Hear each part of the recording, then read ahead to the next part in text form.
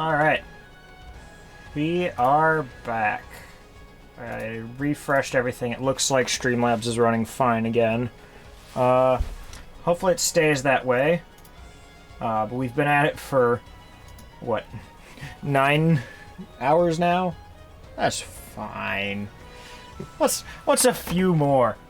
I got a lot of games to talk about.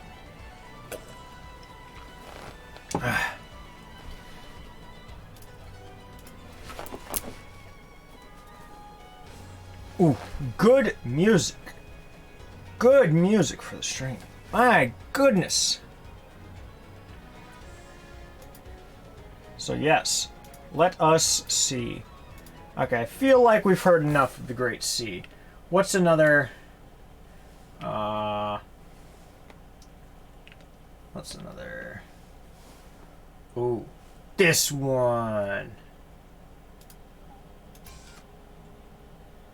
Okay, I'm gonna find an extended version of this as well.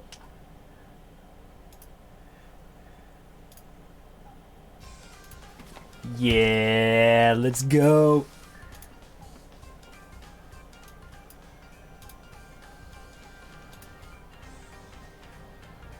I like how I was literally live, had Harrison and Mitch hanging out in my stream for hours, then they went live for hours, and they're already offline and I'm still going. I think I'm starting to see why everyone says that I do unnaturally long streams. I just get into it. And I try to dedicate days to it. Or like a day to the stream. Alright. So this one's gonna be Gaming Pickups 13. My goodness, this is accelerating so much. Let me get the recording started for... yeah, there we go. We got our recording started for our lovely editor, Mr. Harrison, otherwise known as Sir Creates. Okay. Let's, Oh, is that mobile dashboard? Yeah. That's so we can sync audio. Doesn't matter much for you guys in the stream. Not really doing that? What am I really doing? What am I really doing, peeps? What are you accusing me of? Calling him Creates? I feel like you're not present for a lot of the times me and Harrison just talk or hang out. Yeah, that was what Crispy called him when we raided him one time. And it's just kind of become a joke between me and him. Alright.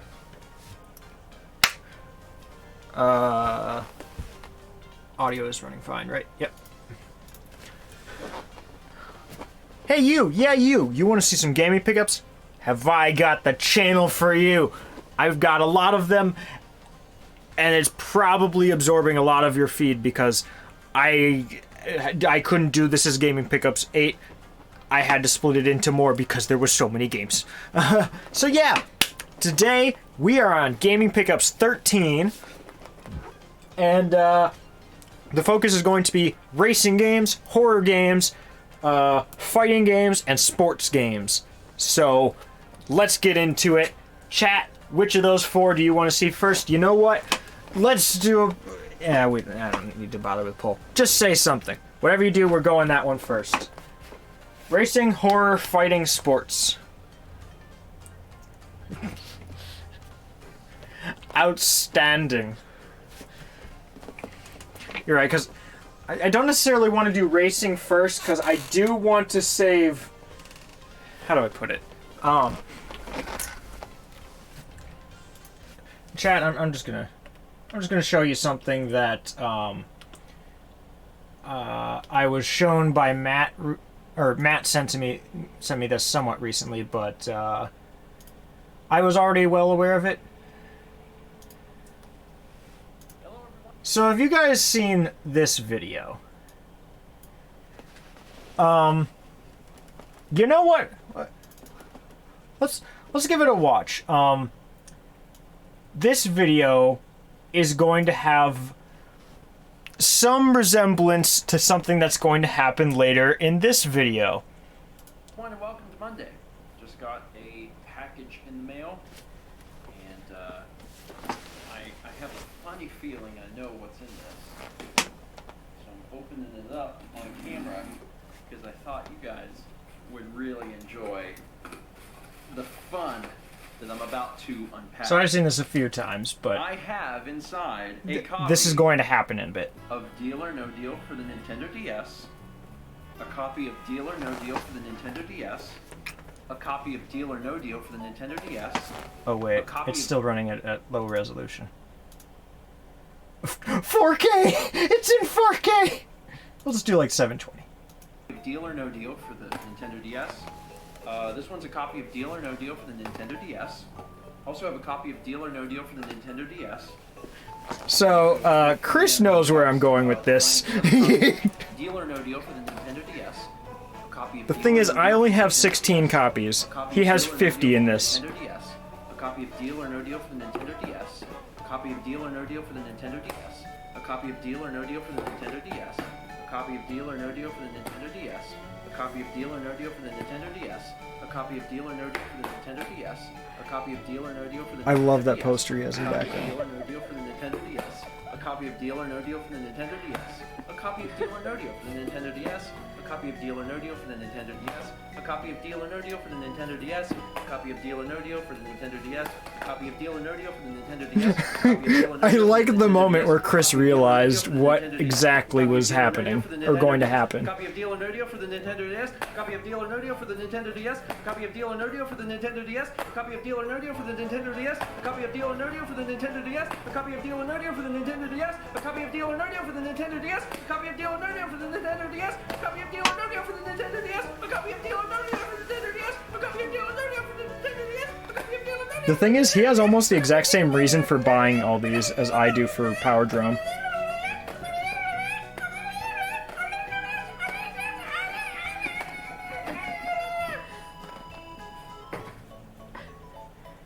So you might be saying, why did you buy 50 sealed copies of Deal or No Deal for the Nintendo DS? Well, I just really like Howie Mandel.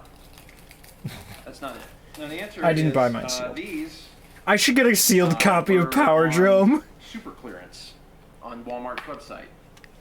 And they are worthless, as you may have suspected. But if you are looking for a case for DS games or for GBA games, then this is actually a pretty good deal, because when you take out the stuff,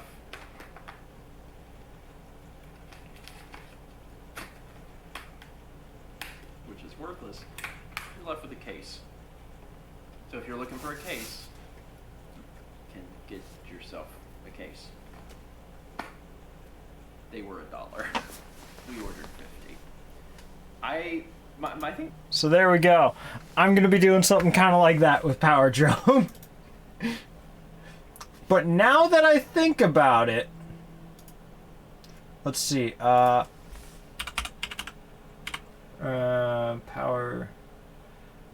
Yeah, you could tell what dumb things I was looking for there.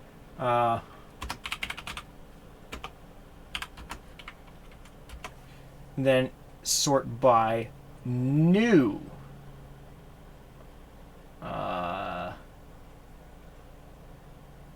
Where is it? Use new. New and sealed. $7. Why is it all so tiny? There we go. Oh. I could get a factory. No, Chris, this is great. This is great. This is great. A factory sealed copy of Power Drone. It even comes with extra blur. Okay. Yes. Ooh, this one's even cheaper. Ooh. Factory sealed. Oh, delicious. You know what? Why not just get both of them? Then I can have 2 copies of Power Drome. Ooh, this sale ends in like 19 hours. Why are there... Oh, this is the games rating, not the not the sellers. I was like, why does everyone hate the seller? Oh, yes. Oh, look at that. Oh. Ooh. Ooh, we could get a sealed copy. How soon would it get here? How soon? Estimated between... Oh, it'd still be in the next... It'd be in less than a week. Ooh, add a protection plan? Nah. Power Drome is too perfect. It cannot be destroyed. Ooh. There we go. Ooh. Yeah. Let's see. Ooh, related items. Ooh. Is that another copy of Power Drome I see? Ooh. Is this one sealed? No, that one's not sealed. It doesn't even have a manual. Man, that's... Add it to cart. Alright. Do we want a sealed copy of Power Drome? I think we might. Not necessarily. I don't know if anything important will show up if I click on it. Ooh. Ooh. Honey found coupons? Oh. Oh. Oh. Oh, it didn't work. Okay. Okay. Coupon codes failed. Yeah, good thing I hid this screen. It has my address. We're not showing that. I'm not going to pull a Silas on this stream. Confirm and pay. $6.56.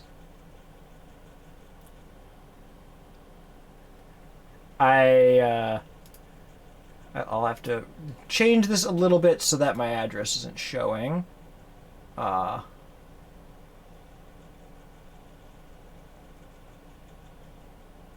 Let's see, and then just cover it in bleh.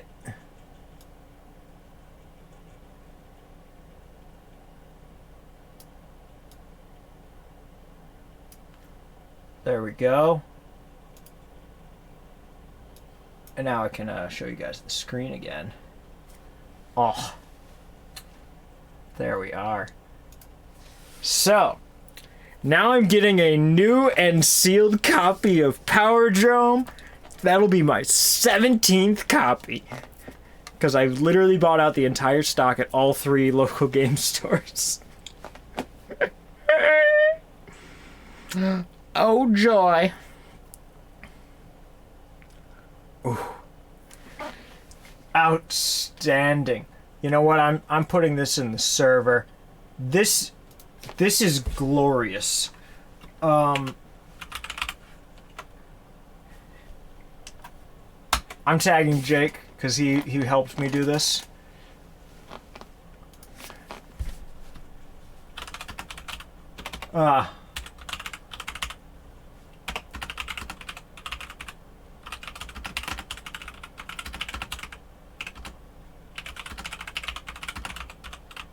Complete the collection, I needed a new and sealed copy. There we go.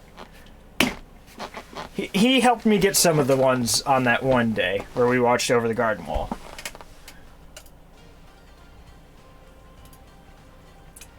Oh, I recorded this all. Okay, so Harrison will know that there's another copy in this.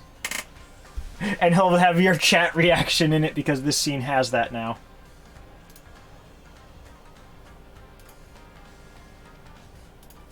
Yeah, he didn't help with the sealed copy, but I had to tell him that it was complete, just in case he was worried that I was getting all these copies and didn't have a sealed one. So, horror. We picked horror. I should get the horror games.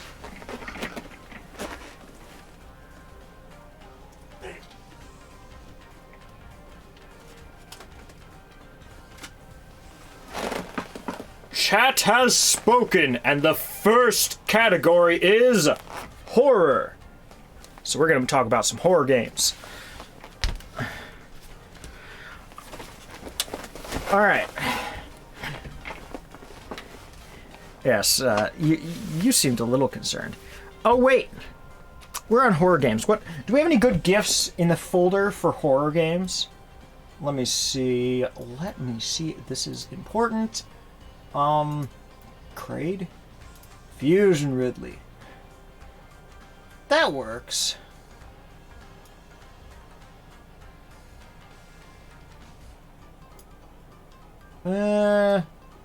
X-Parasite's a little more fun. And it's less jarring of a change for people who didn't pay attention.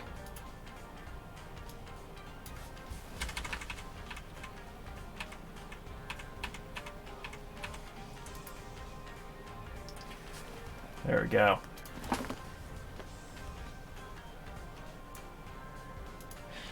Are you sure? I feel like this is a very important thing to make sure happens. All right.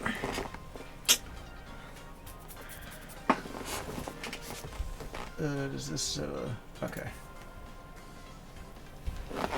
So one thing when it comes to horror games is I'm interested in them. I am not particularly experienced in them though. So me and Connor played Soma. Chris, Ezra, and Jake played Dead Space. Me and Chris played Condemned Criminal Origins. You seeing a pattern there? I'm playing horror games, but we're doing it with the lights on. Well, maybe not for Soma. But we're doing it multiplayer. There's always someone to, like, help ease you into it a little bit, and I kind of want to try a horror game on my own at some point, because I have yet to do that, unless you count, like, Metroid Fusion or Metroid Prime 2 Echoes, which are slightly more horror-esque takes on the Metroid formula, but not quite. Thus the little X-Parasite for this video. But yes, I have been gradually collecting a small selection of horror games, and I'm interested in playing some of them, so yeah. Oh, hello, Gaming Gender. Or Gaming Ender. That's probably more what it was. Yes, I do you get that a lot? So, to start this out, let's go with what I said already. I got Condemned Criminal Origins. A few pickups ago, I got Condemned 2. Yes. Shut up, Chris. Shut up. That's not... It's just because there's an emote for it doesn't mean it's true. There, so... a while back I got Condemned 2, and I've been keeping an eye out for Condemned 1. Finally got a copy, and oh boy, soon as it was Halloween week, me and Chris were all over this game. Ooh, This is Chris's fault, by the way, because this whole series of gaming pickups episodes in this setting are done live, so there's chat, I'm sending me little emotes all over the place. The fools. But yes, we played Condemned Criminal Origins. I mean, it shows its age in a decent number of ways, but my goodness, is it a really solid game. Oh, yes. This isn't the DVD. Oh, goodness. But yeah. Oh, thank you for following Gaming Ender.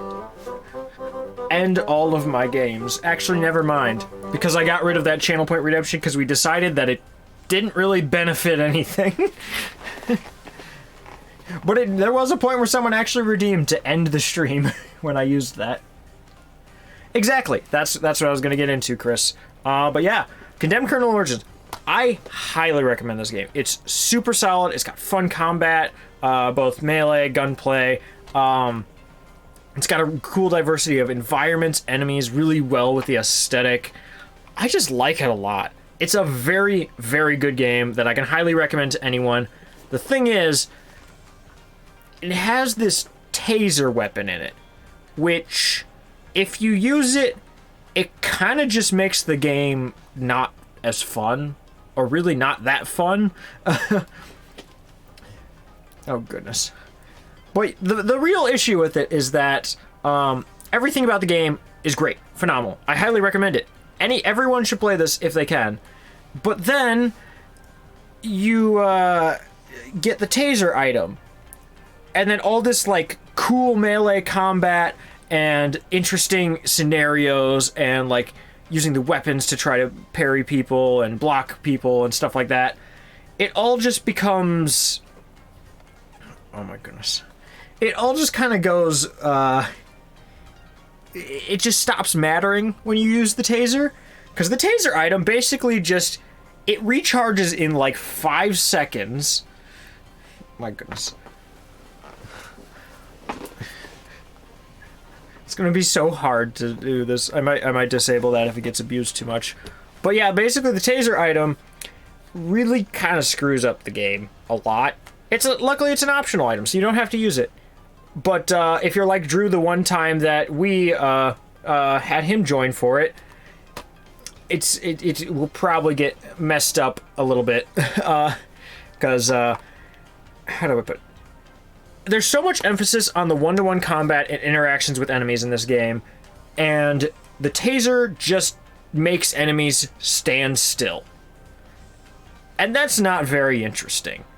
It's like if you play a fighting game and you can just unplug the second player's controller, and then it's just considered like, oh yeah, that's just how the game works. That's fine. It's great. Nothing's wrong here. Like, that's basically what this does to NPCs in the game, and like you get an upgrade to it later in the game that just downs them. Like, it doesn't even like stun them for like a long period of time. It just downs them. So like the taser, it's such a waste. Like, the game would have been so much better if it didn't have it. And honestly, if you do it like me and Chris did and just barely use the item at all, it's a really, really good game. You just kind of gotta not use the taser. Ab number 1? I ain't got a clue what that means. Ooh.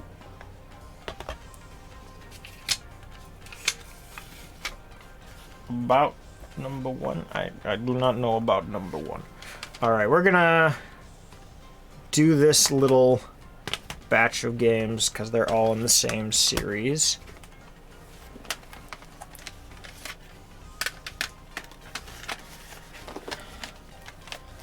Alright. And so Resident Evil, you guys probably all know that that series pretty well, and I probably don't need to explain a ton on it. So I got Resident Evil 2 and its remake.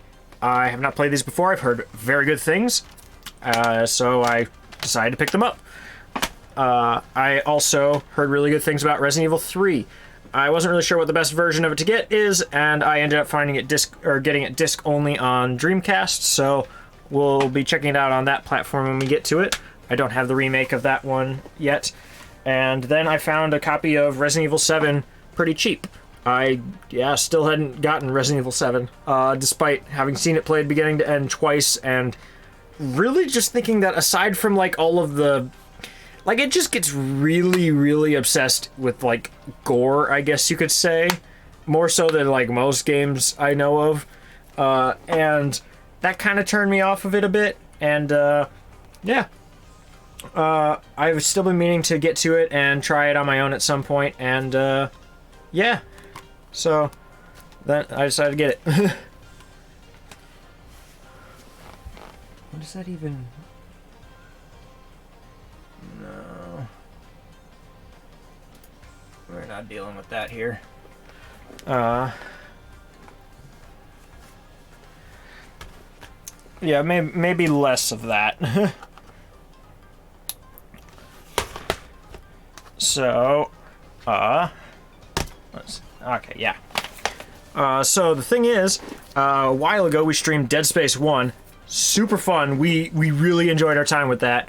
And we've had Dead Space 2, so we're waiting to get to that at some point.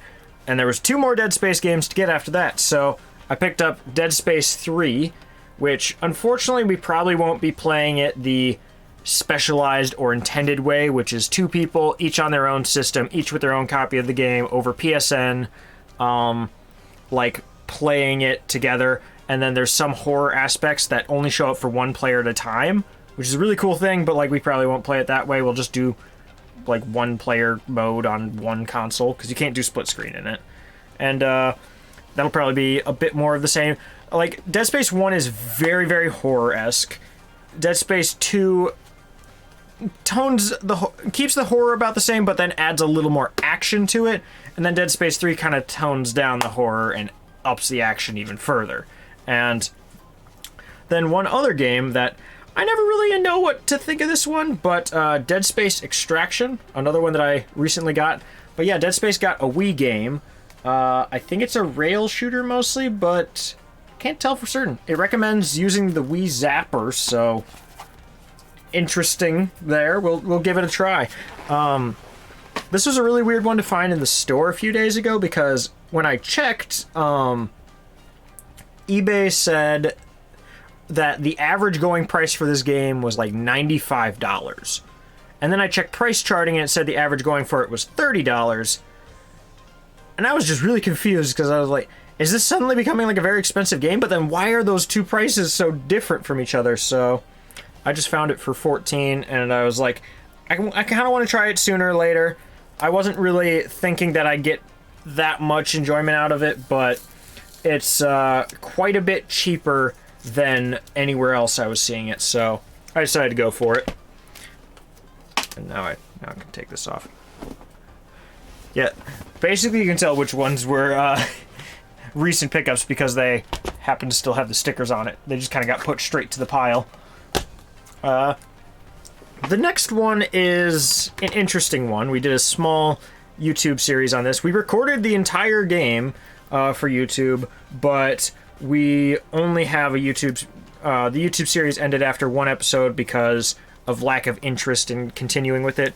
Also, the audio was recorded kind of weird, so it was hard for the editor to really make the most of our footage. But that was Man of Medan, which is a spiritual successor or next game by the same people who made Until Dawn.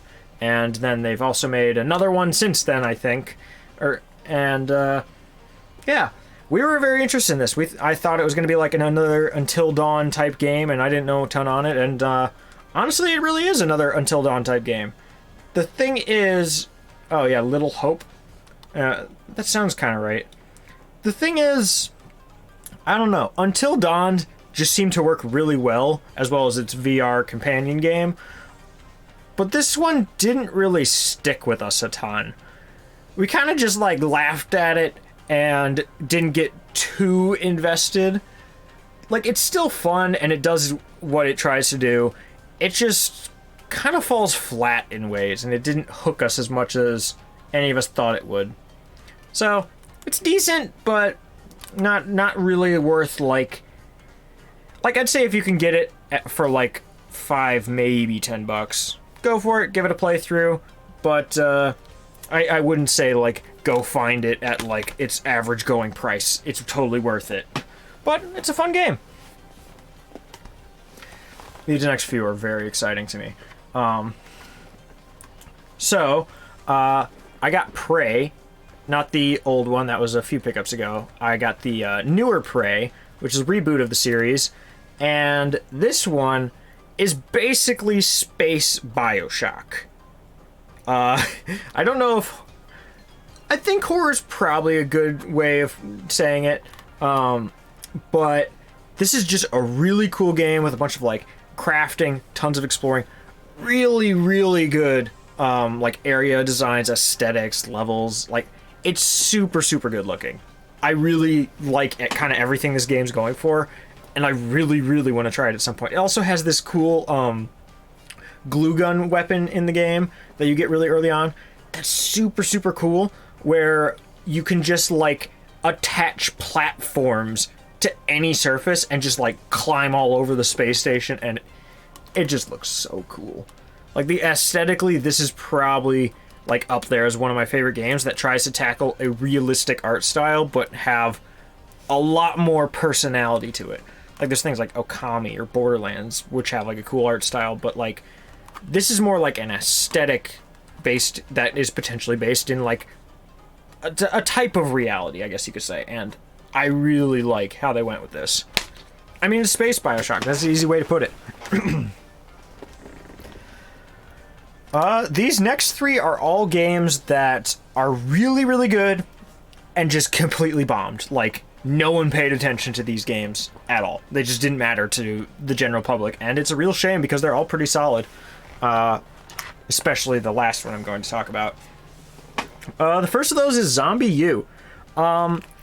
It wasn't like the most groundbreaking thing, but like a lot of the things they had in this game as a launch title on the Wii U, like kind of made the gamepad really interesting and like added some really cool elements of like horror and ways of dealing with it and the survival and the inventory management. And it looks really interesting and I've heard really good things about it. And then they just called it Zombie without the U and released it on other systems later, but it kind of wasn't the same. So much of what they did to use the gamepad as like a separate screen and a distraction and like the way that they have you needing to like kind of pay attention to two scenarios at once, like that really added to the tension of the game and it just kind of is lost in the other ports of it. So this is a very interesting game to at least try out on the Wii U, but maybe a lot of its ideas kind of fall short on other platforms. Another one that is very widely overlooked is Peter Jackson's King Kong, the official game of the movie. Because, like, really, that's such a licensed game type title, and it's just like the screenshot from the movie. But the thing is, this game is so much more than that. But basically, most shovelware games, licensed games, stuff like that, the reason they kind of fail is just because they're outsourced to a company and they're given very little time to work on it, and they're just kind of given like a general overview of like what the thing is based on, and then they're like, cool, call it quits. But the thing is, with this one, Peter Jackson actually was like working with the dev team, like looking at what their gameplay looked like. Like he made sure they had like 2-3 times the average development time of like a licensed game, and he was like there every step of the way checking in and making sure the game was up to par, up to his standards. And so like this is actually like a really well cared for and passion project game, despite the fact that it just looks like every other licensed game.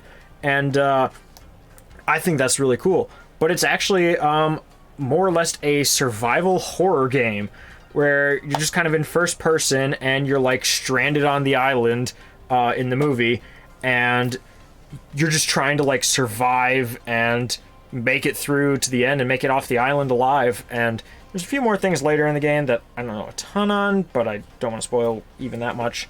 And a really solid game that I've heard a lot of good things about, and from what I could tell, it's a game definitely worth recommending to people. You can get it on the PS2, Xbox Original, and maybe GameCube for a few bucks each. Probably like 5 times as much on the GameCube, just because GameCube games cost more for some reason, just because people want them. It also got an Xbox 360 version that instead of going for $3 or $4, goes for like $60. I don't think it changes anything other than just being a newer version of the game that sold worse. So if the difference between 480p and 720p matters that much to you, then I guess spend an extra $56 on it. But this should do you fine. And then, oh my goodness, let's get some more reference material for this one.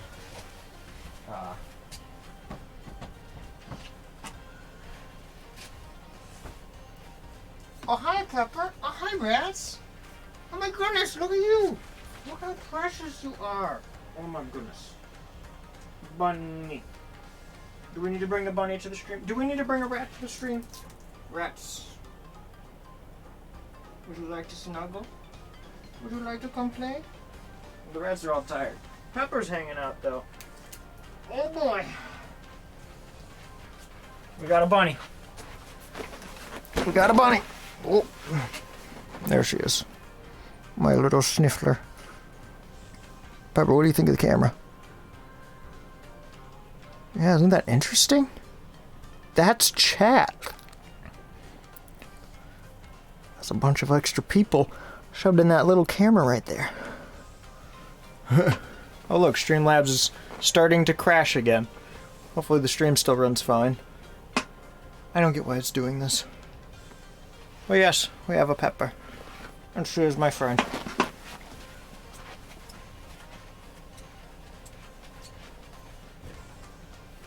You want to have fun now, you special. I'm gonna have to pet you more.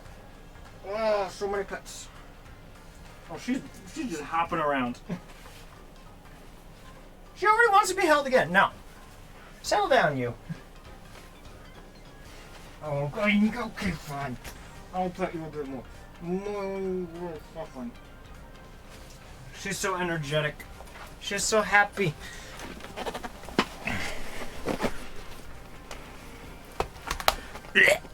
Water.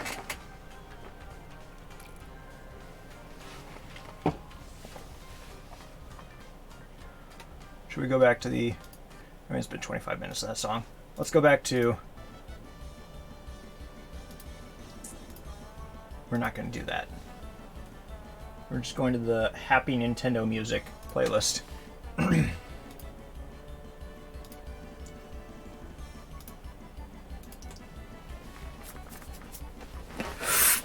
All right. So, basically, story time with Levi. Oh. I think Pepper raised this. Did this really just come up in shuffle? Chris, no comments. No comments allowed. But yes, quite a few years ago, the creators of Resident Evil 4 were like, hey, we want to make a new game, one that's not really linked to the Resident Evil series, but is very much inspired by things like Resident Evil 4, which we've made. They made The Evil Within, which was like a very well-received, or a, more or less a more modern take on the Resident Evil 4 formula. And it was received pretty well, but a lot of people, dang it, Chris. But a lot of people just kind of considered it underwhelming. And it quickly underperformed with its sales, and a lot of people who bought it, played it, but were like, yeah, that's kind of all I need from it. Like, it's great. It's cool. The thing is, it got a sequel, The Evil Within 2. And this game, just no one bought it. Like, it's... Nobody bought this game, nobody talked about this game, nobody cared about this game, and it's just because, like, they were slightly underwhelmed by the first game. But my goodness, this, from what I can tell about, like, what interests me and what hooks me, about, like, horror games and, like, stories and, like, character developments and aesthetics and gameplay styles for, like, these kind of games, I don't think there's any game I'm more excited about getting to than The Evil Within 2. Because it changes the style a lot, adds way more complexity to what you need to do, and the world building, the story.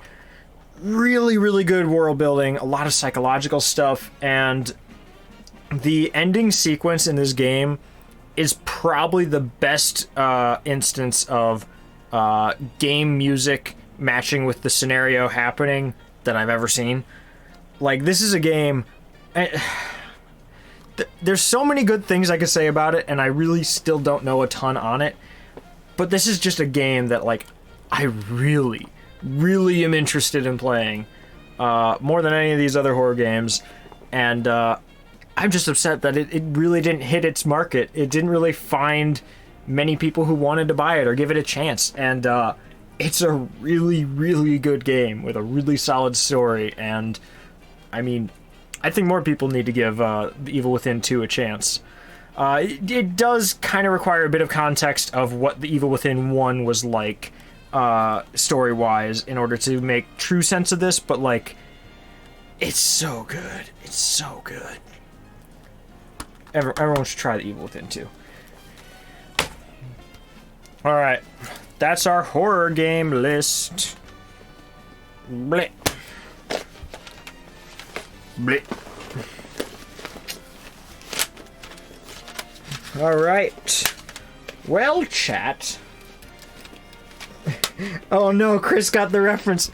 I did that on the stream a few days ago, or no, I did that when I ended the voice call last night, and Matt and Ryan didn't know what I was talking about. And I was very upset.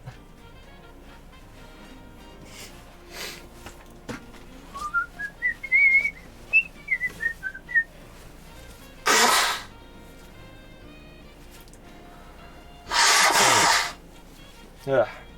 That's the other thing I don't like about this t-shirt. Every time I sit down, it does this. Alright, chat. Racing games, fighting games, or sports games? I was thinking red versus blue, Chris. We've got racing, fighting, sports. Sports, fighting, race. What are we doing next?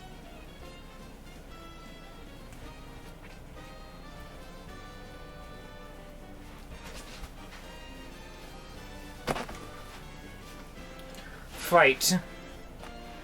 Oh, okay. We shall do fighting games. Huzzah! There is a small collection of fighting games, and if you include the Amazon Prime games, my goodness does this list become longer. But I'm not really talking about those right now.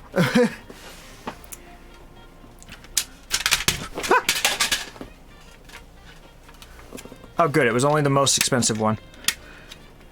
Nothing's wrong. We're on to fighting games.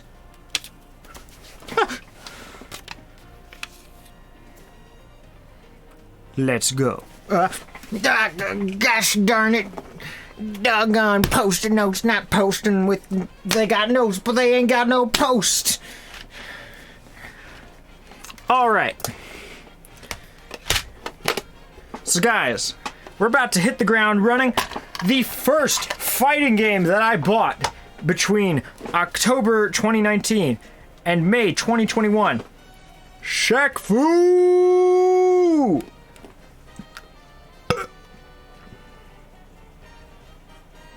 Yeah, this game sucks. I don't know why I bought it.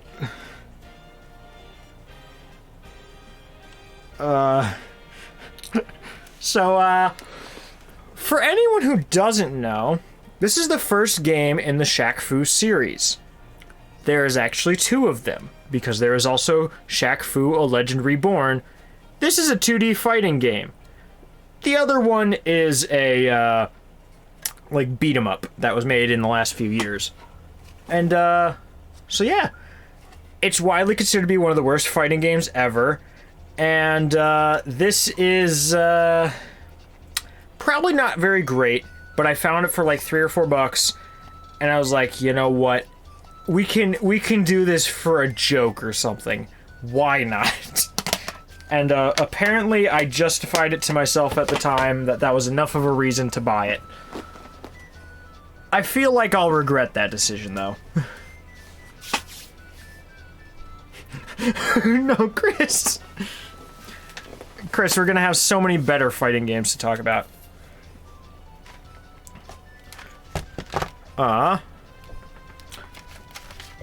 The thing is, there's another console that I had quite a few fighting games that I got for it, and that is the Dreamcast.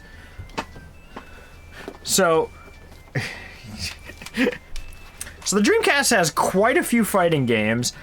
I honestly don't know if I can really recommend playing fighting games on the Dreamcast that much, because then you have to use the Dreamcast controller or invest like $200 in the Dreamcast arcade stick. And, like, honestly, I'd prefer, like, almost most controllers over the Dreamcast controller. It just doesn't feel very comfortable to me. And, But regardless, it was a well-known system for when the N64, the PlayStation 1, couldn't get the arcade perfect port of some fighting game. The Dreamcast was there to make sure it still happened. My goodness, did they get some good fighting games on this system. So, Soul Calibur 1 is actually the highest rated game to ever come out for the Dreamcast. And not by a small amount either, like, it was like by 3 points or something. This was like a 96 on Metacritic, and like the next one was like a 92 or something.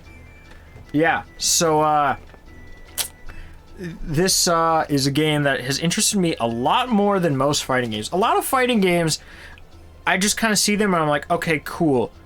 I can mash buttons in training mode or play them with a second player, and that's kind of it. But like, this game really goes out of its way to have a lot going on with the single player. Like, it literally gives you like 200 like random quests and missions, which give you like battles under different criteria, or even like little action stage things, and like, it just looks fun. I've wanted to try it a lot for a long time, and I actually ended up getting 2 copies of it because I bought this copy and then was given another copy later. So yeah, very excited to play this one.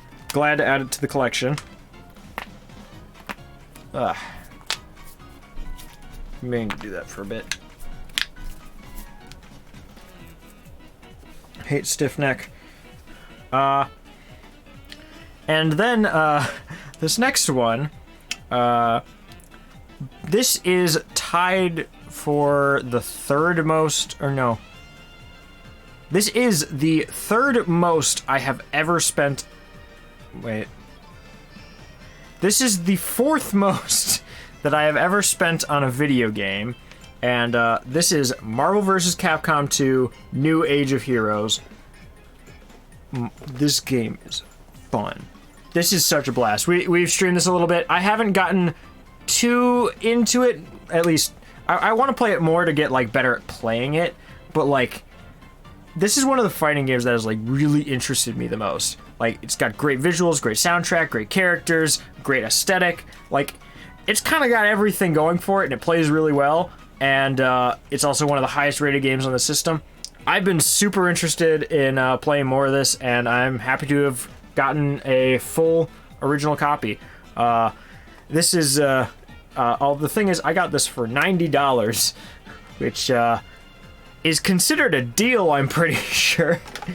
I wonder what this actually goes for now. Let's see. I'll take all these off my lap before I start.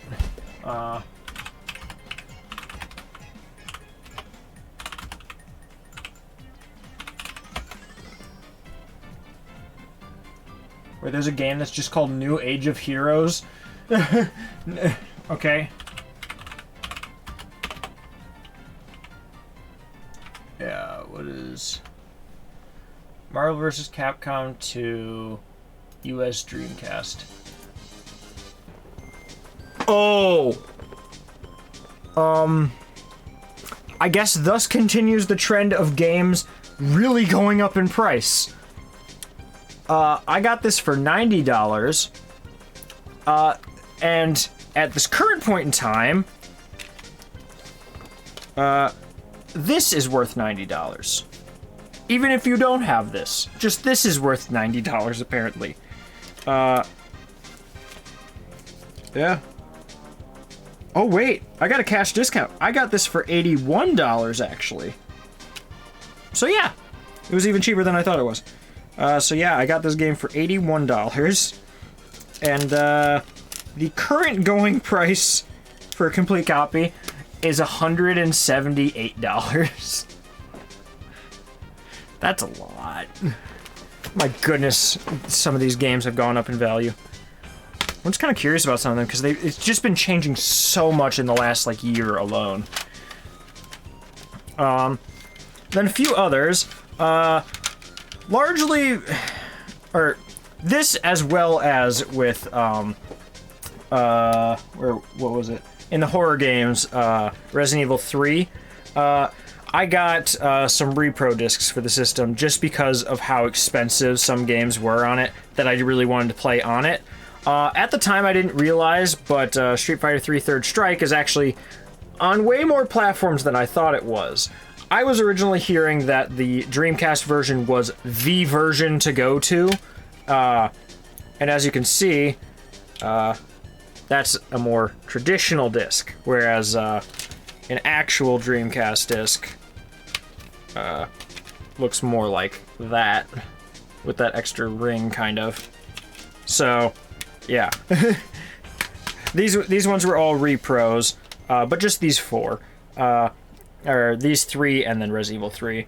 Where those ones, you can get them for like $10 each, and it was just the disc. There's other sellers that make cases. I didn't care enough, so I just kind of printed my own labels on them to look authentic while it's on the shelf, and then just not have the manual. So, yeah, Street Fighter 3 Third Strike. We played a little bit in the arcade, and oh my, it was so fun. I was having a blast with this. I don't know if I can really repeat that as well with a Dreamcast controller, but like with that arcade stick, ooh, Street Fighter 3 might be one of the fighting games that I like really have to try to get into, because I really haven't gotten too into a fighting game other than like maybe Smash Bros. Brawl. Like I've tried my hand at a series of fighting games, but like Brawl's kind of the only one I ever really. Brawl and Pokken are like the only 2 I really got that hooked on ever. So yeah. Another one of the ones I got was JoJo's Bizarre Adventure. Just because we were watching JoJo at the time, we didn't really know much about the quality of the game, only that it was like so expensive that we would never buy it if it weren't for the fact that we could get a repro. Like, disc only, I believe, is probably even more than the complete price of Marvel vs. Capcom 2. JoJo's Bizarre Adventure... Dreamcast. Yeah. So, if this was an authentic disc, it would be $124 just for the disc, and the complete game is $231. Much rather just have it reprinted for $10 at that point, if we're just not even sure how much we're going to do with it. But yeah, we were enjoying JoJo's Bizarre Adventure at the time that I decided to get this, and yeah, I decided to get the game, and we tried it a little bit, and it was pretty fun. So yeah, we might do more with this at some point. It's a fun game to goof around with. The last one I got was Power Stone 2, which at the time where I was at the game store picking up Marvel vs. Capcom 2, he had a copy of Power Stone 2 complete at the same time, and I knew that I wanted both games, but I didn't know which one I wanted more, and I literally was in there the minute he opened because he'd posted about it online, and I was planning on, and I didn't have enough at the time to get both, so I was like just going to kind of like ask the Discord community if they were still there. I'd be like, I'd get whichever one was left, or if both were there, I'd just like kind of pick one on the spot. And somebody else came in because they'd seen the listing, and they were like, I really need that copy of Power Stone 2. I gotta get it because I've been looking for it. And then I was like, well, I guess I'll get Marvel vs. Capcom then. And then I later ended up just doing a repro copy for Power Stone 2. This is basically, I mean, I was going to talk about this later anyway. We'll bring it up. But Power Stone 2 is basically Smash Bros, but with items on, and it's in 3D. It's basically the predecessor to Shrek Super Slam, which is another one I got because Mitch told me to. And so these two games are both basically just action brawlers where you just like set in an arena and you just go to town on everybody, and you just kind of have like standard brawler controls instead of like 2D fighter controls. So super fun games. I'm far more interested in Power Stone of the two, but I've been really wanting to try them out, so I got them. And I guess since I talked about it earlier, yeah, I got another Soul Calibur game. I got Soul Calibur 4. Don't know much on this one, other than just it's a newer version of what I said. Soul Calibur 1 was. Interested in trying it. I'm curious though, what is Power Stone 2 at?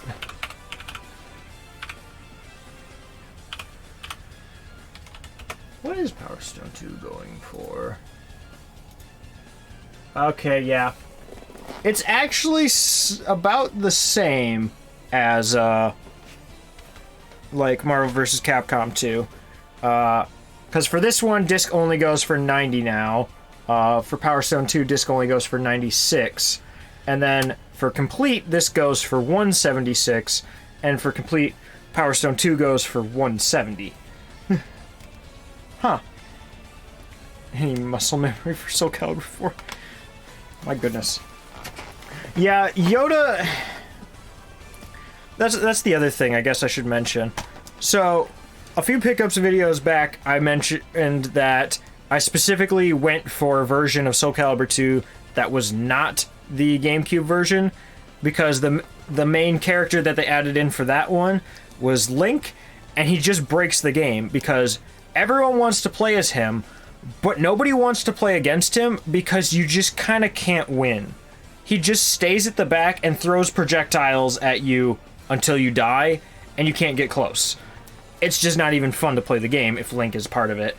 And, so for Soul Calibur 4, they were like, oh, you thought that was bad? What if we put Oddjob in a fighting game? So, they put Yoda in it. And he's so tiny that just most attacks you throw at him miss. So he could just wail on you all he wants, and you just have to kind of... You can kind of, like, block the hits or whatever, but I think for some characters, he even attacks below, like, your guard spot. So, like... he's just another character that, like, kind of screws up the game, and, like, everyone wants to play him because he's the cool new guest character, but, like... He's not fun to play against, so, like, just don't use him. Because it's not a fun or fair fight once he's included. Yeah.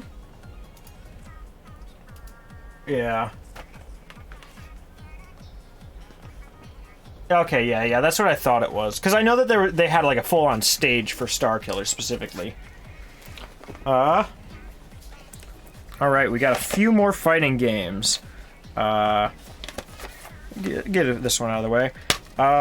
This is Mortal Kombat vs. DC Universe.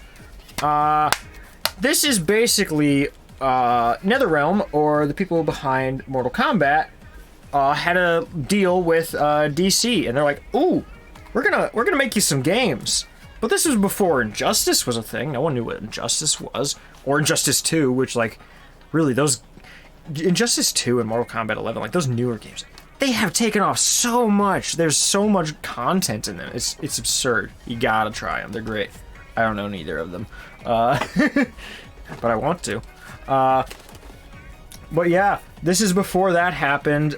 They just worked together to make a game, but they really fought hard to get the T rating. So they have all these fatalities that are, like, basically just knocking them out instead of killing them, and it got a lot of criticism for that, but, like, I don't hear anyone ever talk about the gameplay. Like, they just want to talk about how the fatalities were nerfed, but, like, I still want to see if the game's any good, and I like the concept of all the characters who are in it, so yeah, I want to give it a try at some point. We tried it briefly when I got it just to make sure the game worked, but, like, I want to do some more with it. This game. I have to talk about this game. Yeah. So this is Fighter Within. The epic fight... You couldn't even see it because of the glare. The epic fighting game that released at the early stages of the Xbox One. It requires the Xbox One Kinect because it's such an advanced Kinect game that you can't even play it with a 360 Kinect. You can't play it with a controller. This game transcends fighting games. At least that's what the developers wanted you to think. It doesn't do any of that. But basically, this game is an Xbox Kinect game that all of its fighting mechanics are, like, linked to your movements. And you can even do, like, 2-player. So basically, like, your character in the game just tries to like track you with the Kinect and more or less mocap suit equivalent your motions. And they made that a fighting game. And if you do something like if you do enough of like an uppercut or whatever, it like transitions into like a more deliberate attack and like kind of changes over to like a cutscene for a few seconds to like pull off like a true move. But like it's this really weird fighting game that like tries to one-to-one mimic your movements, and it failed spectacularly. So, and I don't really hear anyone talk about it ever, but I've seen a few little videos of it, and it just looks like dumb fun with friends if you already know that it's not going to work that well in the first place. So I've got quite a few people that I know would have a blast if we tackled this at some point. So it's on the horizon. And the last fighting game for this segment is BlazBlue Continuum Shift. I don't know nothing about this. Chris just said it was a game that he liked, and he probably liked it slightly better on PS3 than PC when he was playing it, and I saw a copy on PS3, and so I got it. And there's Chris in chat sending emotes after as soon as I lifted it up. But yeah, heard good things about it. The series in general just looks cool. This and Guilty Gear, or was it this, Guilty Gear, Skullgirls? Like, there's a lot of like those animated fighting games that just look really cool to me that I haven't really done anything with. And honestly, they're some of the ones that look the coolest to me, so I really want to get some more games in that series. I just have no idea where to start with any of them, and when Chris like just pointed this out, and he's like, "That's a good game," I was like, yoink. So yeah, now I have it. We'll give it a try. Definitely still want to figure out what games are worth getting in the Guilty Gear and Skullgirls series as well, and maybe other games in the BlazBlue series. I mean, they all look interesting to me. I just have no experience, and no one really talks to me about them ever. I love how I accidentally, like, setting aside the games, like, once I was finished with them, I put Shaq Fu, like, way over here, and all the other ones I just set down in front of me. Shaq Fu was banished from the beginning.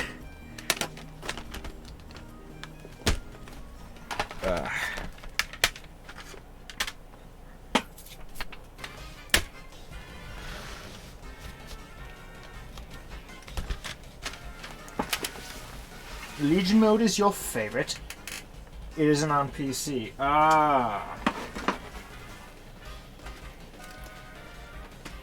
Alright, chat. It's up to you. We have sports games and racing games. One of those is the next one we go over. Sports games, racing games. And I'm gonna go to the bathroom before we do that, but I'll see what's in chat when I get back. But I also have to pet this rabbit while I'm over here. My goodness, you are a cute rabbit. Ugh, you're so precious. Oh, Isla, how's it going? Oh, I want to pet my little friend, of course. You're over here being all silly and nice. Oh, thank you, my friend.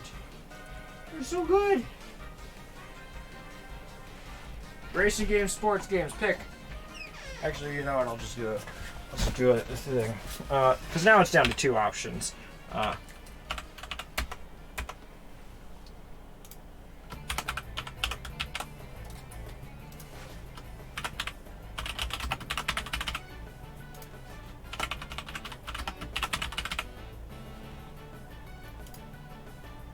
There we go.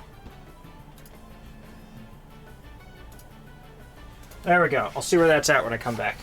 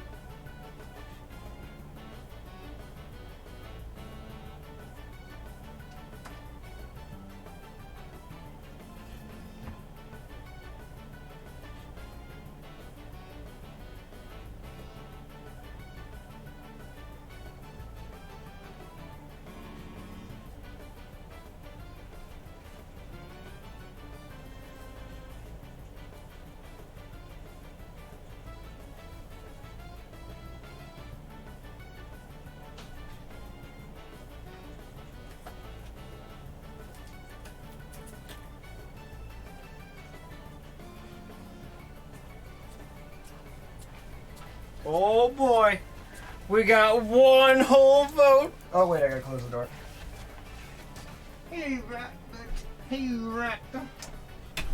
How's it going? Hey, other rat. Sports games. Oh, Streamlabs is having issues again. My goodness. Well, I'm gonna consider that a win for sports games unless any other votes can compete with it in the near future. We shall see. I'm gonna have a quick snackarooski.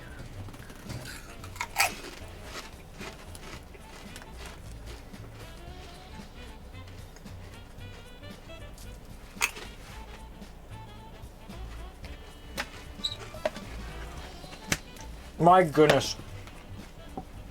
The world did not deserve this remix of Bomb on Battlefield.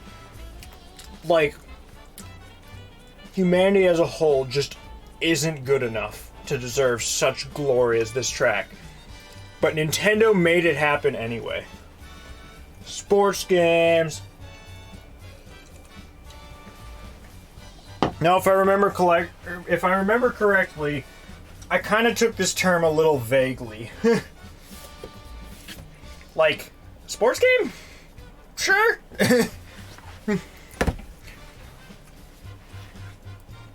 Also, this is part of sports games. People who have been around the channel a while know exactly what that is. And this, sports games.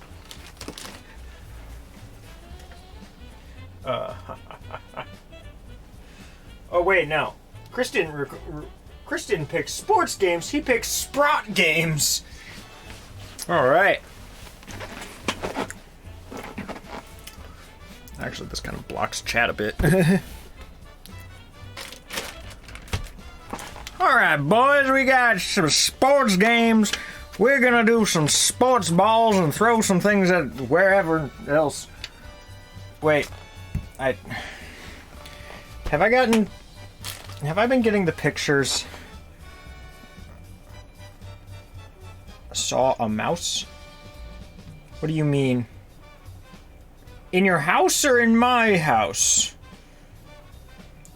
Okay, yeah, RPGs were the last one I got pictures of. Let me get fighting games quick.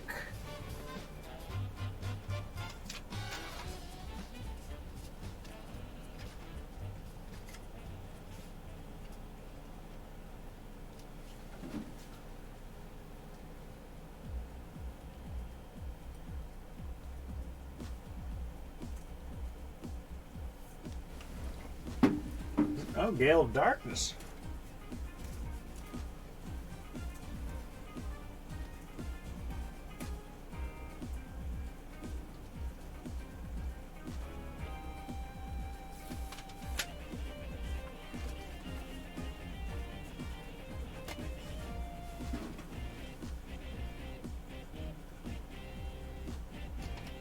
Oh.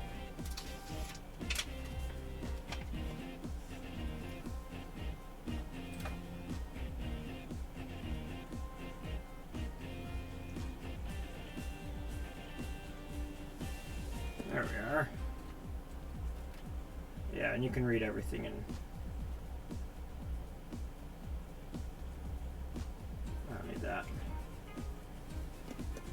What a good theme this is. This is, as they call it, a jam or a bop.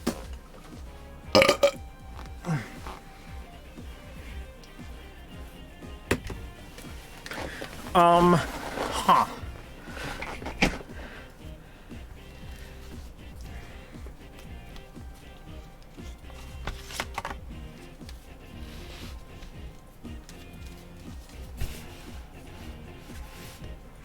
I'm gonna get a quick sports game picture.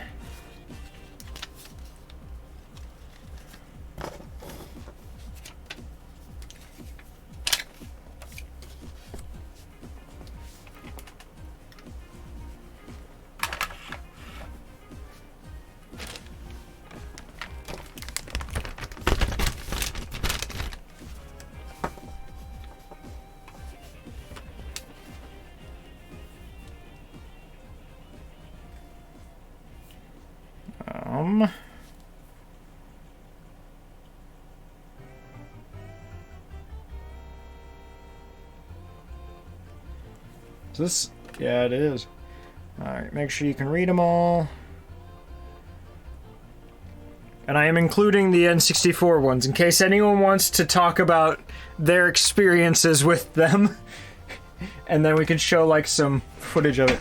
Chris, make it a pet. Lick the mouse to show it affection.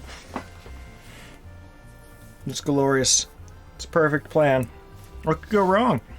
It'll be a friend for Ori. It'd be another little petling for Mia to act motherly towards.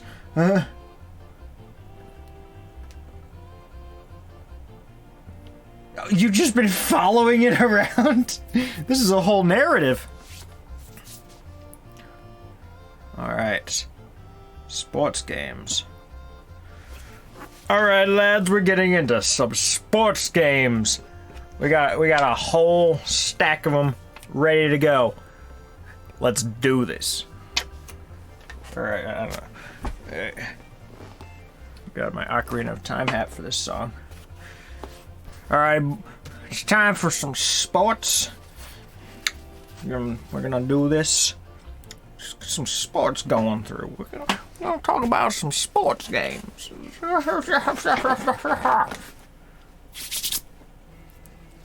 Alright. First sports game. Let's talk about some of the Nintendo ones. Alright. Let's get some of the Nintendo first-party ones out of the way that are not, like, anything groundbreaking, well, they are groundbreaking, but they're not anything that nobody knows, and I need to explain it. These are also games I just didn't happen to have yet. They're some of the, in some ways, the lesser common games in these series to have. So I got Wii Sports Resort. I only ever had Wii Sports.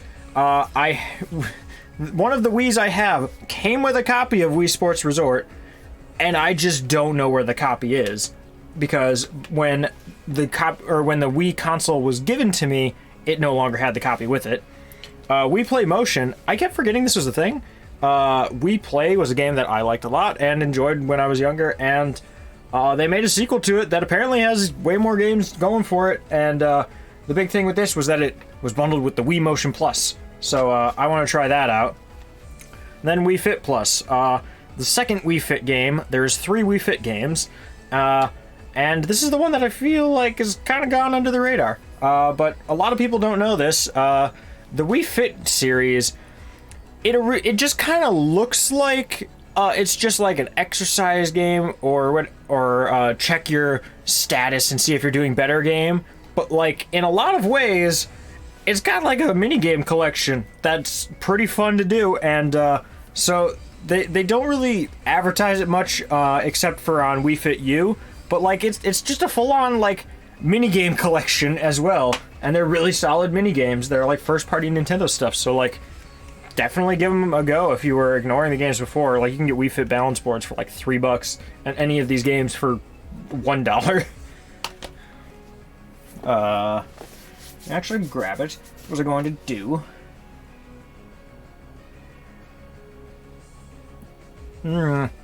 Well, Chris, in that case, die.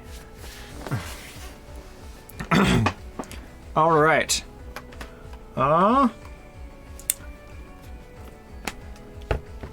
So, let's get the big one out of the way. Everybody knows what this game is. I was actually an early adopter to this game.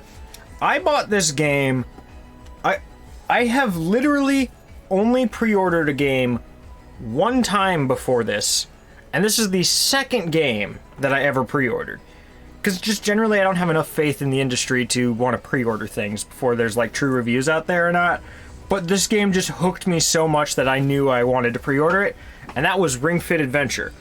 This game was like impossible to find for like the first year it was out, and even though I pre-ordered it, I think it came out November 18th, 2019, I still didn't get it until January 2020 from Amazon, and by golly, was it worth it. I really need to play more of this game. It's super fun. It's really well made, and like, honestly, of every game I'm showing across all these, this is probably one of the ones I would most recommend to people that I feel like people would generally overlook or forget about otherwise. Because this is like, it's just a full-on action RPG. Great art style, great music. Everything about it is like fun and enjoyable, and it's just like a really solid fitness game as well. Everything about it works well, and you don't really have to worry about like a lot of disconnecting or things being really wonky, except for like the heart rate check, but that's just an optional thing. And like, really, this game is amazing. Everyone should try it. It's definitely a good game. You can play it like daily, weekly, whatever. I should play it way more often than I do, but I'm always busy at work, and then that makes me too tired to want to do Ring Fit. So I should do more with it, but like, honestly, I really can recommend Ring Fit Adventure to people. It's really solid if you just want to get up and be more active and not need a ton of equipment and not need to like really even move that much from where you're standing, and be able to do it indoors without making a ton of noise. It's just a really solid game. You suck. Get shot. Outstanding work. Don't get the reference.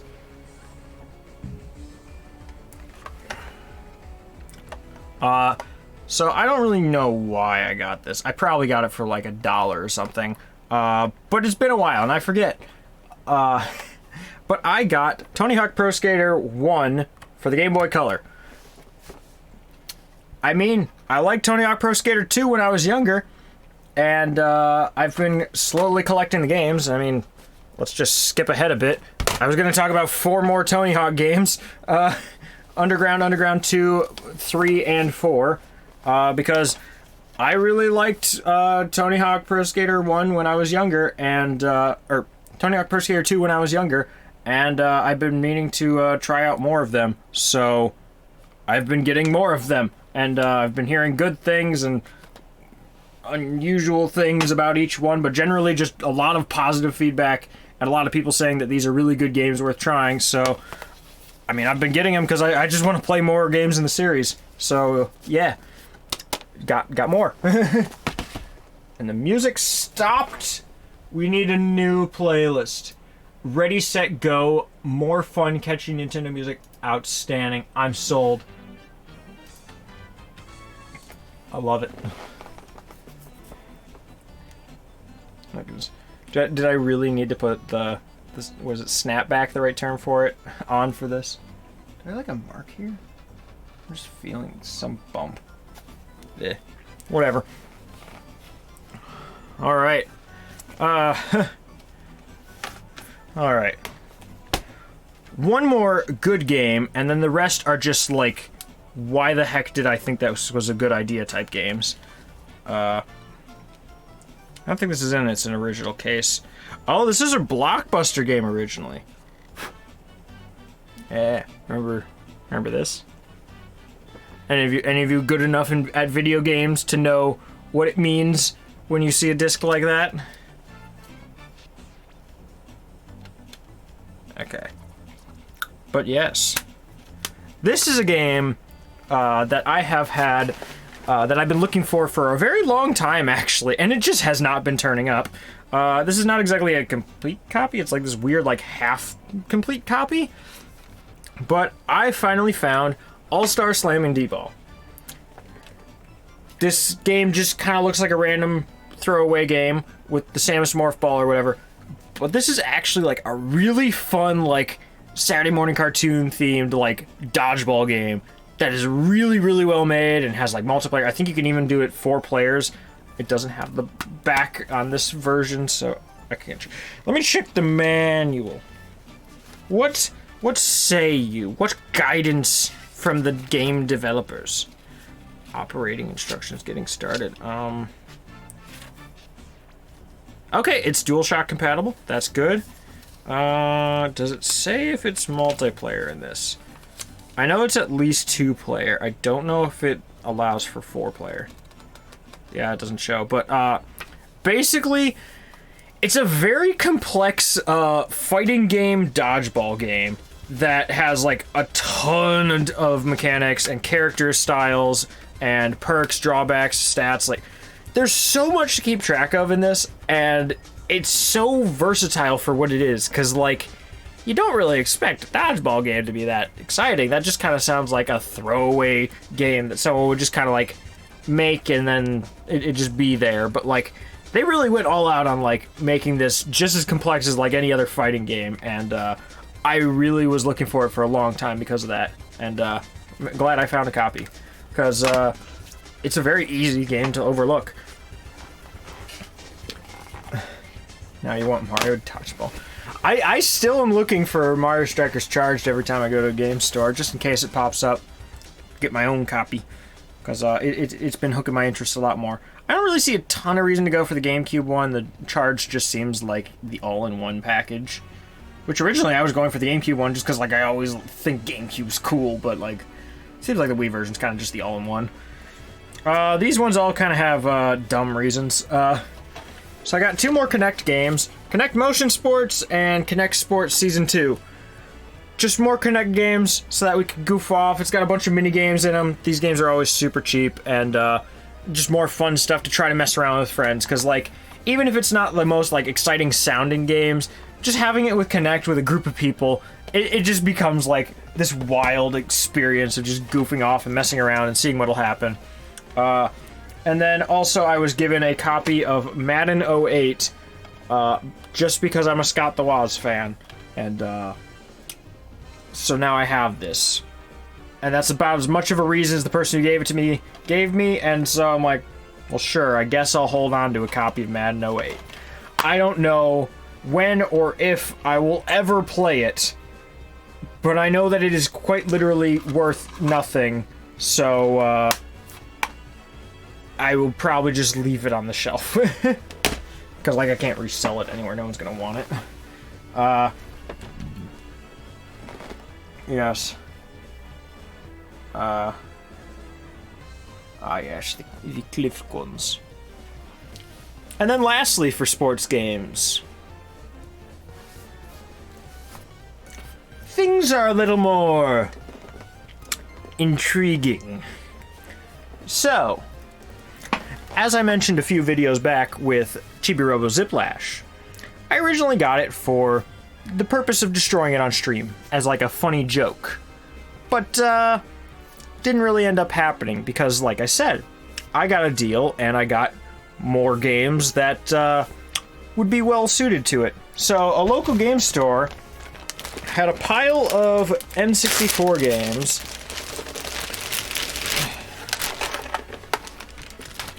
I believe there was like 14 of them in total, or something like that.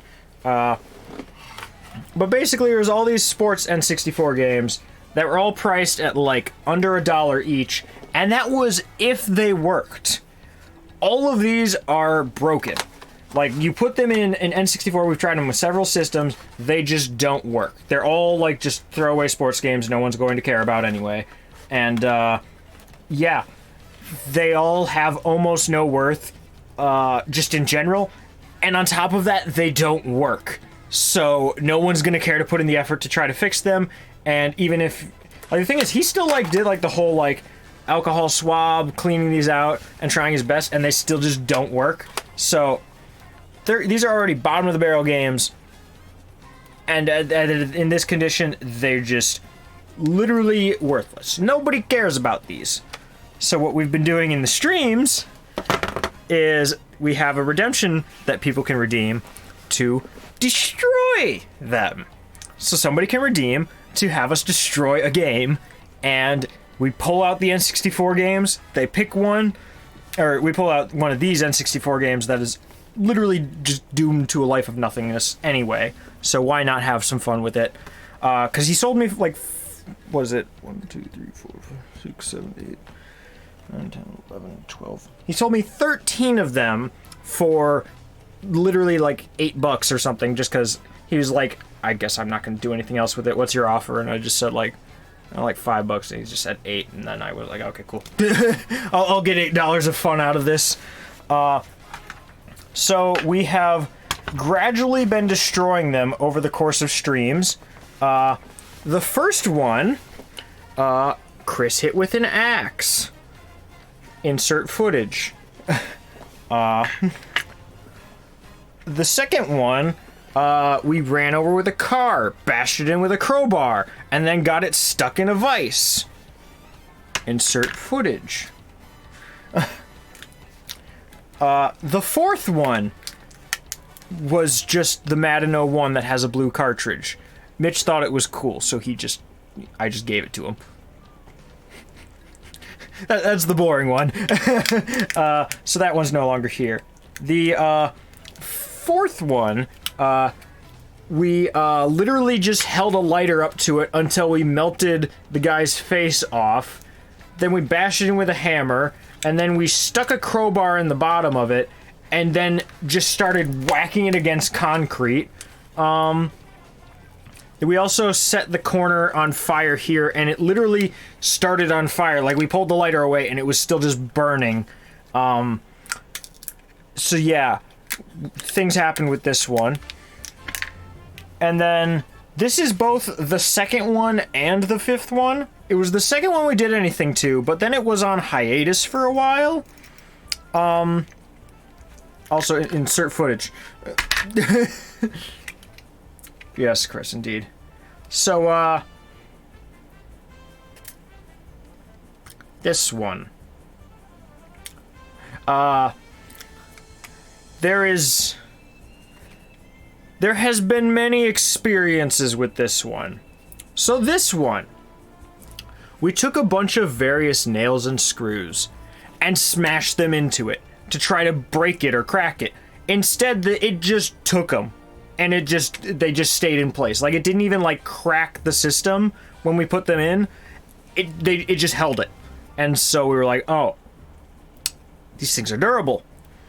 And then we were like, well, what else do we do to it? And we're like, oh, wouldn't it be funny if we put it in, like, a Tupperware, filled it with water, and then for some reason, hand lotion as well, and just froze it in a block of ice. So we did that. And it sat in my fridge for like 2 months, or my freezer for like 2 months.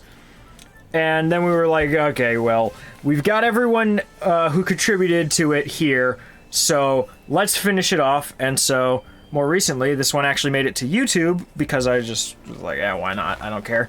That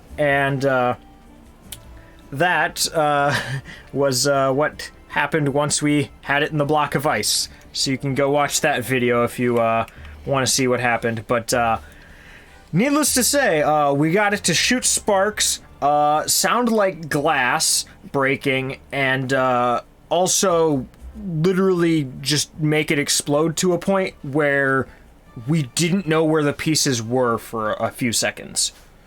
So this one's been through some things. So yeah, check out that video if you want to see that story. But yeah, we got 8 more games we can do it with before I need to go searching for others. And at that point, I'm going to start looking at probably $2 each SNES games that work, but nobody really wants, because that's the closest thing I can find at a local game store that's really a good bet for it. So yeah, that'll be our next thing for it. I forgot I did that, but it fits the sport aesthetic. Alright, what time is it? 2:30 almost? So I've been live for 10 hours? Oh, 9.5 hours? Yeah, something like that. So yeah, that is our sports games. So now we're going to do racing games.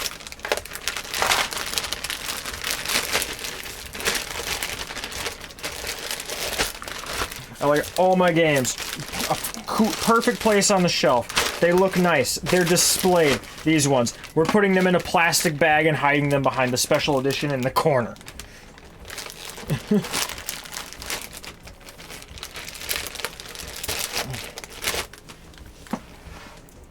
Yes. We already got our sports game picture.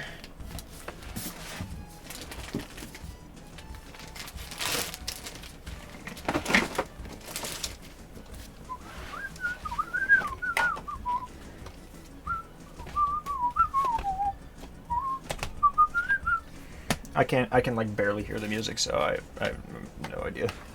It's Diddy Kong Racing though.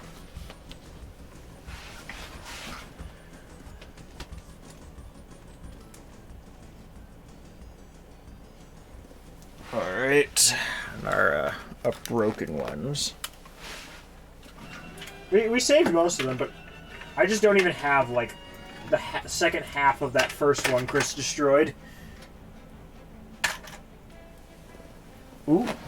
This isn't City Trial. This is, like, Checker Knights. Yeah, yeah.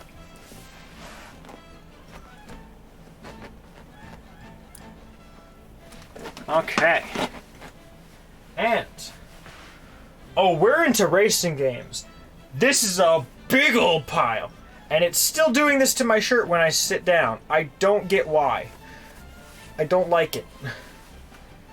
Is it just because it's so lightweight on the bottom?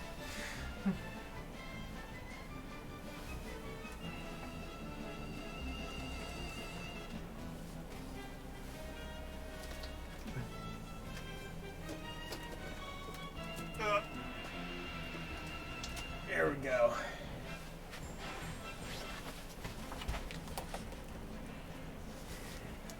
You know what I think would be really funny for the Power Drome ones? If we just do like some segments for some of the people who live locally, like just take the copies home and then record like their own video in a separate setting, or maybe we do it in different parts of my house. Oh, hey, fat upper Strude. No, we've got more segments. There's always more segments. We're only like 15 segments in. Alright. We got racing games.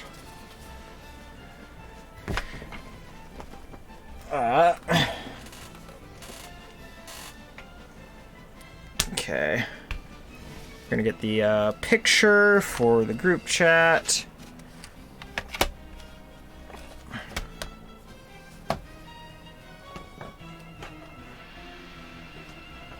Marker 8. We're gonna balance you on this.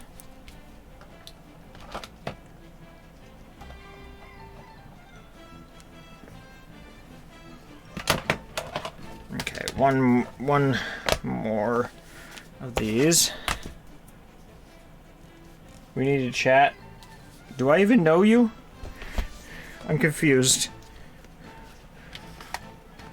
Is this the type of conversations that happen in Twitch chat at 2:30 in the morning? Okay. That'll be our picture for the group chat.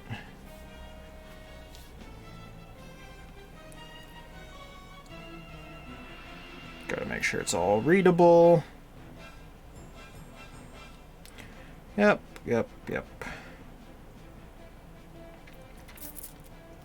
Perfect. What's a dinger? Is that like a doorbell or something? Oh, I gotta put my sticker back on sports. I don't text like anyone anymore. The only people I text are like if I meet someone new and they want me to contact them back about something and like all they give me is like their number, then I'll text them like once, and that's like it. I'm confused. I don't think people knock on doorbells. So this one will require more context.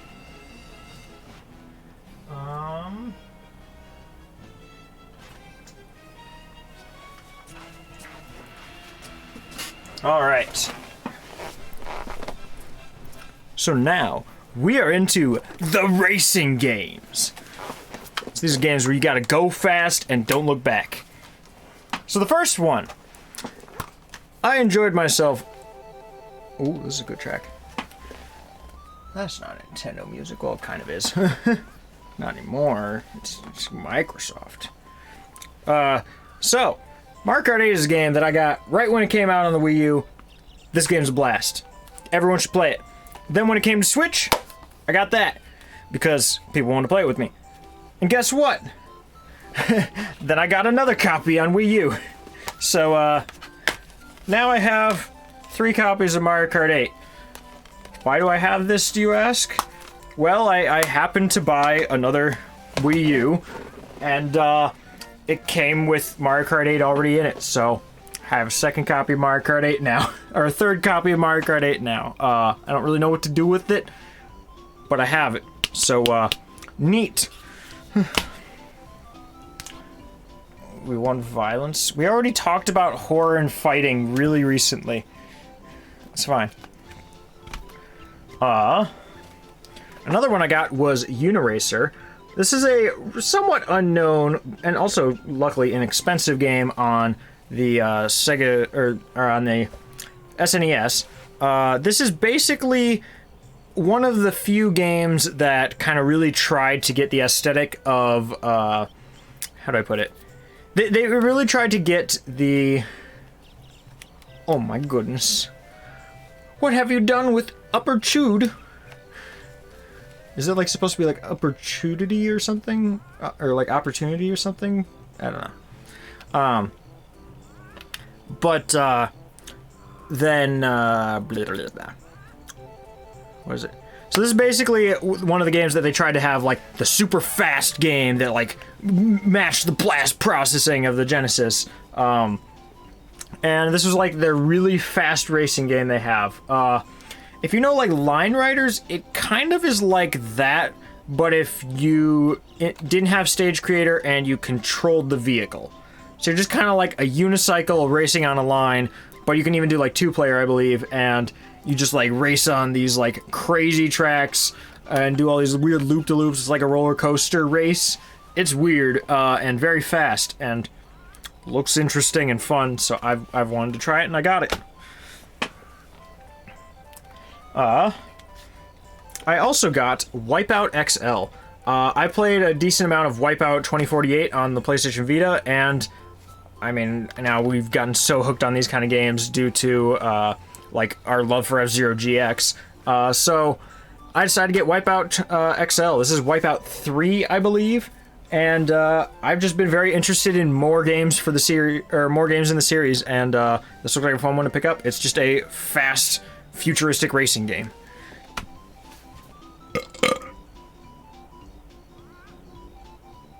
I should have done that in time with like the... I didn't even remember. You can't derail me. I am already derailed. I haven't seen a rail in weeks. Alright, next. This is one of the flagship racing games that came to the Sega Dreamcast. There's 2 versions of this game, and unfortunately I didn't know that at the time. I just saw 2 copies on the shelf, and one was $5 more than the other. I was like, ooh, lucky me, I found an incorrect price. Or actually, no, I think it was $10. I think it was a $15 game, $25 game, I think it was. And so I got this. Turns out there's 2 versions of this. There was the, how do I put it? The AV version and the composite version and the VGA version. So the thing with the Dreamcast is you can output VGA from it and get really crisp looking images that just look phenomenal. But the thing is, not all games are compatible with it, and this was a game that was not compatible with it, so they re-released it to be compatible, and that's like the only difference. I didn't know about that, so I got the AV only version, but honestly, I'll make it do. But yeah, this is just a really fun, like, it's kind of like Wave Race, sort of. It's just like a standard racing game, but it's like really high energy and high stakes, and it's all with like these huge like motorboats and stuff. It looks fun. I want to try it. Yes. Ah, well, Chris, maybe you don't know me as well as you think you do. I have many secrets. Oh.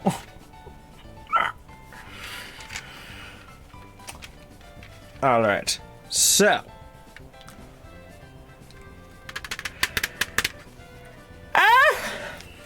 Okay, it's not that late. It's fine. It's fine. It's only like 2:30 in the morning.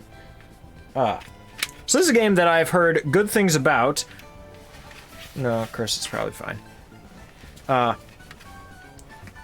So this is a game that I have heard a few things about, and apparently it's really solid, so I decided to give it a try. I got Toy Story Racer. So this is a Toy Story themed racing game on the PlayStation 1. It also had a Game Boy Color version, which was actually considered to be very impressive for the system, but not particularly fun since it was kind of more tech demo-y than gameplay-y. But this one apparently is just a really solid just kart racer. It's kind of like, how do I put it? I'd almost say it has a level design that's reminiscent of Sonic R. It has kart racing that's more reminiscent of like Mario Kart 64 or Crash Team Racing without the whole drift thing.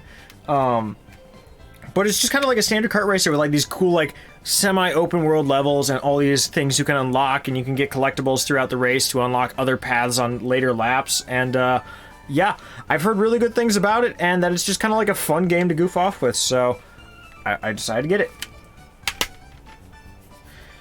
And speaking of Crash Team Racing, there's a new game in the series, and I decided to get it.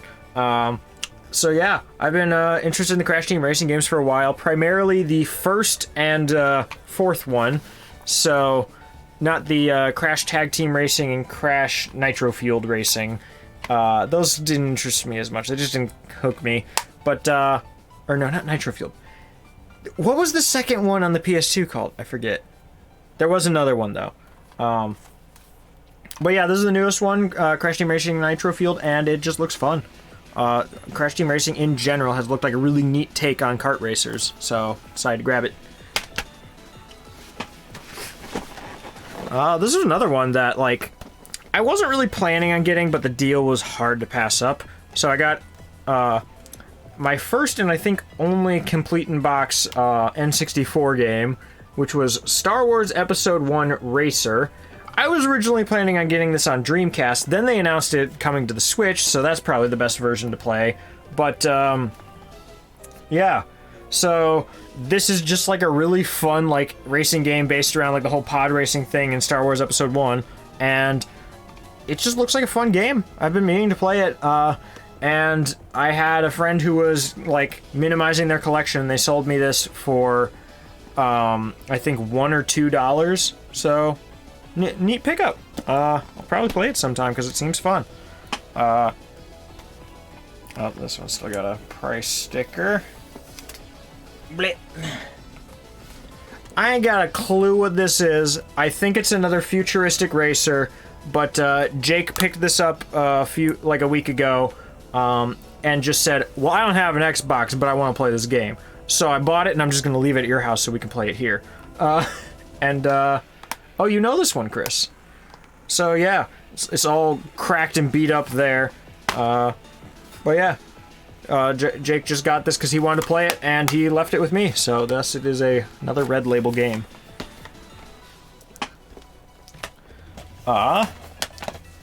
These games are interesting ones. So this is Spy Hunter 1 and 2, which the games do still have one very noteworthy criticism that I'm hoping I can fix when I stream them. But basically, these are like the big... like, you know, like, the big James Bond car that has, like, the machine guns and the oil slick and all these crazy things. They made entire games based around, like, spy missions where you're in a car. I don't really know how good or bad they are, but, like, it just seemed like a dumb idea. Like, I literally, like, looked up gameplay, and, like, in the first level, you're literally just, like, bashing into helicopters off, like, jumps when you drive off mountains. They just look like dumb action games where you do stupid things in a car, and I wanted to try them out. The main criticisms I hear, I don't know if it's about both games or just the first one, is that it can get dark. Like, instead of, like, having a moody atmosphere or, like, a sunset aesthetic or whatever, like, they have nighttime missions where, like, the screen is just black aside from where your headlights are looking, and it's a third-person racing or driving game, so... questionable decision, but hopefully that's part of it isn't too bad. It might have just been exaggerated where I saw it. So yeah, I am interested in trying them though, because it seems like a fun concept. And is this Funky Stadium? Oh my goodness, Funky Stadium is... Oh, what a glorious track. Alright, then... Let's see. These are all games from John, who was minimizing his collection, and gave me these. He gave me way more games that we'll get into later, but these are the racing games from it that I chose to keep. There's Need for Speed Hot Pursuit 2. I have only really played Need for Speed Most Wanted on the Vita. I really enjoy that, just this open world racing game where you like do missions and races and quests and unlock cars and stuff. And I had a lot of fun with it. I don't know what any other game in the series is like, but that seems fun. I looked into it. These two were quite surprising to me, actually. So I don't really think this movie is that interesting. And I didn't really expect to find a game about it interesting, but I looked into it, and apparently it's like a really well-reviewed, like, semi-open world racing game. Like, it just goes in for, like, fun, cartoony racing, and that's all it really bothers itself with, and so it sounds fun. This is probably one of the highest rated games on the Xbox. Like, there's so many realistic car racers, but apparently this is, like, the go-to one, and also, if you're... I think it's this game. It might be another one, but I'm pretty sure it's this one. If you know Geometry Wars, which was a very well-known game early on the Xbox Live Arcade, and it even got like a few sequels, it literally started in this game or some racing game on the original Xbox. Like the main menu has like an arcade machine that you can select, and it just plays like an early version of Geometry Wars, and so that's really cool. But yeah, this is a really cheap game to find that is like really highly praised, and I don't know a ton on it, but it's probably one of the better games to look for on the original Xbox. And then lastly, Burnout 3 Takedown. Widely considered to be the best one in the series, even though for some reason Burnout Paradise is the one they decided to remaster, but Burnout 3 Takedown is widely considered to be the best one. This is actually my second copy of it that I've gotten, because I got the Red Label PS2 version, because I usually try to get Red Labels if I can for PS2 games, or just special editions or greatest hits, because I don't care about the aesthetic on the side, and generally that means if there's anything up with the games, that was the developer's chance to patch it and fix it up a bit. So I'm actually usually happy to see that stuff on games, despite the fact that it's generally considered a bad thing. And I had that and this one then. So I had two complete copies of the game. And, this has gotta be like one of my playlists, because this is not my playlist. It's just like a bunch of songs that I already have in my playlists. Okay, there's still some that aren't in mine, but like, this is very similar to some stuff I have in here that I found in other places. But, yeah, I was talking with, oh.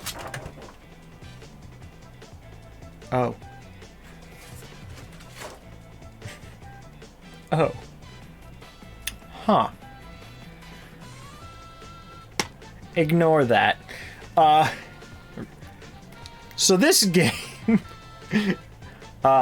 so I was talking with people about this and the PlayStation 2 version, and I decided that this is probably the version that will run better, because the Xbox original is slightly more powerful than the PlayStation 2, and so I decided to keep this version and sell the other one for money towards more games. So yeah, I got it on the original Xbox.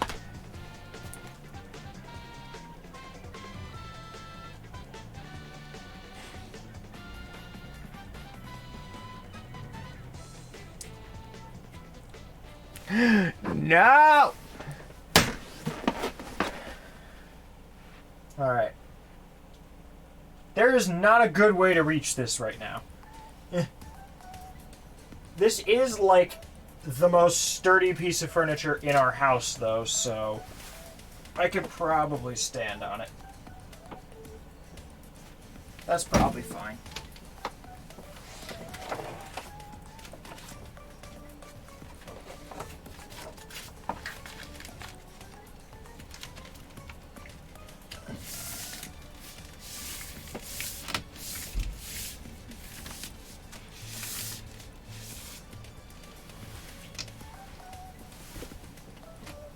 Ugh.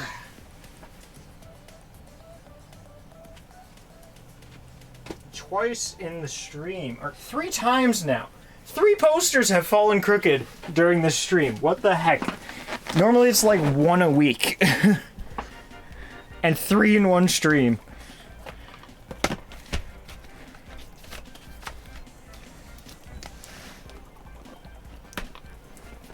What is this? Oh. Alright.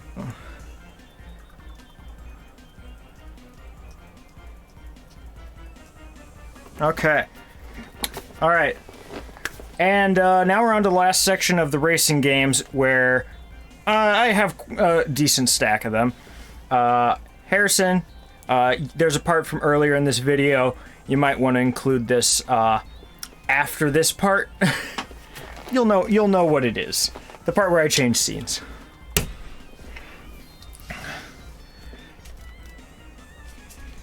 Okay, so the thing is, I should do this all in one take, otherwise it looks like he did editing to, I should do this all in one take, otherwise it looks like he edited it to make it look like I have more than I do. But to make it authentic, you gotta do it all in one take, right? Alright. So I got a copy of Powerdrome for the PlayStation 2.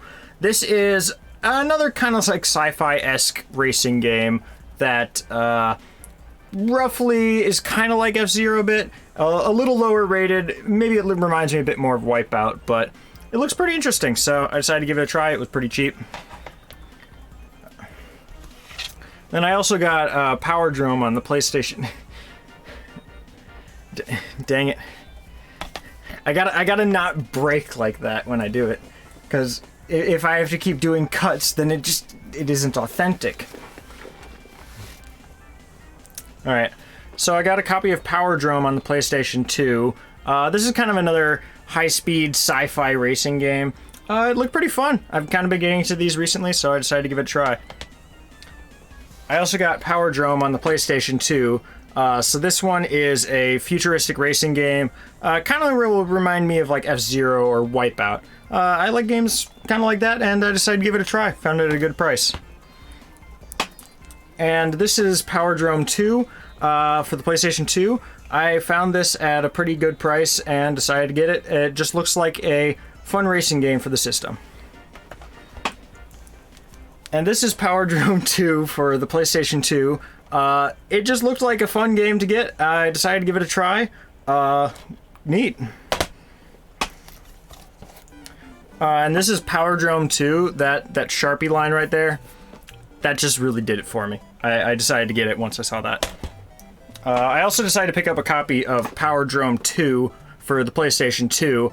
I like racing games, and this just kind of seemed like a good bet, so I decided to go with it. I also decided to pick up a copy of Powerdrome for the PlayStation 2. It looked like a really cool game. Reminded me of some games I like. I like going fast, and this game looks like it's going to help me accomplish that. I also decided to get a copy of Powerdrome for the PlayStation 2. This just looks like a fun racing game. I've been meaning to play more fun racing games, and this will help me do that. I also got a copy of Powerdrome 2. This character has hair. I like that. And on top of that, I also decided to get a copy of Powerdrome 2 because I like explosions. And this game has an explosion on it. And then when I was done at that stop, I decided to get a copy of Powerdrome 2. I usually kind of go for like the higher rated games, but M just seemed like it was kind of pushing my limits. So this was a nice T rating at a good price. I decided to go for it. And then I also decided to get a copy of Powerdrome for the PlayStation 2. It's because I'm mixing it up, Chris. It's fun. Yeah, it just seemed like a good game to get, and so I decided to tackle it. I also got a copy of Powerdrome for the PlayStation 2. This just looks fun. It's got like these cool vehicles on the back. It's a neat aesthetic. I don't know. Been meaning to try games like this. I also got a copy of Powerdrome 2 or Power Drone for the PlayStation 2. It's just a neat looking game. I decided to get it. I also got a copy of Power Drone for the PlayStation 2. I'll do anything for Sony. It says PlayStation 2, I'm sold, gotta get it. I also got a copy of Power Drone for the PlayStation 2. This game was $199, and those are some of my favorite numbers. I also got a copy of Power Drone 2, which is new and sealed and in the mail. Which, that happened earlier in the stream, for some reason. So yes, once that gets in, I'll have 17 copies of Power Drone. I don't really have a good reason why, so we're just going to cut to the ending. Thanks for watching. See you guys next time when I talk about more of the things that are back here. Bye.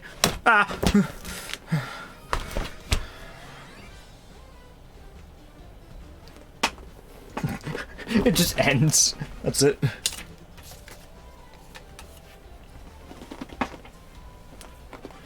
But yeah, I was like, did I say Power Drone 2? When, for some of them, because I, had been saying for the PlayStation 2. But yes. What was the previous song? This one's Mario Kart 8 Piranha Slide. The previous one was Mario Party 8 Pick the Rules. Like this one? Yeah, that's Mario Party 8 rule selection screen. Yeah. There's our footage for Gaming Pickups 12, I think. Yeah. So that's... Yeah.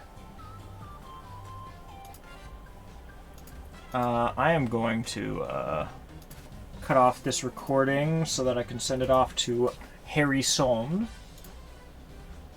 That was the 6th Gaming Pickups video recorded today.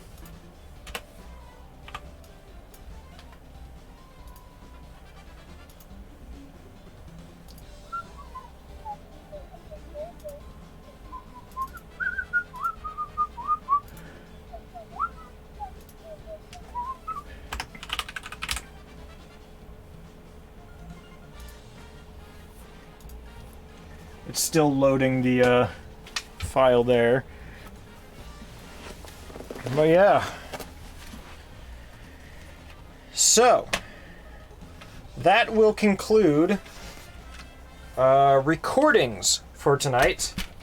But I am going to, like, I could just leave all these games out here.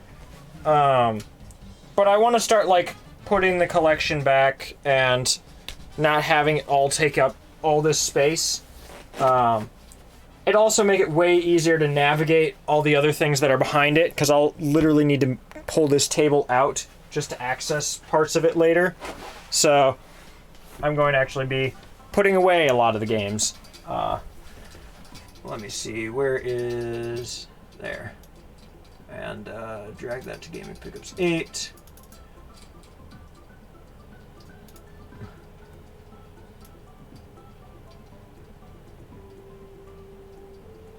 Is it playing Pokemon Snap music? Oh, it is. Yeah, it is very quiet. There we go. So we have 12 recordings done today. 6 sessions. The stream, as well as a separate audio track that does not have the music on it. So yeah. We're going to start putting some of these games back. I mean, you can kind of leave the tripod there. I'll do the other mount. More. Actually, this might work better on that mount if I can reach it.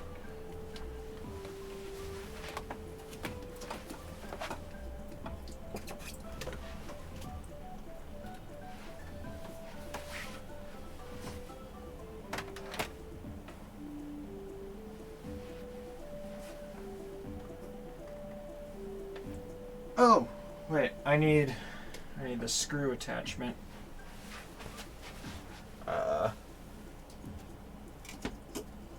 There we are.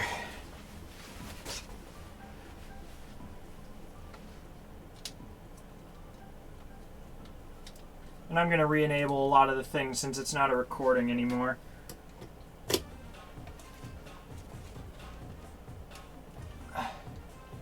How's that look?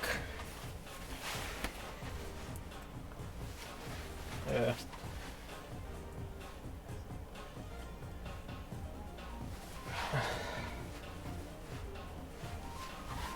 Maybe a little.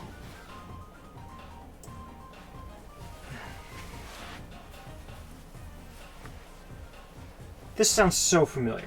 Oh, it's it's XD. Okay. Still gonna leave a decent amount of this set up so that I can do the gaming pickups, but yeah. Now I'm going to get, let's see, put the original alert box back, follow button thing, chat is backdrop, the feed at the top of the screen, channel points alerts. Yeah, it is. The purification chamber. This one really? Oh goodness, that's a good pick.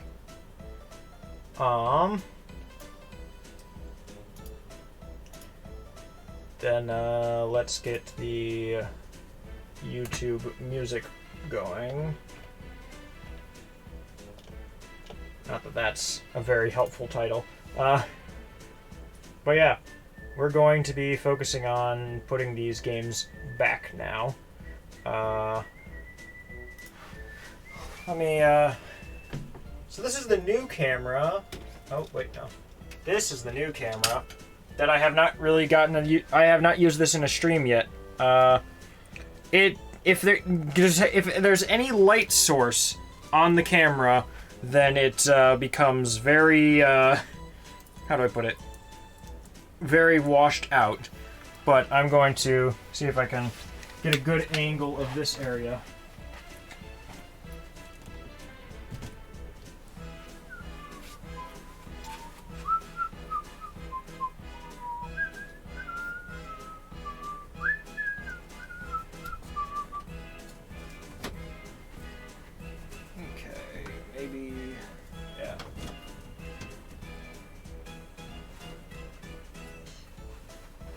Alright, let me hook that up to the computer.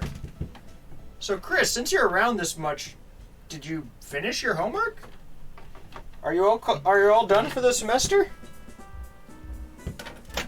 Oh, this is a throwback.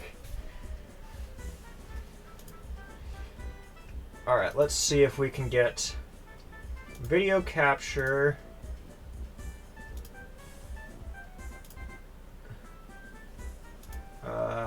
Let's see. What is the brand name of this camera again? The ADESSO. I don't know. I was gonna call it Cam A. No. The Cybertrack.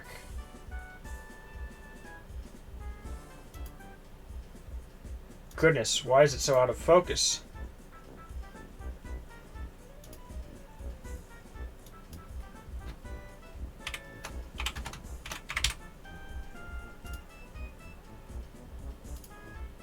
I remember this being not that awful.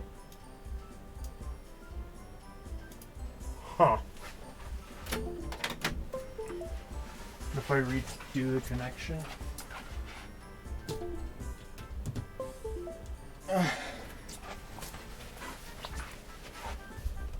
Okay, that makes sense.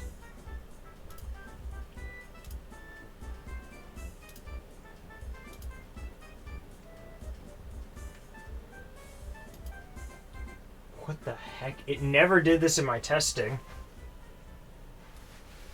Okay, where's the...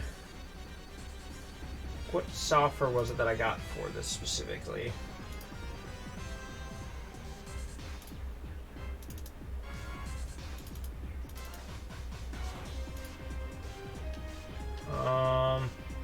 Let me just see. Yeah.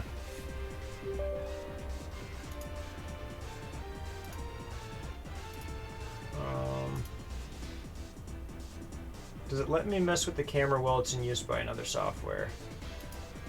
Okay, let's try.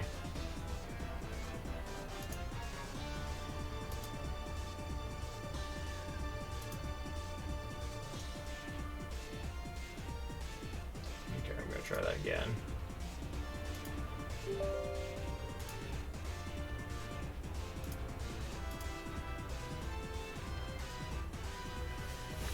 Because I want to be able to use this camera.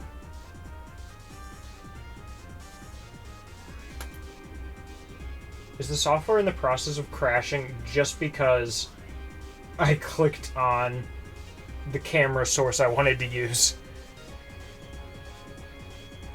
No.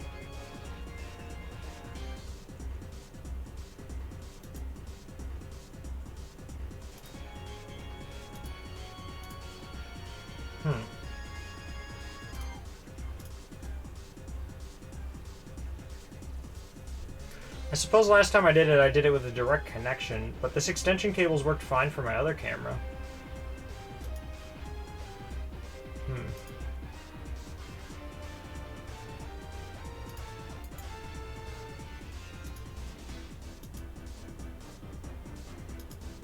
Cameras should be...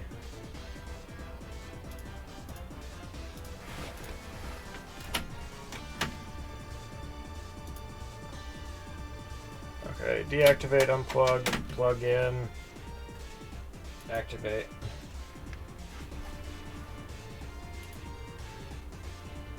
Okay, that's looking a little better. I don't know what the glitching with it was. I never had that issue originally. We'll just say it's special effects.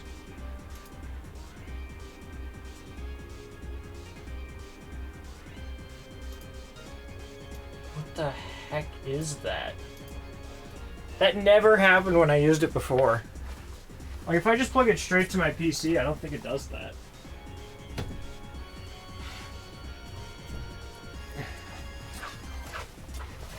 Like, I tested it for quite a while and it just didn't do that.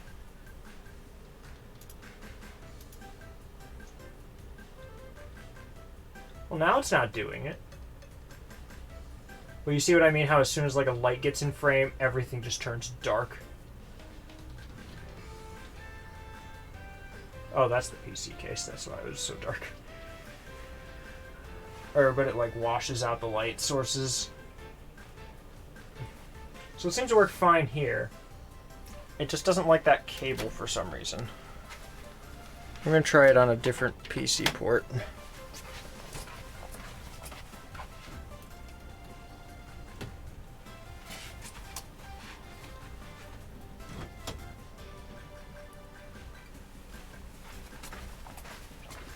Yeah.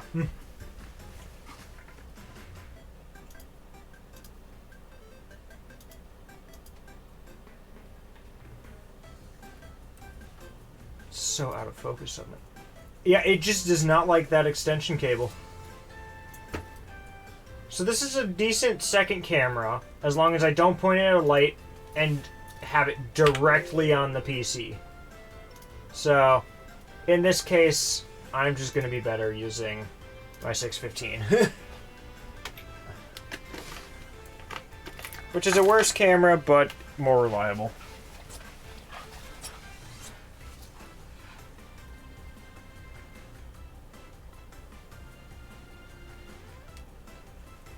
Isla, what are you doing?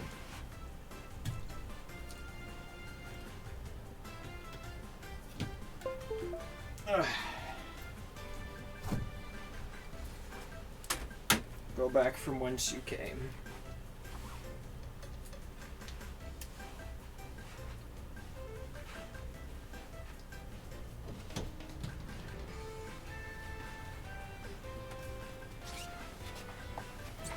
Yeah.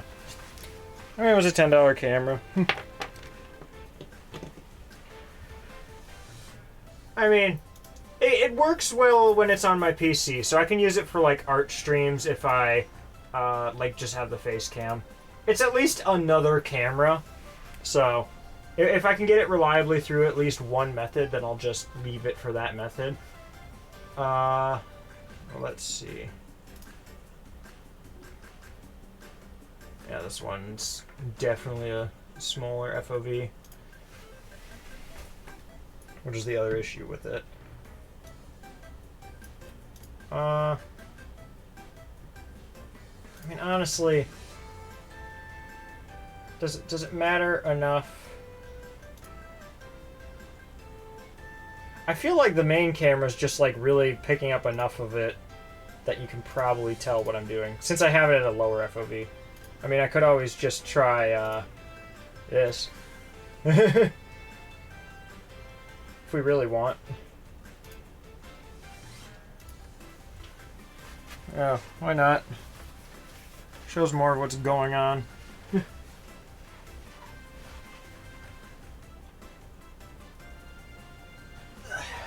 And it seems slightly crooked. I'm gonna move the ceiling cable a bit then.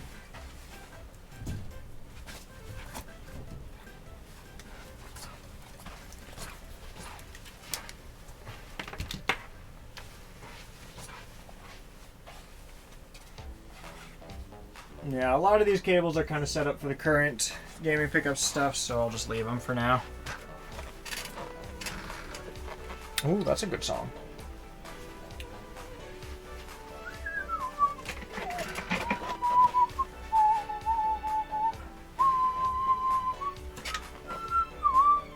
I want that so it doesn't obstruct the camera much.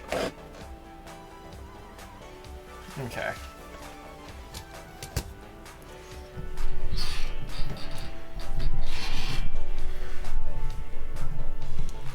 Yeah, so I'm probably gonna spend most of my time over in that area. The mic will be fine. Some dishes out of the way. Good.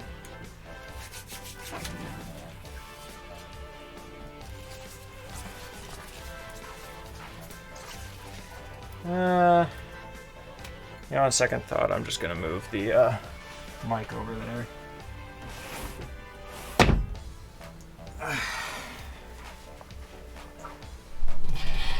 I'll block the games stuff a little bit, but most of my time putting the games back will be by the games, so put the mic by the games. It also lets me have the music at a higher volume with less issues. There we go. Squishmallows go back over there and everything. I'll just kind of push them out of the way as I go.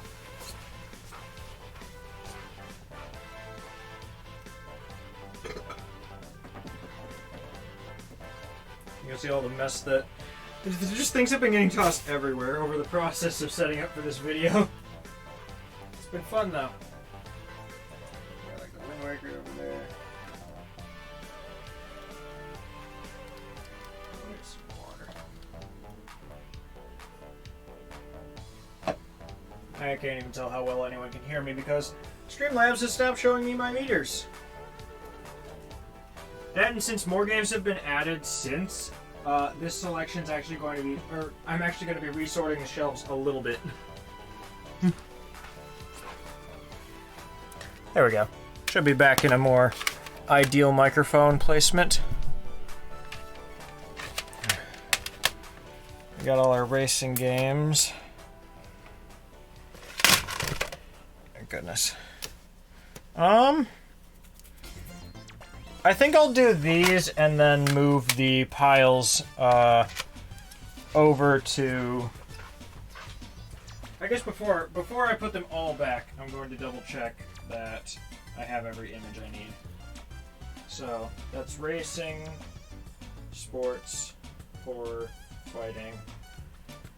Shooters. Oh, RPGs. Shooters. Action adventure. Action adventure again. Platformers. Yep. I think I got them all. Yep. Music, party, self, puzzle. Yep. I think I got them pretty much.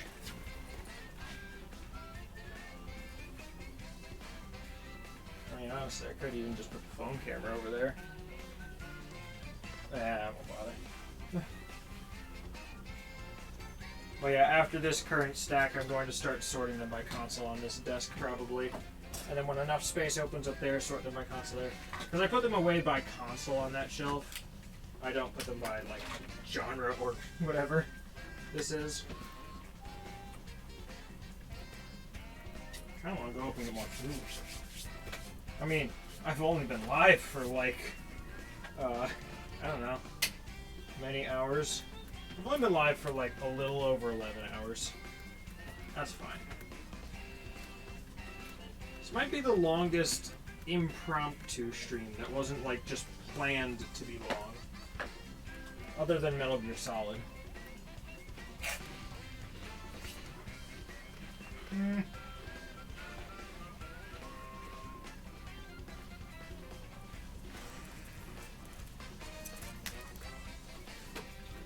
Oh boy.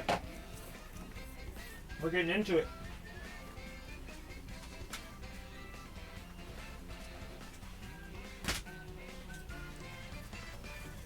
You're feeling drowsy? We'll start feeling hypno.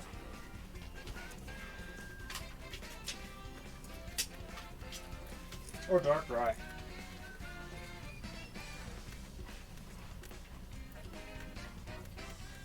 Okay. Maybe I'll at least sort them by what shelf they go to. I'll just do that.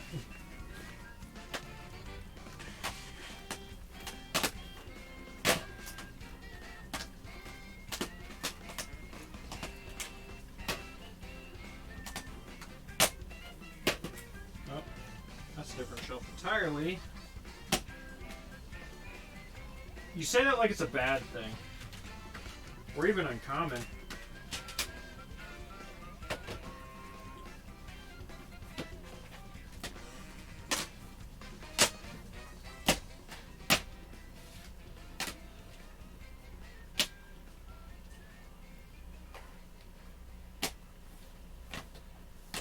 Goodness, these are all games from the middle shelf.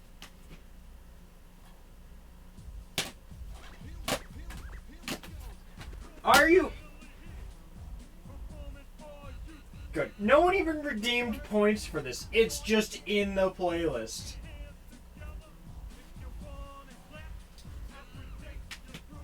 This monkey rap. Huh.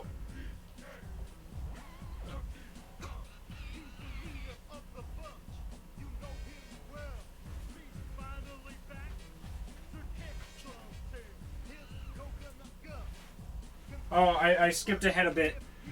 I went to the bigger and faster. Stronger too. He's the first member of the DK group. Oh!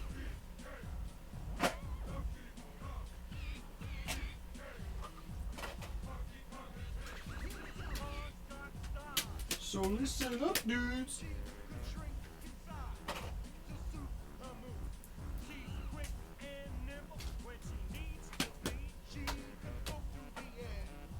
And climb up trees.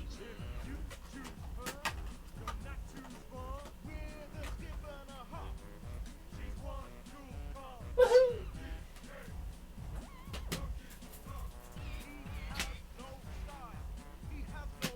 What'd you tell me? Oh my. You ever just need a handstand, guys? You know not my pain.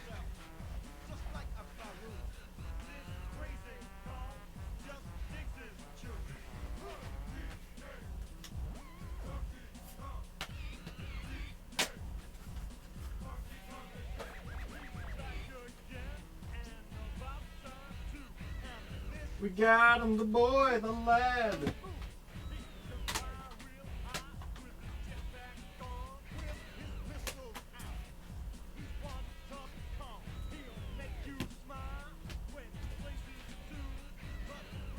All right.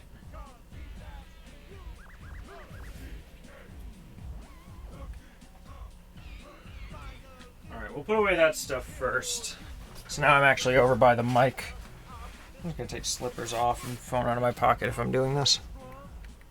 Honestly, I don't even know why I wore the watch during all this. Like, I didn't need it for anything.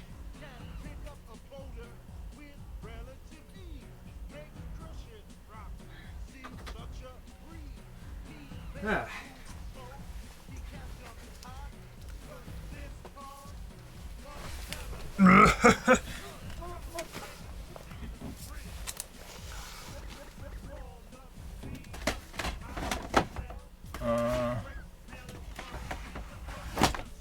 Powerdrome is after. Yep. This is my Powerdrome spot, where all my copies of Powerdrome go, just to make the rest of the consoles, or the rest of the stuff, jealous that it's not Powerdrome.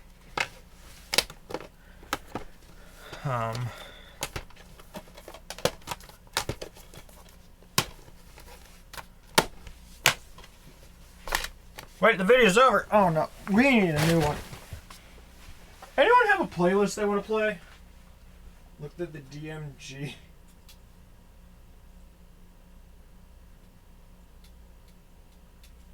What is this even? Is this Pokemon? Are you nerding out on me? We need a new playlist. Fun, jazzy Mario music. Now that's what I need. I don't know if that's too copyright risky.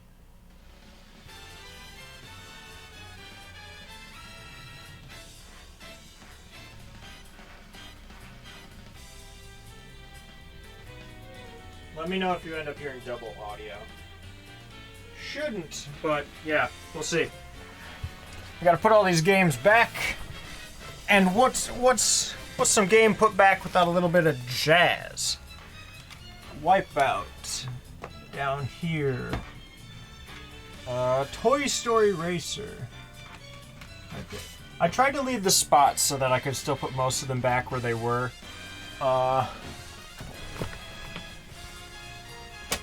Hydro Thunder. Oh, wait. That's under Crazy Taxi. Did I put cars in C or D? I'm just gonna do C.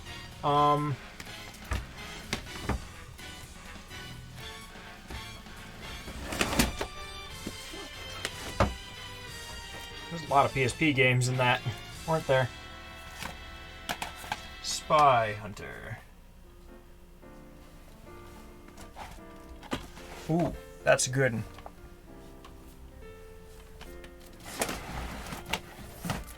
So many PS4 games.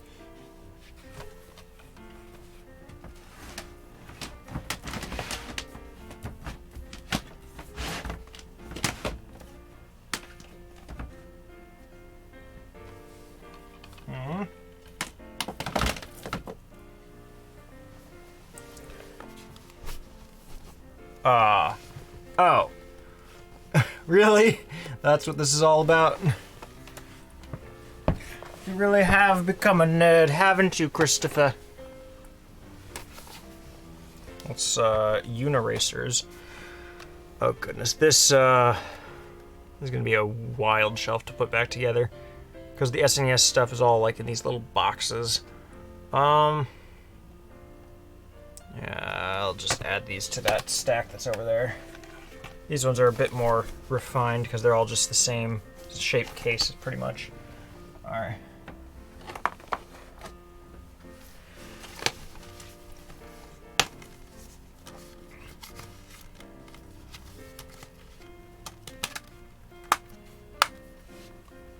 Mario Kart 8. We could change the lights to fun colors. Or at least some of them. it's less apparent when other lights in the room are also just white.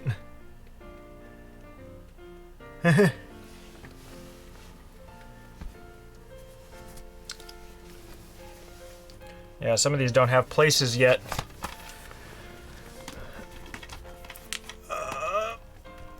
Burn out. The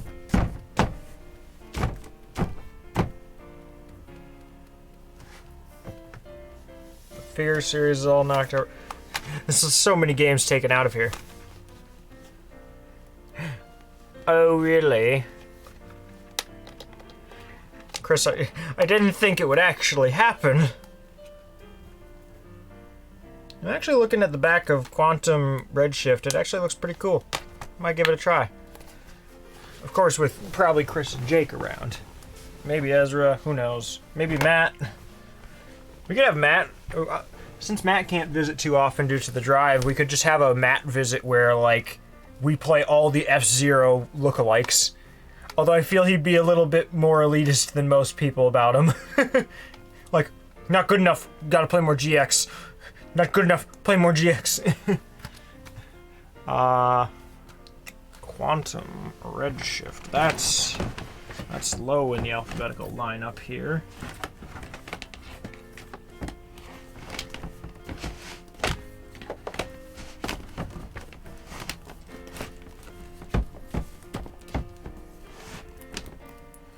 Trying to clean it up a little bit more. I also found out recently that for Dark Void, the composer of that is actually the same guy who made all the music in the new God of War game. I did not know that. It's his first game and his most recent game.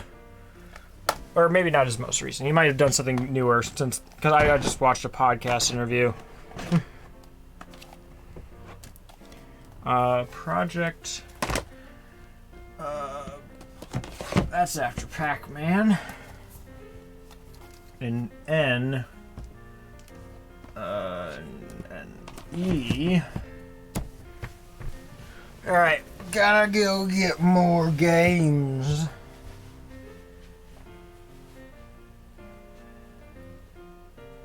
I suppose that's fair, Chris. I've certainly seen aspects of that.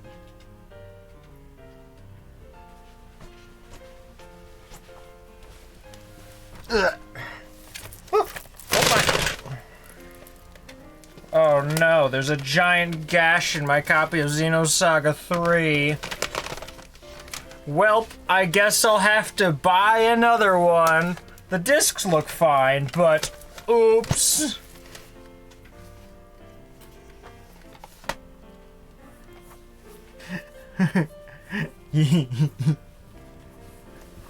No, like really, there's actually like a gash in the bottom of it now. Well, you can see it. Oh, this one's so good. This is Mario Kart 8. This is Cheeseland. Yeah. Oh!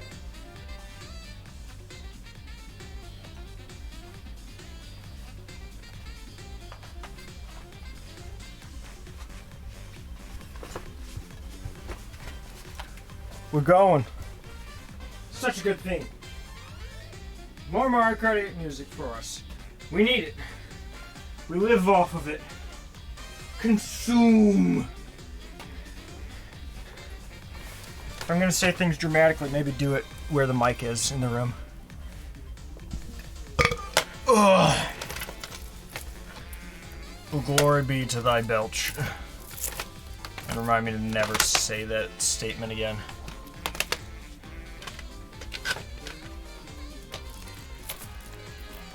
Alright. We got our PS4 games all rounded up. Alright, let's see what we can do here. Dot hack.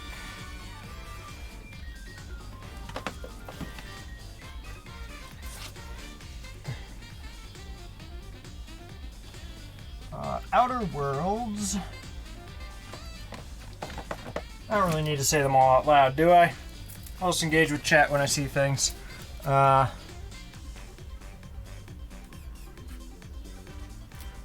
Chris is great. Yeah. Actually, Chris, to be fair, in this most recent escapade, you have not stopped me. In fact, you have encouraged me to spend more money. So now instead of looking for a good deal for Torn of the Golden Country, I am going to simply pay what it is worth before it goes up more.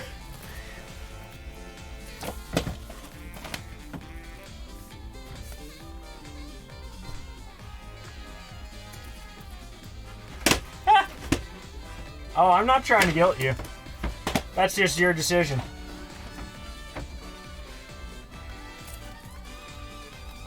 Final Fantasy VII is before 10.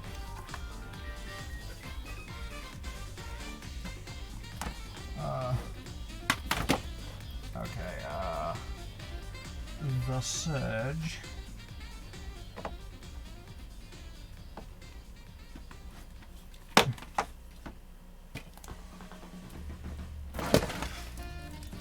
Nothing fell.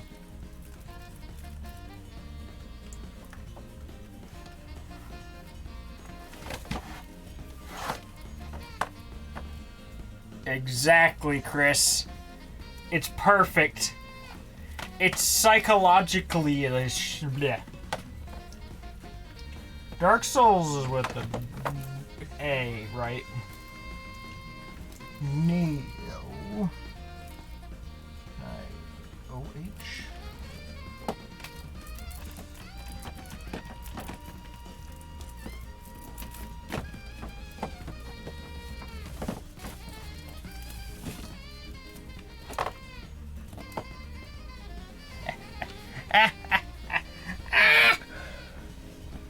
All right, let's do PS3 next.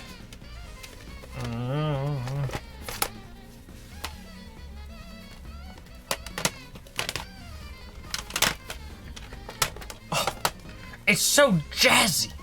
It just exudes greatness.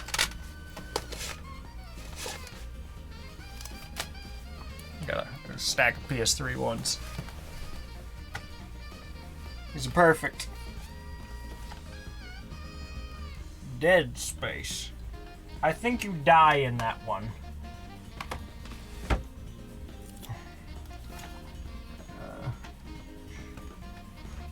F was before G, and then Tales of Tales. That's down here. A Blaze Blue.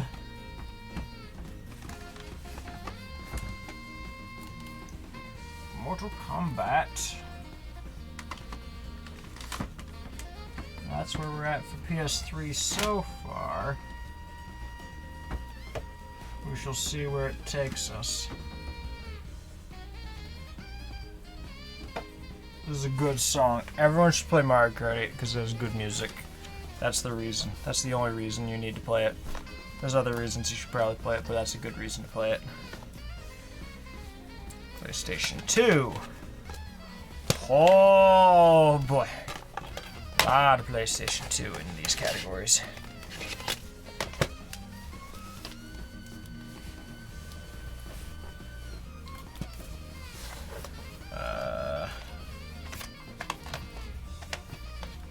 Infection, mutation. I think Xenosaga is my last one alphabetically. I don't think there's any Y or Z games in PS2. And Star Ocean is before Star Wars.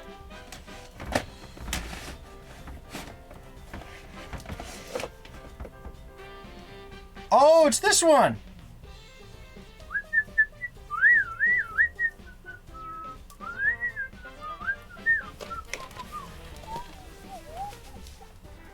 Okay, Dot Hack.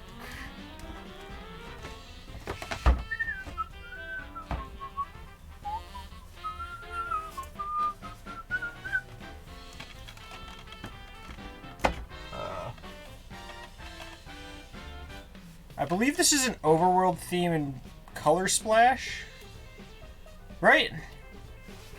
Is that what this is? I can see.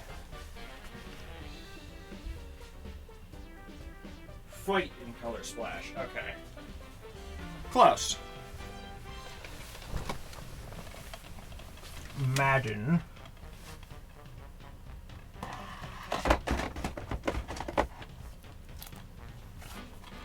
Dirge of Cerberus.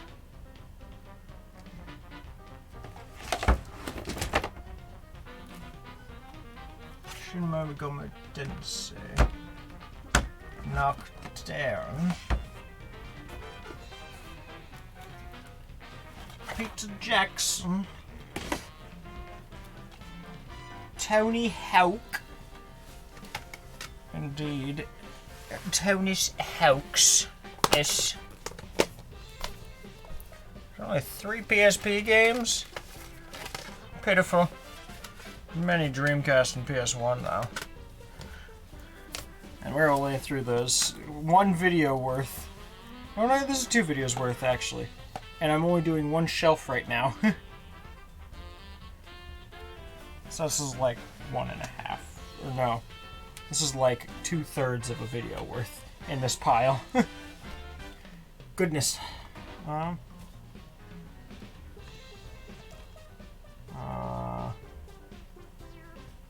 Oh, it's just after Tomb Raider because it's got N instead of an M.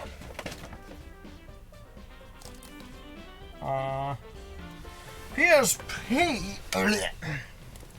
Who uses a PSP in 2021?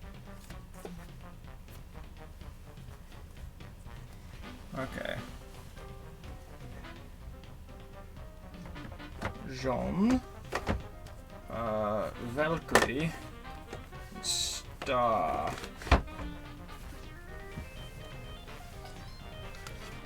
PlayStation 1. These probably mostly have spots right now anyway. Wild Arms.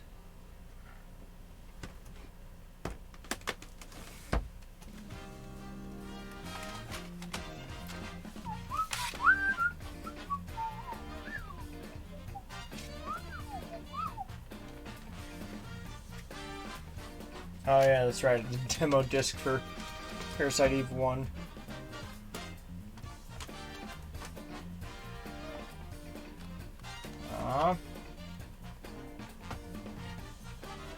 Resident. RES. Final Fantasy, that's somewhere around here. An All-Star.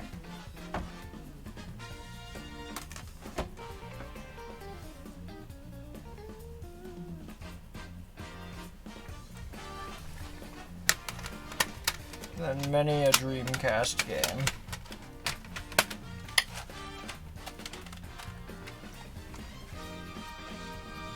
Street Fighter.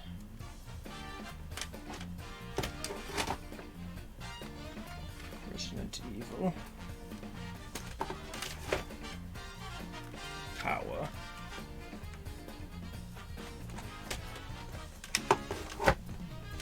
Marvel.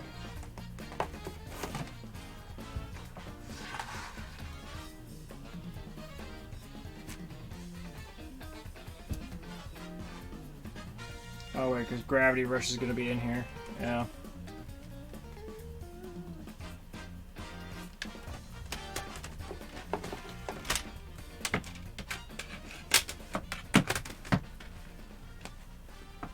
I was like, what other Vita game did I get?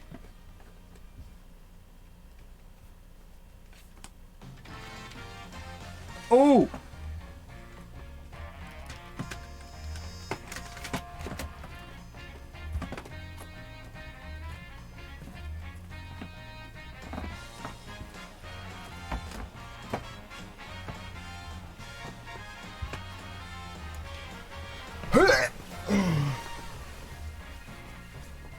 Now for the middle shelf.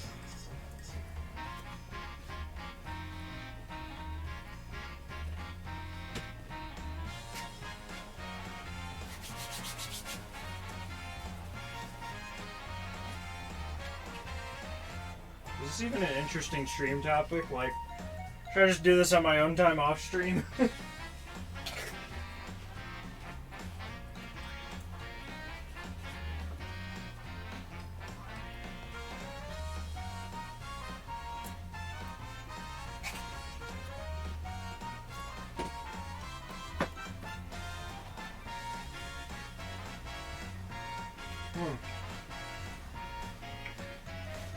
What are the games?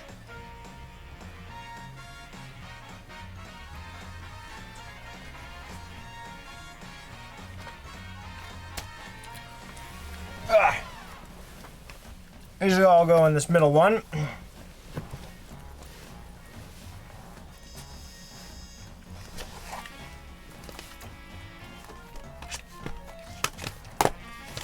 These shelves hold a lot of games, it seems.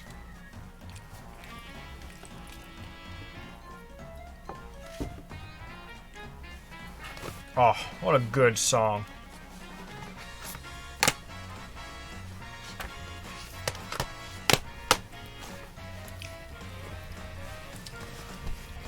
My goodness. The sports and horror games really took over with Xbox, didn't they?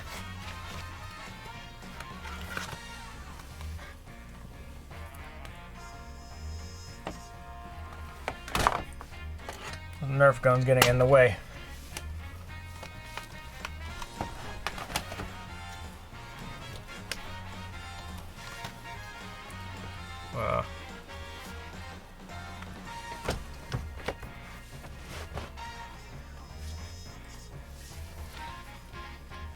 Wii Fit Plus.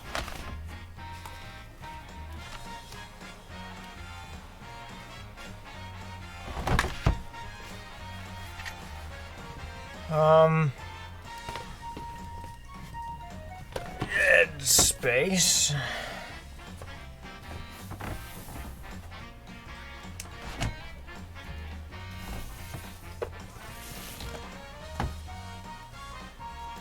Zombie U.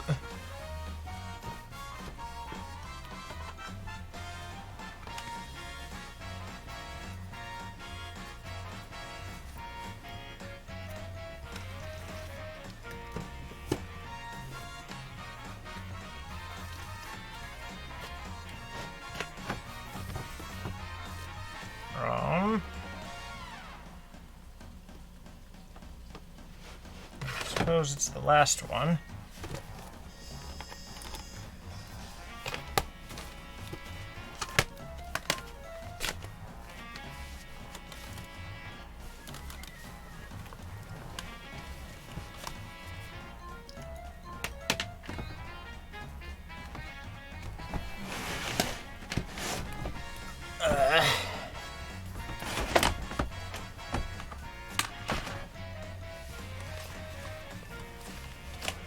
I like how small the Xbox One cases are. They're nice. They're very nice shape. Same with the PS4. A lot of the newer packages, just that little bit smallerness is nice. I don't really like how the Switch ones are a little more shallow, though. That makes them kind of weird on the shelf with others.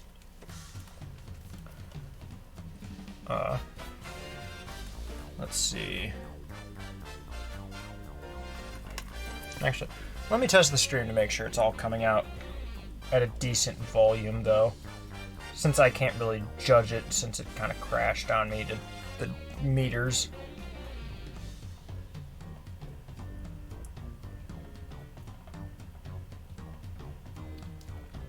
Yeah.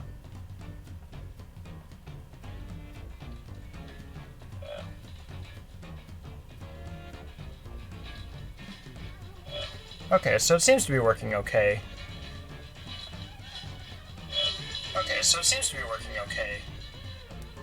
I should probably turn it down a little bit on my PC, though.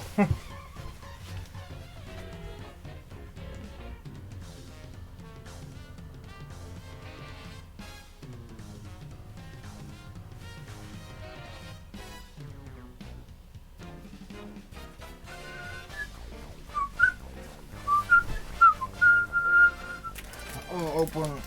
Oh, hey Pepper, what's up? Oh, there's Ori's face. Everybody's getting excited. just because I wanted a snack.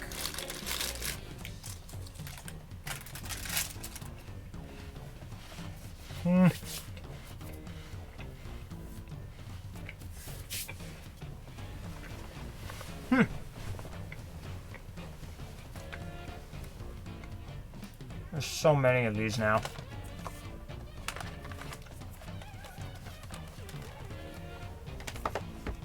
I think the Resident Evil games were stacked. Oh,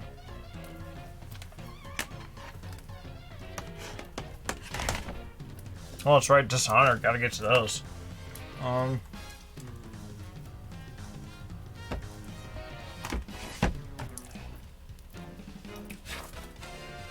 Man of Medan.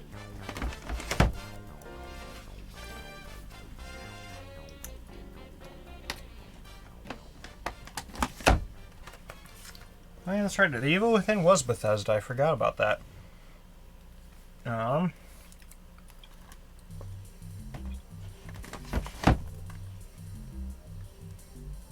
Oh, this is like the Mario Kart Wii, like picking your kart theme.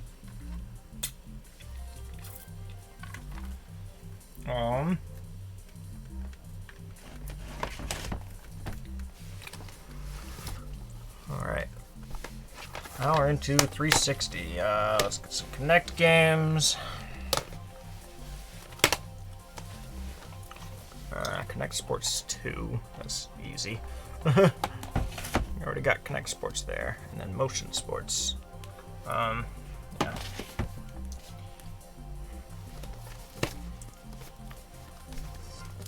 Goodness, there's gonna be so many games to put back on these shelves. And they all have to be sorted again since there's been so many new additions to account for. Condemned. Right before Condemned 2. Which I got first between the two. EF.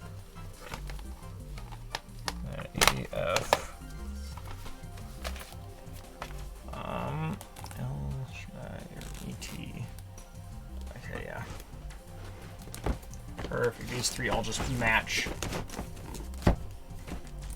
It's outstanding.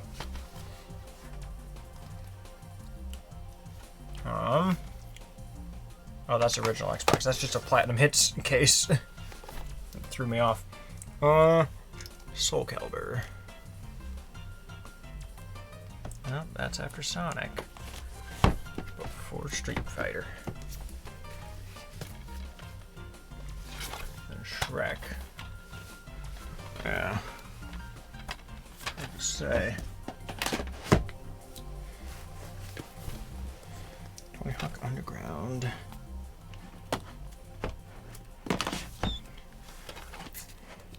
Oh, and Pro Skater 4.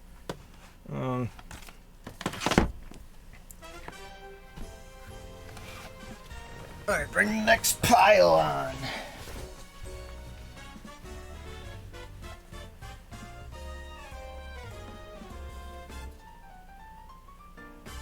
What is this one? I feel like it was like Mario Party I didn't play. Main menu Super Mario Party, of course. One I did not play. Any others for the backup shelf? No.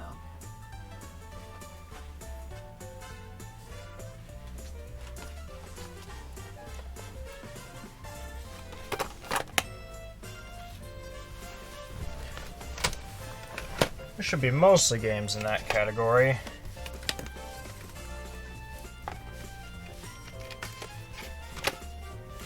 A few oddballs, but that's fine.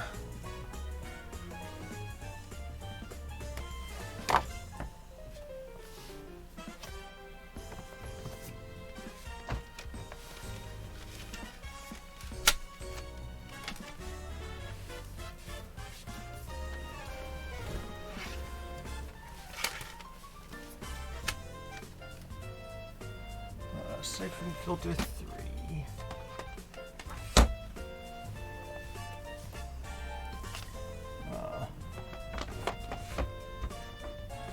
Oh, no, don't fall. Kills. Right before Kingdom Hearts. Toy Commander. God, play that. Everyone should play Toy Commander. Like, what's even the point of life if you don't get a chance to play Toy Commander in it? You're just wasting time. That's how it works, right? Base Combat 3.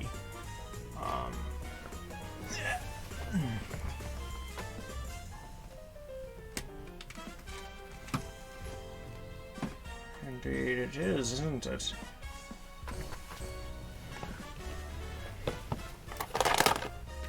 This is part of the Mario RPGs. So is this.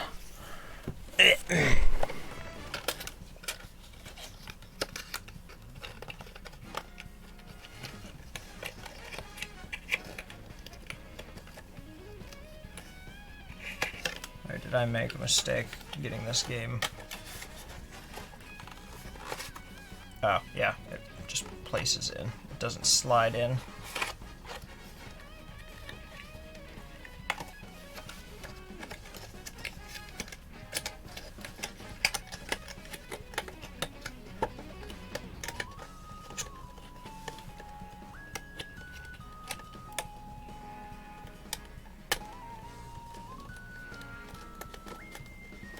Go.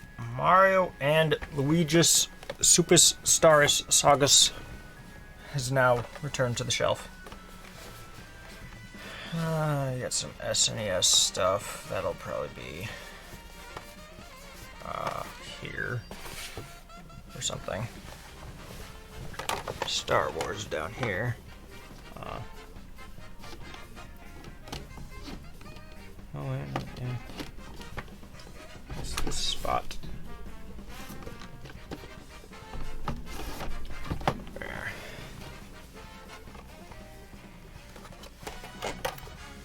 Some more DS ones, more Metroids. Metroid stuff.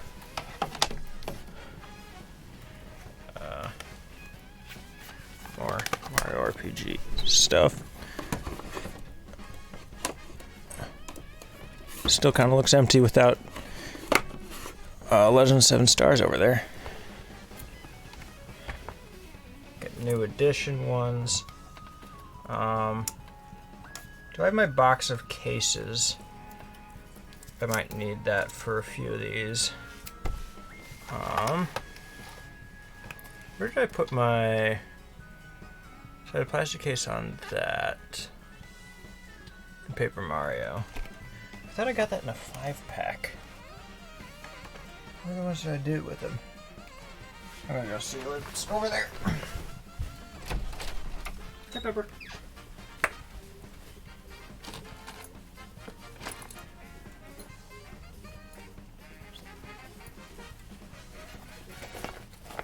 Do I still keep any of them in this?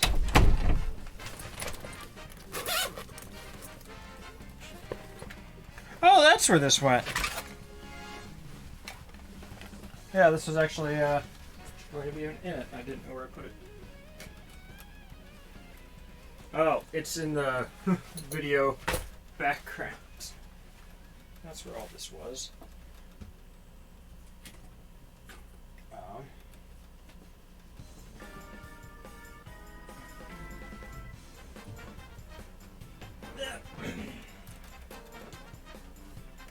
Since I'm basically just going to mention all of them in one go.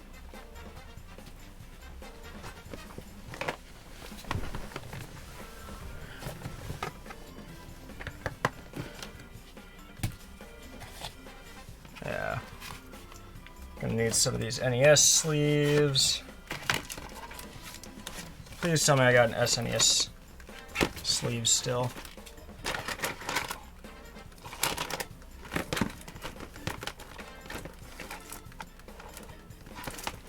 So many of these are just for loose discs.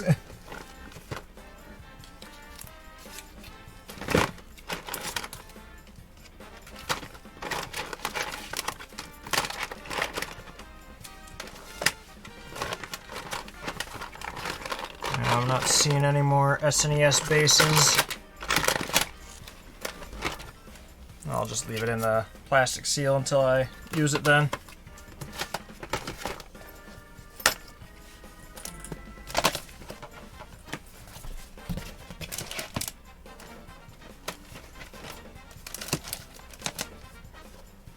I will be using these NES ones today, though. Pretty sure.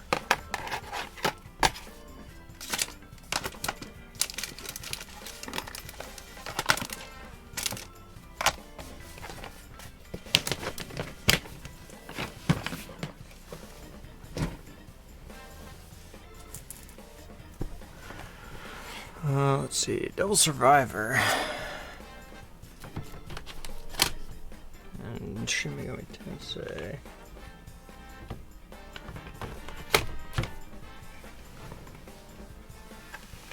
These ones are all a little wackier. I'm just gonna go grab a collection of the smaller games on the top of each pile.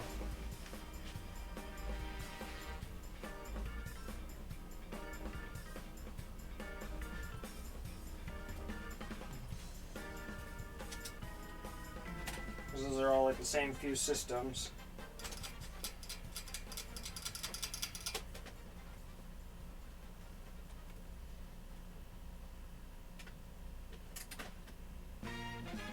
Ooh, that's a jam.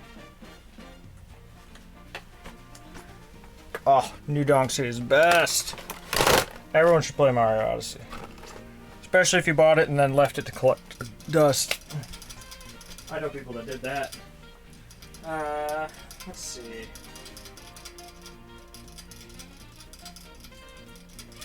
Alright.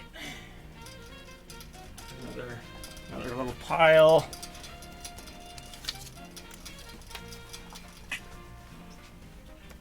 Well, maybe it would be better if I threw the second cam up in the corner for more context on this. Fine. Let's get the 615 back.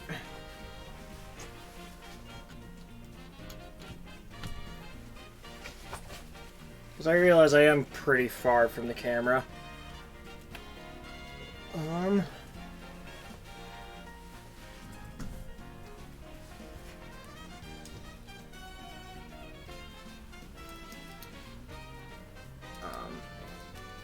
There we are.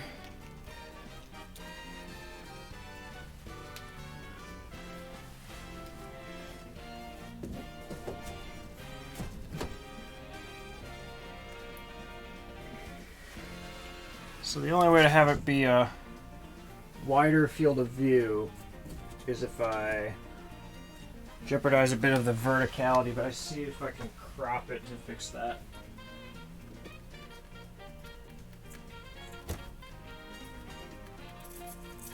Okay, that turned out a bit more than I expected.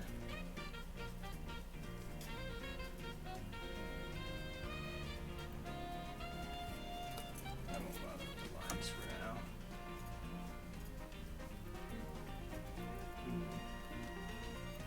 Yeah.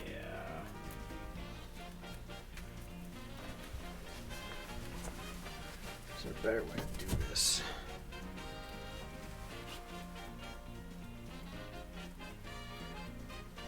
Maybe even another perspective over here.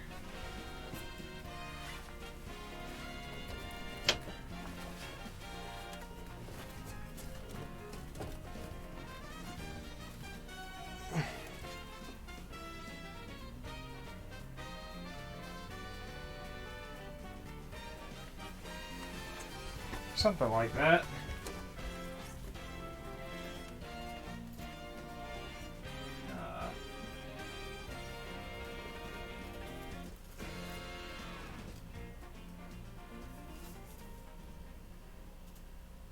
Kind of wonky looking, but you get the idea for the most part. It's a little crooked. I don't know if I can really fix that.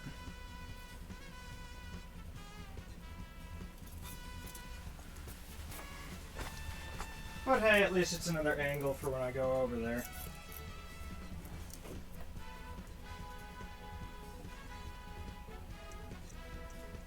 I'll just expand it to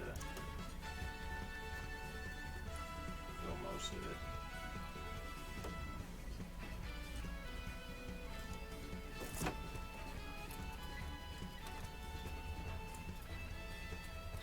So, lesser camera, but that's where I'll be most of this time, so it's fine. I want more water.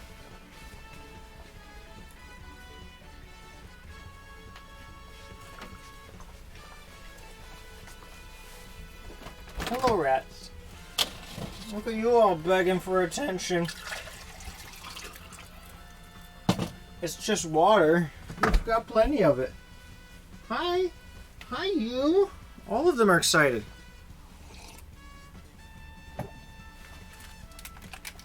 Ugh.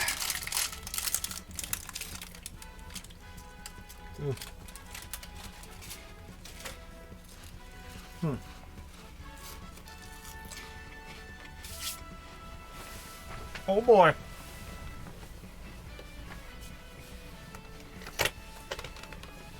Alright, let's single out some games that do not go in these sections. And just throw some Squishmallows on the floor for space.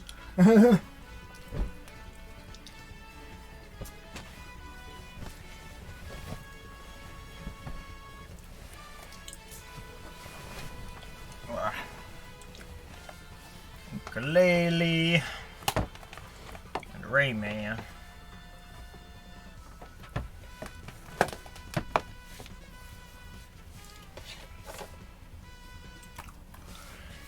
That goes over there, over there, over there, yeah, over there. Yep. Ah, you're coming with me.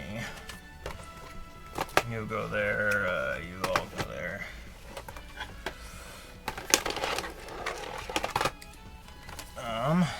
PlayStation games with me.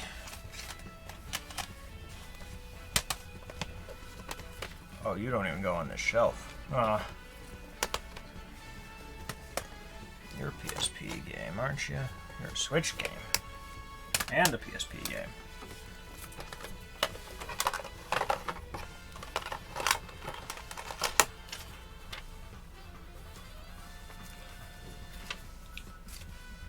Alright, I still didn't even grab all the ones for this section.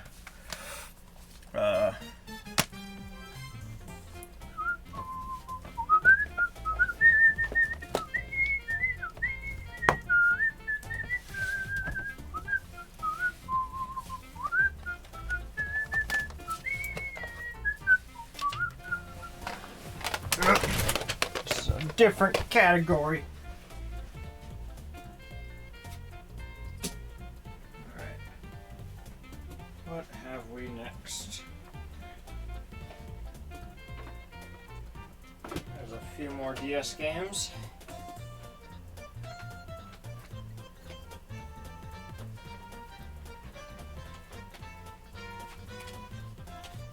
Get the tabs off though.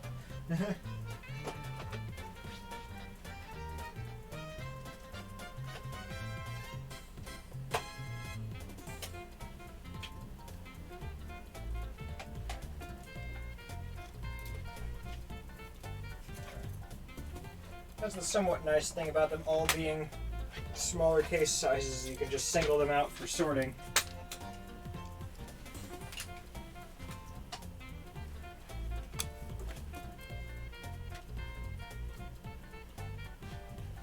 There we are.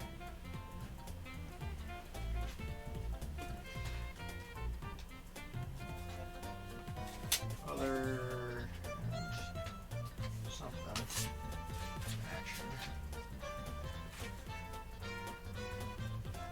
Oh, you actually need a label. You're gonna go on the other shelf anyway, probably. You're probably gonna go with Dreamcast games. Yeah, you're gonna need to make a label for that one.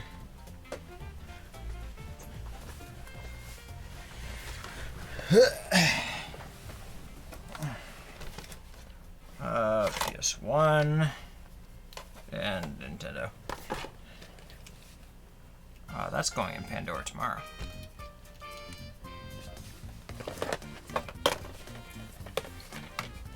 Oh, there's still you.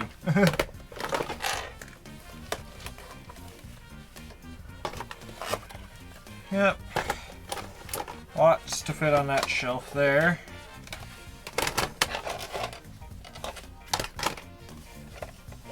Yep. Oh. Here's the other. There we go. Hey Mia, how's it going? Do you wanna come out and hang out? I'll totally hang out with you. One of my prized flufflings. We're so excited for attention. Look at the nugget. We got the nugget. She just wanted some fun. Missed anything relevant? Not really. It's pretty slow. I'm just kind of like putting games away. I set up the other camera, which looks really dark, but I mean at least it shows what's happening over here a little bit better. Right now I'm just kind of sorting games that go on the left, games that don't, and these are all ones that have various sizes, and I need to make a new label for Sega CD game.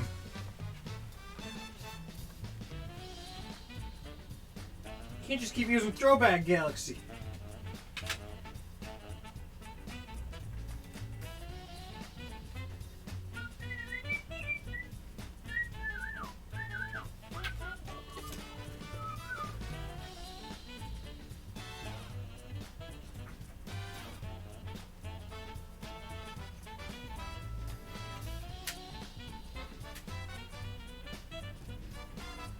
Alright, let's try that out.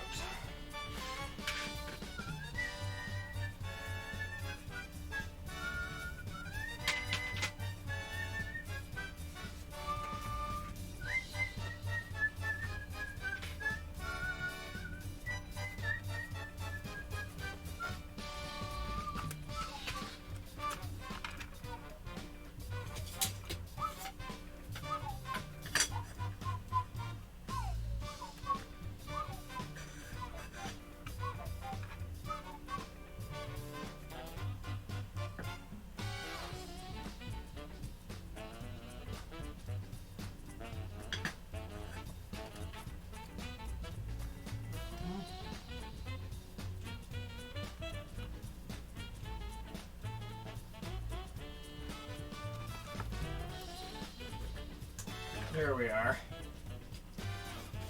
That should work. Chris, shush. Settle yourself.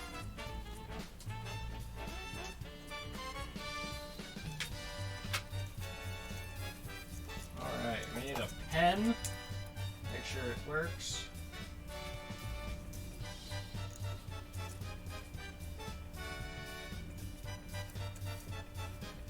Dracula.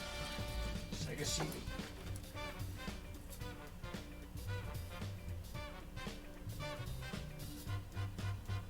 Wow. There we go. Now we just disassemble the case a bit to put the new insert in. You gotta insert the insert. Oh. Oh, I haven't heard this in a bit. I like this theme a lot. Granted, the game itself underwhelmed many a fan.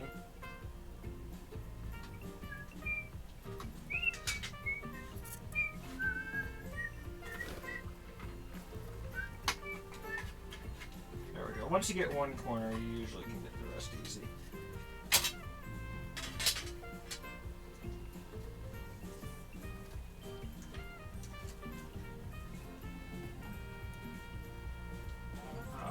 A little bit more thinning.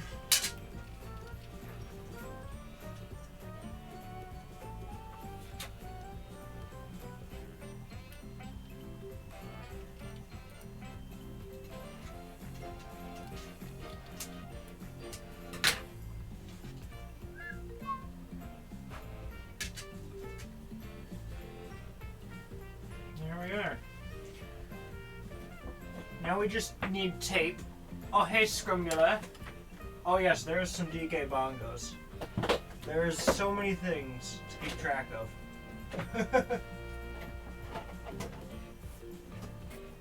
Oh, that's why this was crooked, because a glue bottle fell over behind it. Also, I might be quiet now because I'm away from the mic, but that will change soon.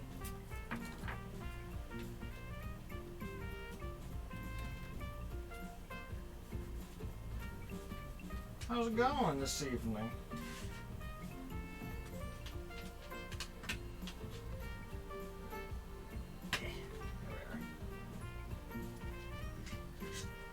Flash this back on.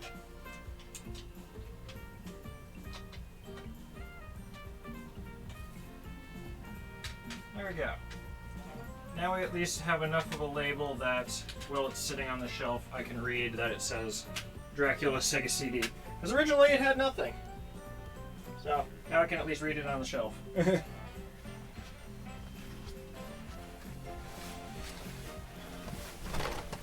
But yeah, you missed it. I mean, just regardless of whatever number it says under the stream, what time is it?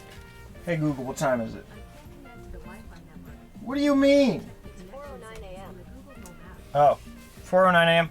I have now been streaming for like 12 hours and 15 minutes. So, yeah. We recorded like 6 gaming pickups videos. A lot of those recordings were like 2 hours long. And, yeah. Now we are putting the games back. And then in the next videos we'll be getting into the quicker stuff to go over. But yeah, we're at least getting these out of the way, because it's just going to ease up so much more of this if I don't have all these games everywhere. Like, it already took me long enough to talk about all of them, now I'm alphabetizing them all back onto the shelf. Which, I don't know if that's a good or bad idea to do on stream, but I never really care. I just kind of have fun streaming and go with it. But now I have a Sega CD game for the shelf. Yay!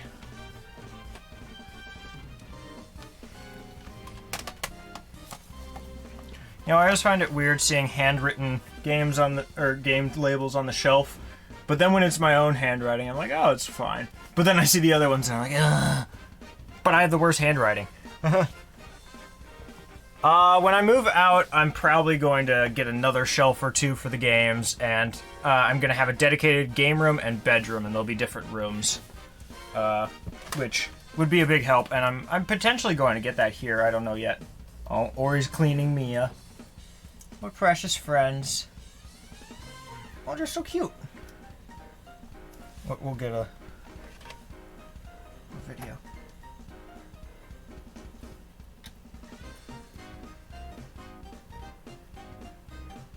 Look at him. This is gonna be so choppy because I'm far away, but if I get any closer, then they'll stop doing it. So precious. She's just cleaning. Because the rats can't lick their face as well. So they do it to each other. What? No.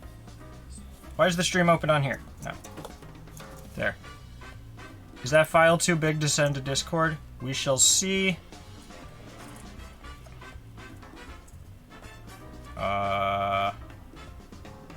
Pets. Hey, file's just small enough, so yeah.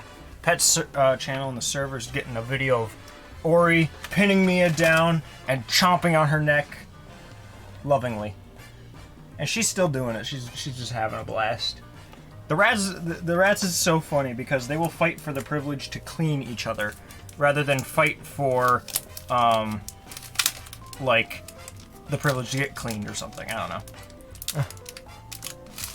Chris, don't lay down. Guys, we gotta put him down. Oh no. Echo Defender of the Future was in a case, or in a like plastic cover, but the sticker was still on the case itself. And I do not anticipate this to be an easy to remove sticker.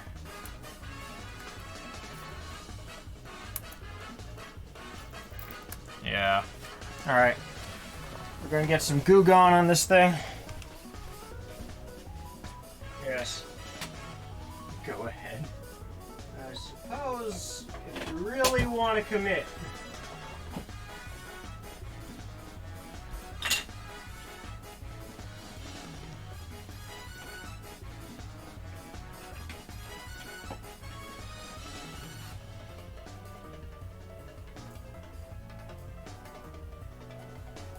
we go.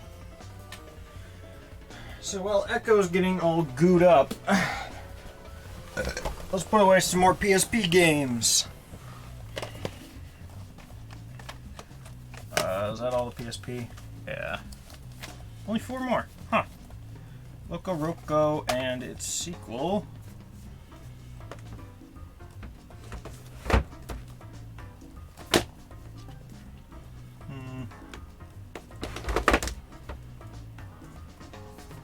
And Death Junior.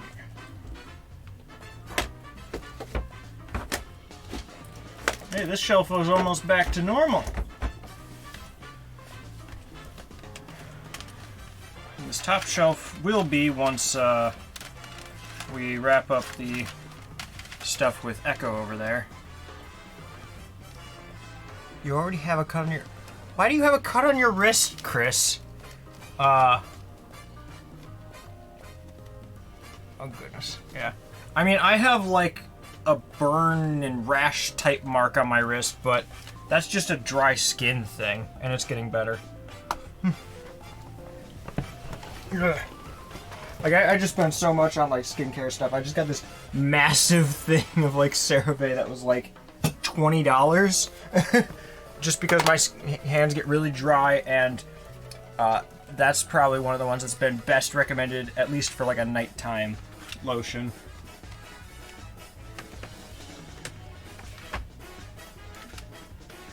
Harry Potter and the Sorcerer's Stone. Star Wars. Let's see. Where does... Okay.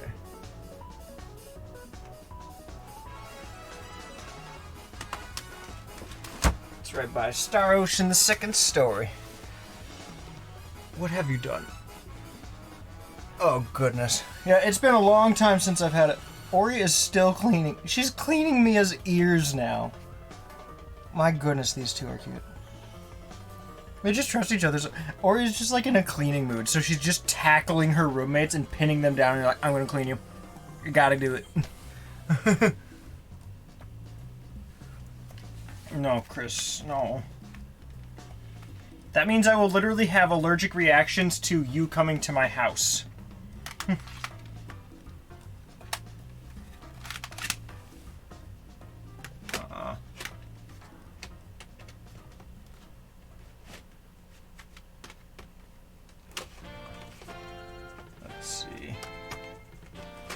Ooh, it's been a while since this one.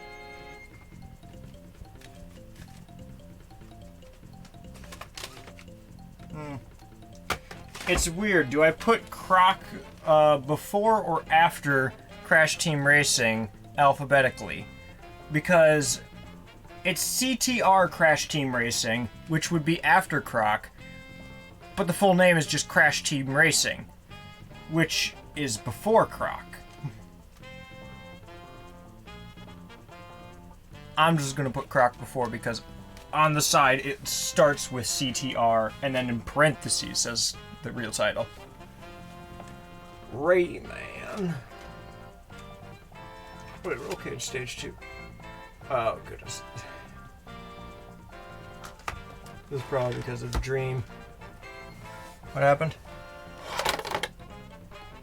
A fox? I don't know. When do you think I've been around a fox, Chris? I barely remember what they even look like. Aren't they just kind of like dogs with a fluffy tail and orange? Isn't that kind of what they look like? Like, foxes never come up in any circumstance. Last time I saw a fox was like Persona 4, and that was like in 2013.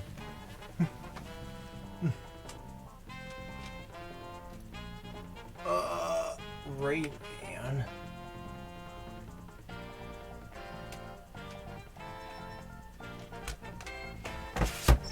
Yes. RC Copter. Actually, we can probably find a place for Oddworld now. Where's the first Oddworld? There we go.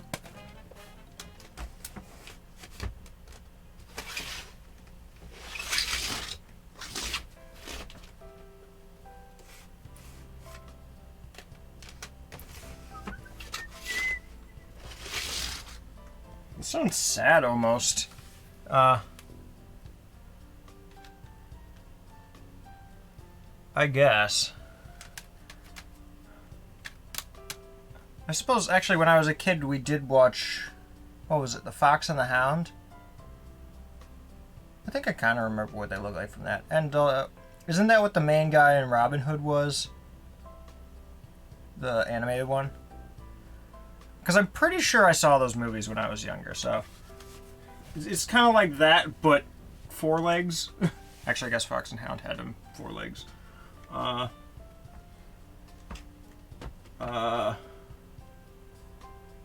This is RC.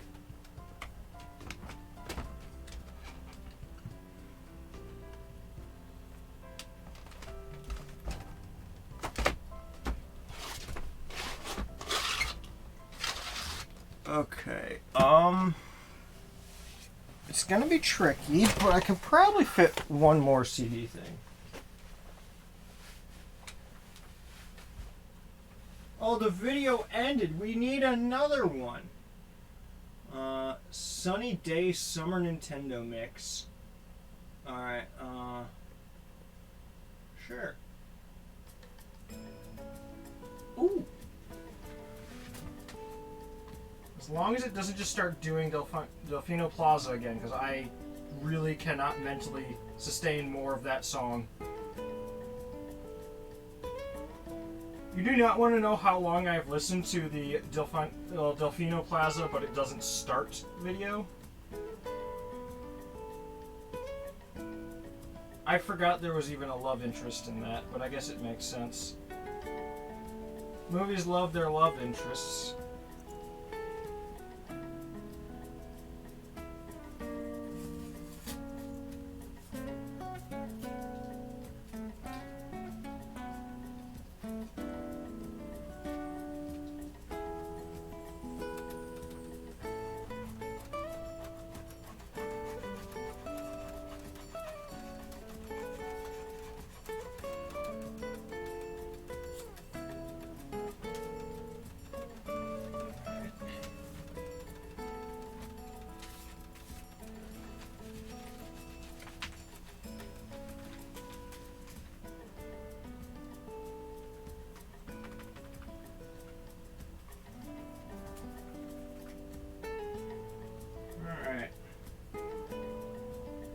Case is cleared.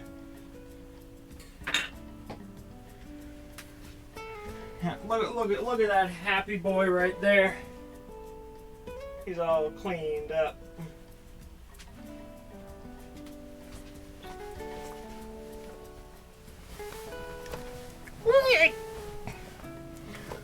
Echo the dolphin.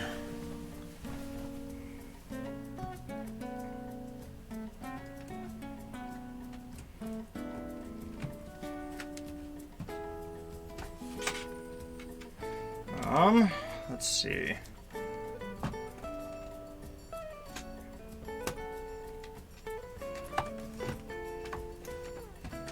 There we go. Luckily there aren't too many 2-disc Dreamcast games. Pretty much just Shenmue, I think. Well, and Shenmue 2. Is there other 2-disc Dreamcast games? I wouldn't be surprised if there are, but I can't think of what they'd be. Okay. We're gonna have to resort this because a lot of NES games were added. And I want to make sure that the better ones get the plastic cases I have on offer. Like, sure, Mario Bros. Plus Duck Hunt is cool. You can still find that anywhere for, like, basically free because places just don't want it. I would keep the Batman and whatever other one in their plastic seal, but I don't need the label with the pricing just sticking out. Yeah, I've heard good things about this one. The lighting back here is not optimized for this. Actually, you know what? I can drag a light back to this corner for this part.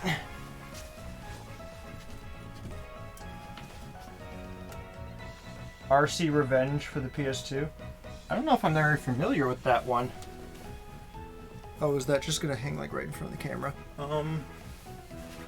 Maybe like this. Is that better? Slightly off camera.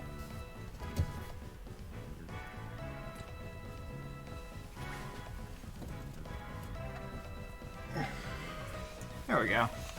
That should light up this area a bit more. Ugh. There we go. Hi, Pepper! Look at you all precious over there. I'm gonna snuggle you. Right after I snuggle Chat. Aggressively and with due diligence. Ooh! That's Jack. That's a swell track.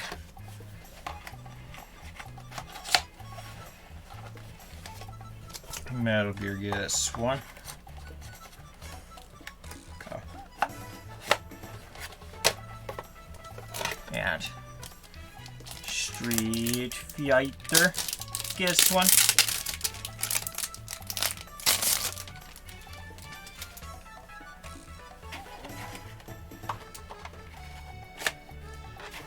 So Chris, when do you want to play Street Fighter on the NES? Not the SNES, the NES. We gotta do it. Mickey Mousecapade is not worthy. Anticipation is unproven. Bart is probably not worthy. Because I don't have enough of these sleeves to go around. Is there many more NES games to contend with? Is that it? I feel like there was one I was going to keep in the plastic. Oh, that's Drakengard. Or Draken. Oh, why do I keep wanting to say Drakengard? That's another game, and it's not even how it's pronounced, I don't think. So I'm just going to have one NES game that doesn't have a sleeve.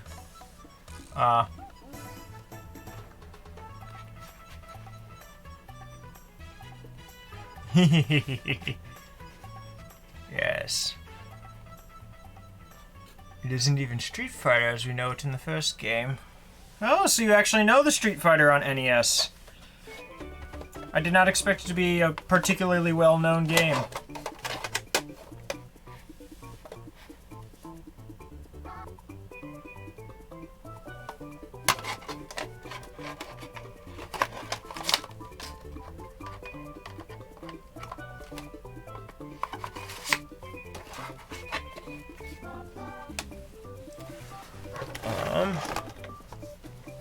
You know what? I'll just take the Metroid 2 one and do that as a display piece. Because that's kind of what the Metroid stuff is becoming.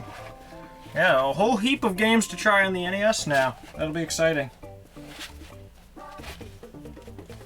Because I only just got the system for the first time. Sort of. I had the Retron 5 and it just broke immediately. Let's collect some Metroid games.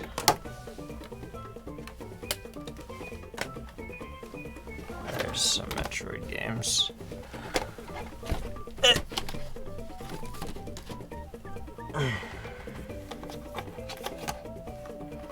Is there any Mario RPGs to worry about? No, I don't think so. Oh, there's a Metroid game. Metroid games all get together. Fighting game history videos? But like, is Street Fighter on NES really a fighting game? It's still a Capcom game. I'll give it that much. Oh, I put Bart in backwards.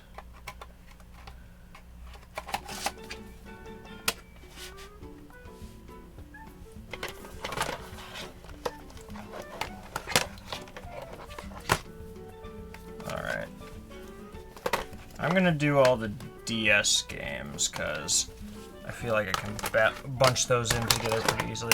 Oh, this doesn't even go over here. This is a cardboard box game.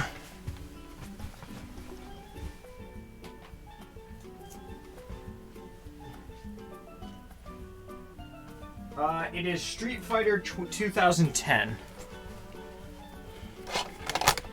Do what you will with that information, but if you look it up, it is not going to be what you think it is. It's a Mega Man wave-based shooter.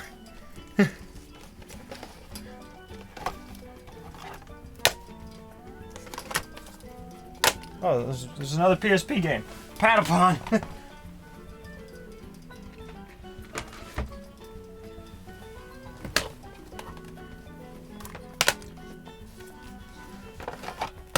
Ah, yes. 'Tis also an experience. Not for the faint of heart. And you know me, I'm faint of heart, probably. I ain't got a clue. I'm gonna move the mic for this part.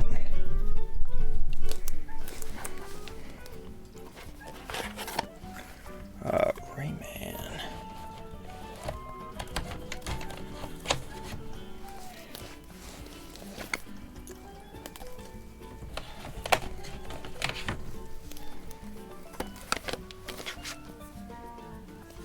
Am I even on camera barely? A little bit.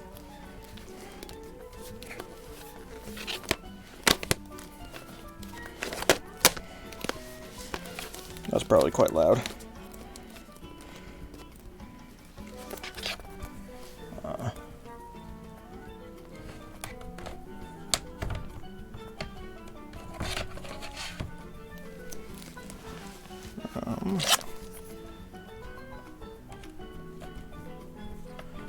Mario Party DS is so good. Everyone should play Mario Party DS. Anyone who hasn't played Mario Party DS, you owe it to yourself to play it because it's Mario Party DS.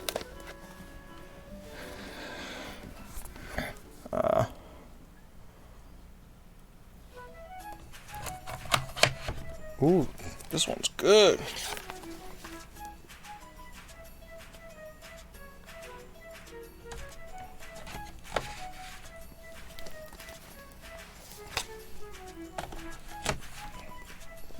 Alright, there's all the DS ones. Oh, wait. Oh, yeah, I put the Game Boy player in hardware. So that'll be a while from showing up.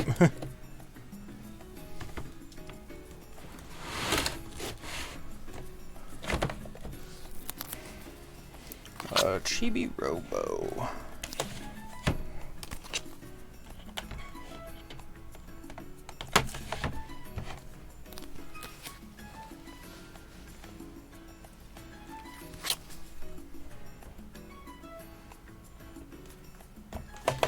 Oh look, Tales of the Abyss. Still have a box for it for some reason.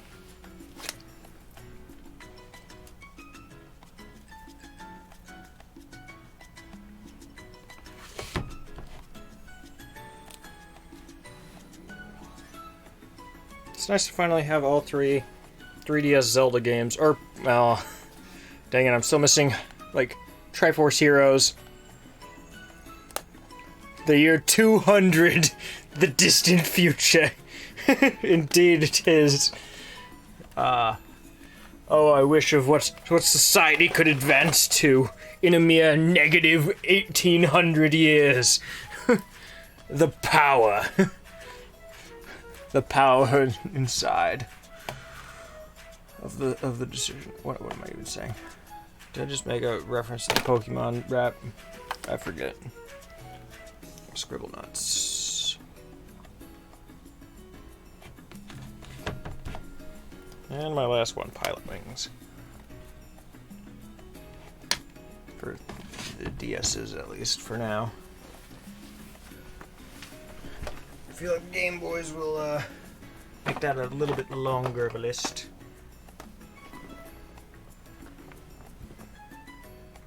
Is Battletoads at the bottom? I feel like Battletoads is at the bottom.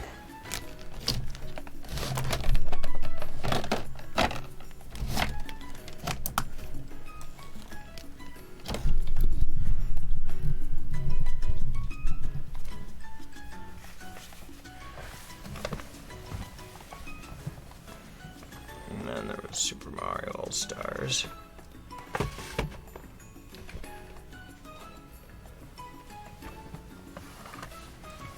Still surprised just how expensive so many of these games have gotten up to at this point.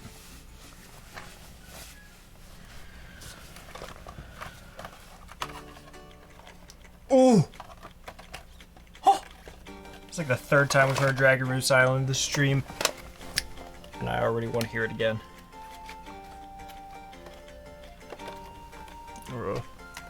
Oh, I hit something on here. Huh. See if I can fit all these GameCube games. Or Game Boy games. Why is it crooked? Caught on something? There we are. Oh, it's just the shapes of the cases. Zelda. And Metal Gear. Alright, just enough room for the Game Boy player left over. I think.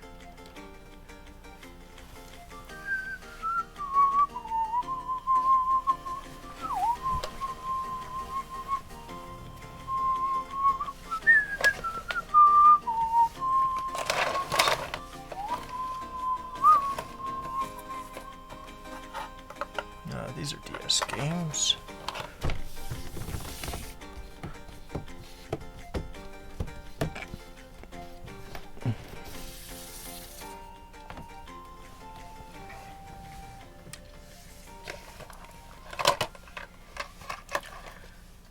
Huh. Well, I'm guessing Blackthorn is more deserving of a bottom case cover than Pac-Man 2 or Monopoly, which are both like $1 games. Same with Draken, which we can break the plastic on. If I can find a good place to pierce it, there we go.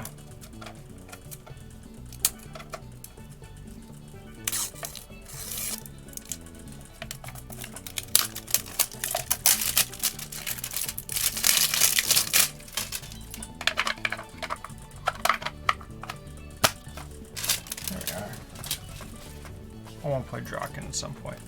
Just to hear the water theme in the game is so good. Or the water themed day is good. I have to get more SNES cases if these keep building up.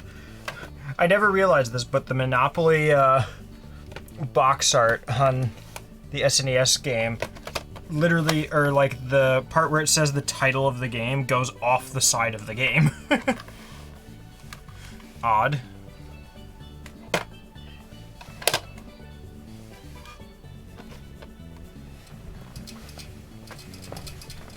Alright, so Nintendo 64 games are next.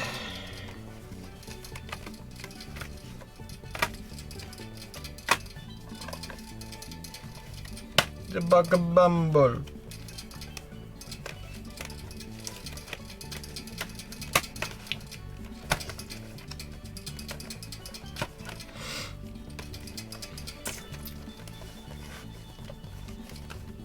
Star Wars, Star Fox says I have that. Here for what you say about Monopoly? Oh, that's fine. It's just Monopoly. It doesn't have feelings. All it can do is end my, well, I guess financial stability. And oh boy, can it do that. It's very skilled at doing that.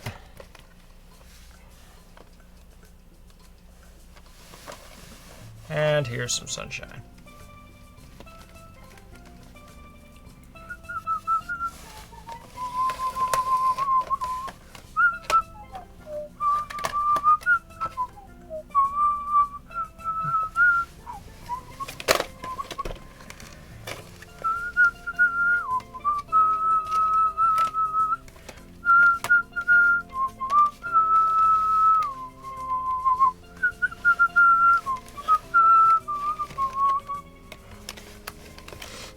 Brandon literally said that the fact that we got the SNES version of Monopoly was kind of stupid, and maybe he could be talked into it. He didn't like get super excited about it like we thought he might.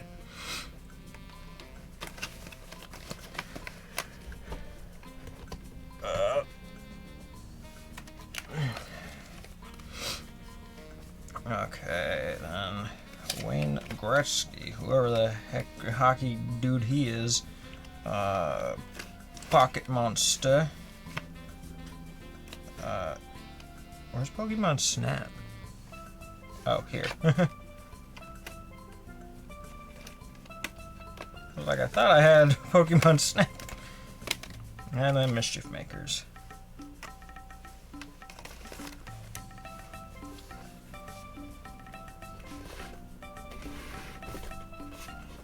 No, don't you keep doing that, Chrono Trigger.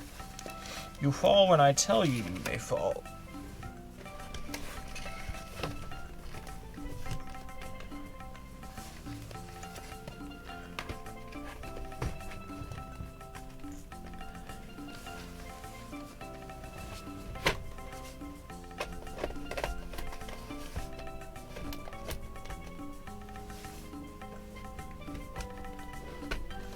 Alright, we'll do some SNES now. We may have to condense the Metroid section just to fit all these. Unfortunately. Power Stone 2? Well, why? Who wouldn't? It's Power Stone 2! You do realize that most people have no clue what most of these games are, right? Which I find it really funny, though, because, like, I'll point out a game, and then someone will think I'm the idiot because I expected them to know what it is, and then I'll point out another game that's far more obscure, and they'll be like, you really insult my intelligence so much that you think I don't know this one? It's so hard to win when it comes to knowing who knows what games.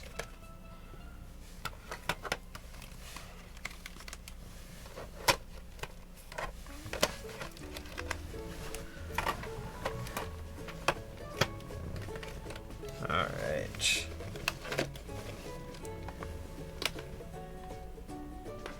Yeah. There's Yoshi's Safari.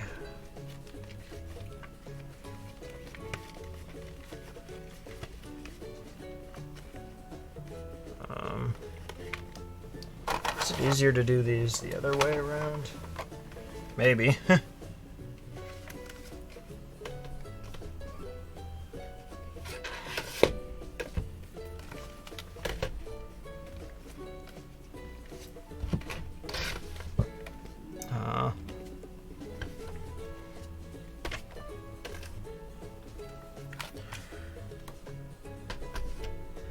Yeah, let's give this reshuffle a try.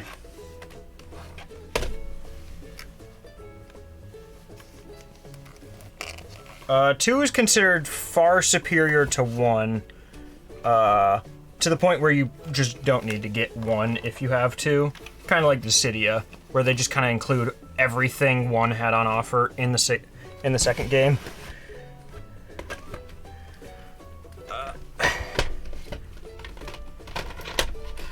Oh my goodness, it's perfect.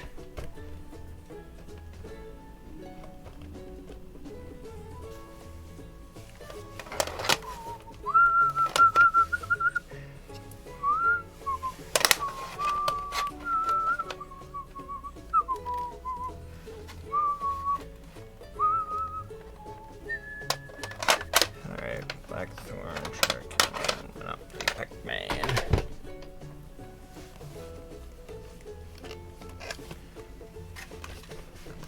Let's see how well this works out.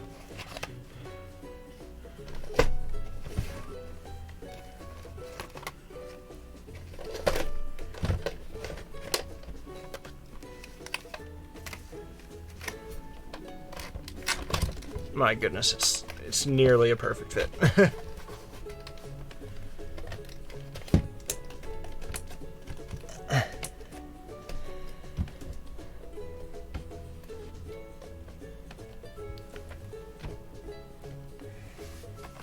But there's so many Game Boy games to fit into this small space that's left.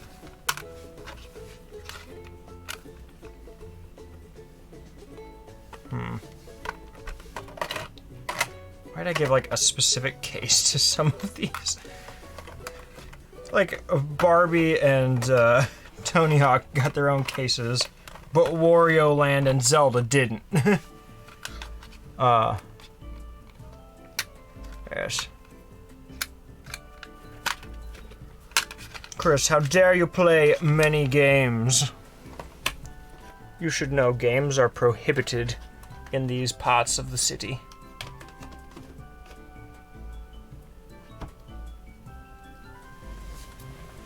Except for Star Tropics. Everyone may play Star Tropics. Oh crap, the NES games. I still gotta fit these somewhere.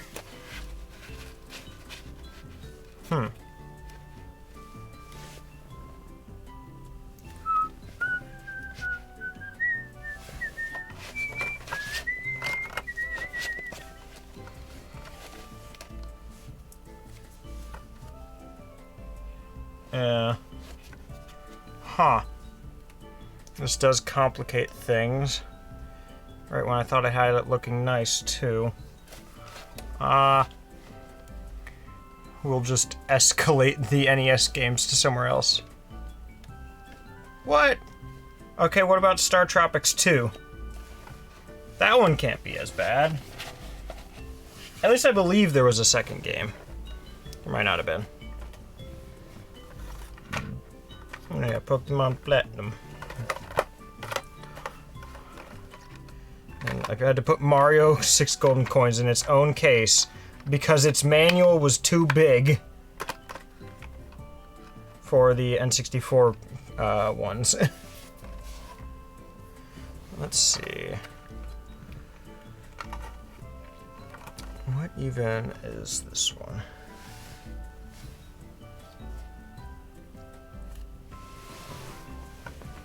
Oh, the Blackthorn. Saved it. Not dead. Don't give away my channel to Chris just yet. Besides, I already made a deal with somebody else to get it.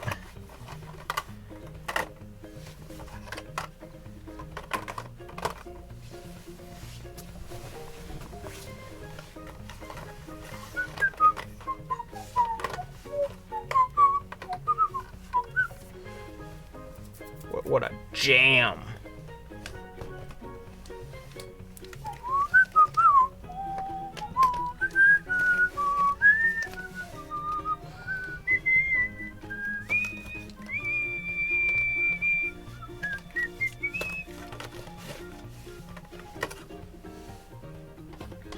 A little off, but that's fine. Forgot about this little part here too. It's good. Good stuff. I gotta do the NES games alphabetically now.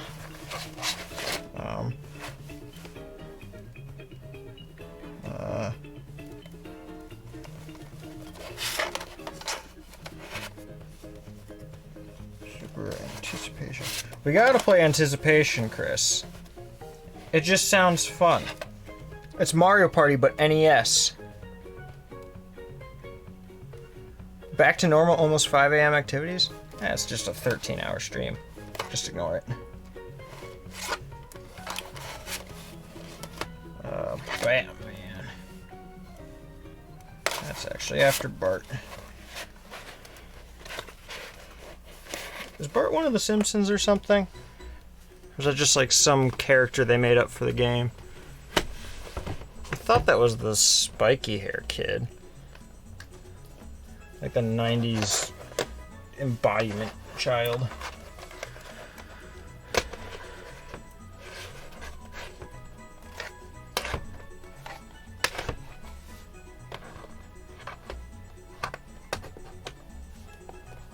Huh. It doesn't quite fit all of them. I guess if there's one sideways NES game, then all the SNES ones fit. Yep.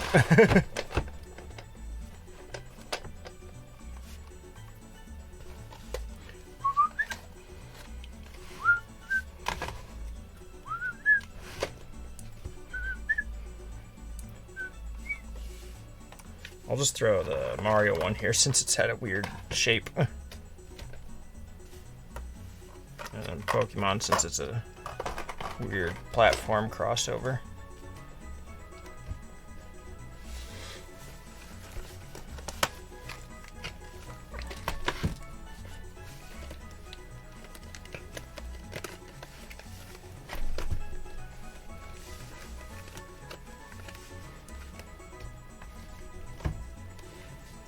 Okay, fine.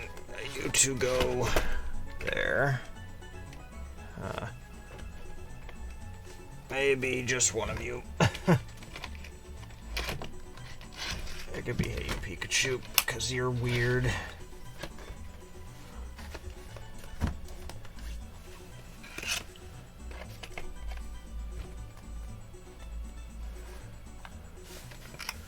The yellow one? Aren't like every character in that show yellow? Or isn't?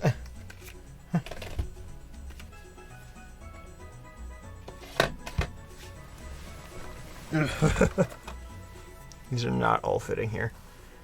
My goodness, they are not.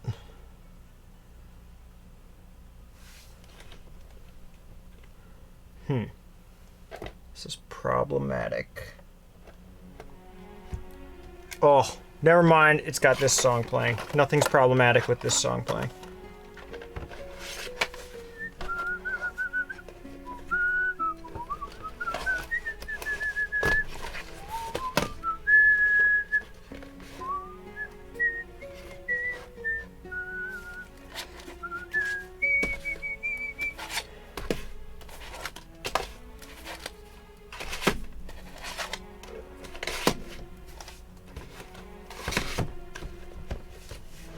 I believe I can do this and then still stack the SNES games.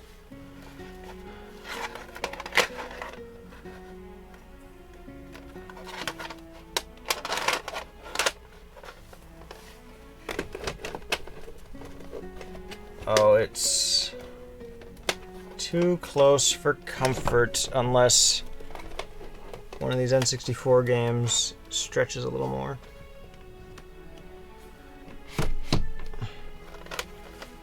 Or maybe if I put it near the edge, it rises enough.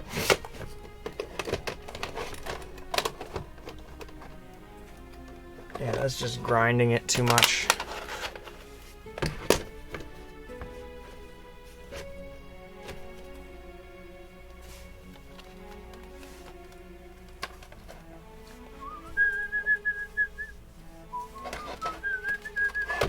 That could be like 3 games tall, though.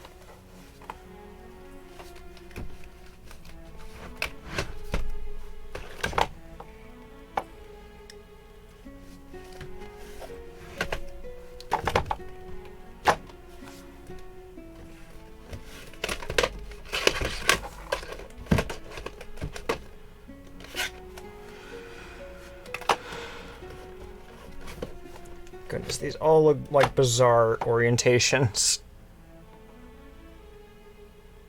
Wait, what? Ah. Well, Chris, what if I told you that Another World has a sequel that was exclusive to the Sega CD? Because, we could do that.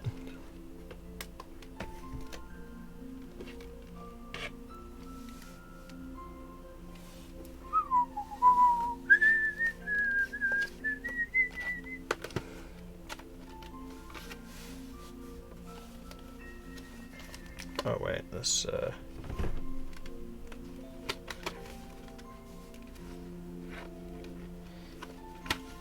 So Chris, when are we playing Barbie on the Game Boy Advance?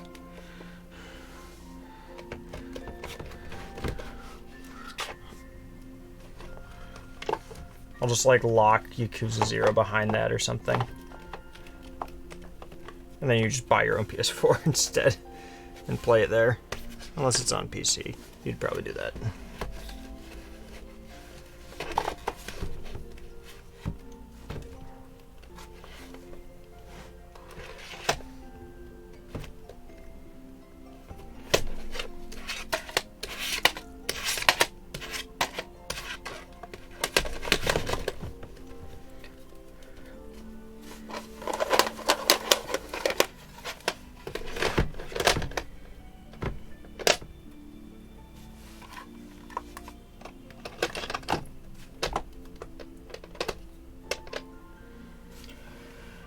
There we are. That's a little better. Frees up some space.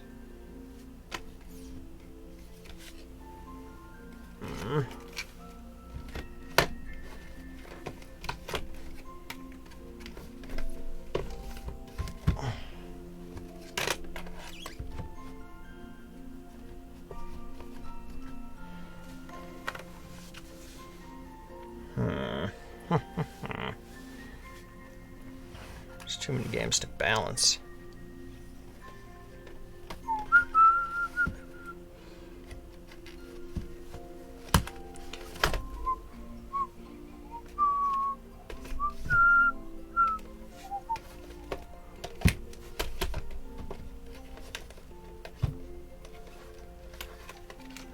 How dare you, Chris?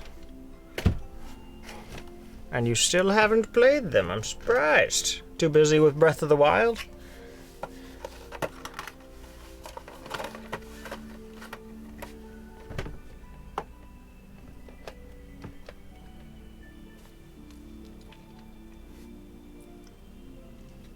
Or at least that's what one can assume.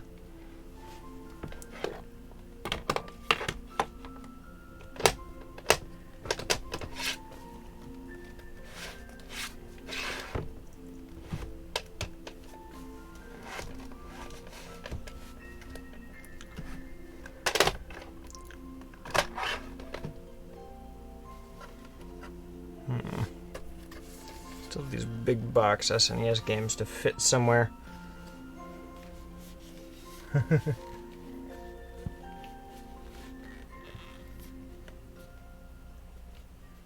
I suppose it has been. Maybe it'll come up sooner or later.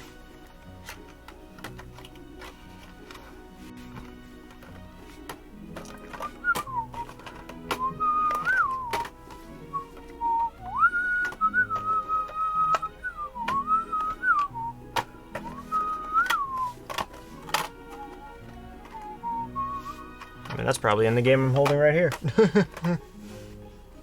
Pretty sure that's Gen 4. That's the surf theme, right? Or is that another game's take on the surf theme?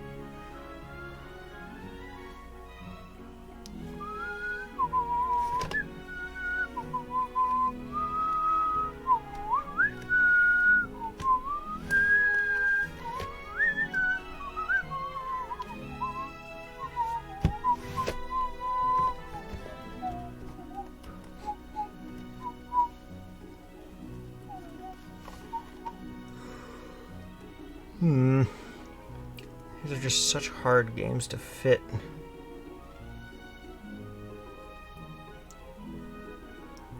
Would it be easier if I just did it like cartridge at, or one cartridge type at a time?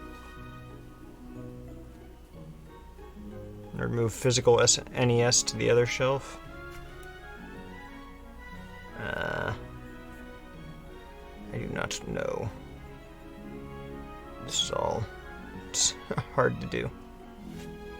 I might move like boxed SNES to the other shelf.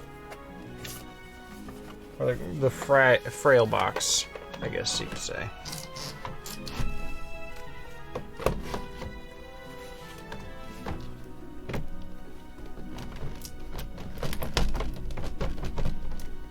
Why did I put Banjo-Kazooie and Tooie up here? They're the larger box ones. Alright. So freeing those up should offer more space here.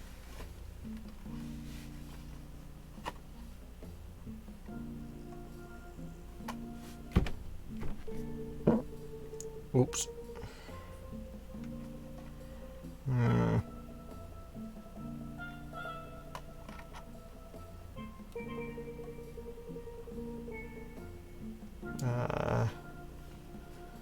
Yeah, what's a good order for these? There's R, T, I, S is here. T, B, E, P,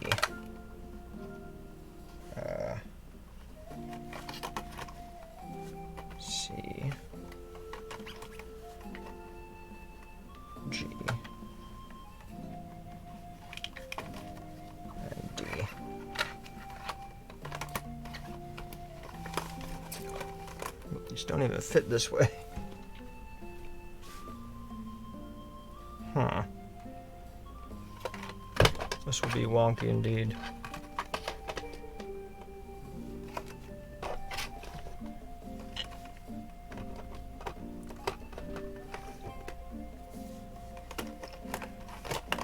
Let's fit 2 or 3 more. 3 more, cool.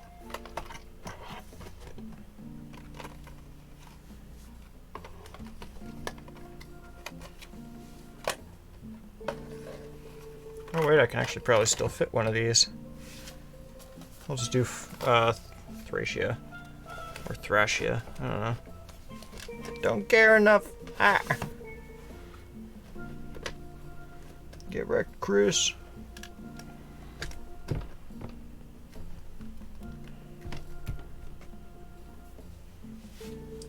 So then Chrono Trigger doesn't fit here anymore.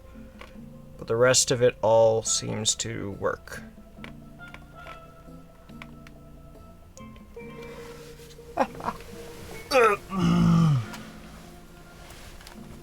Oh, look at the rats! Hi, the rats! Look at you being all precious. Hi, the Pepper. Hello, baby Mia. Hello, baby Isla. Hello! Everyone looks so happy. Oh, thank you for the licks.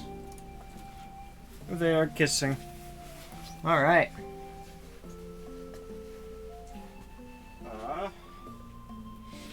One game I forgot had special criteria is Tetris Attack, which I wanted a plastic case for, but they're in use by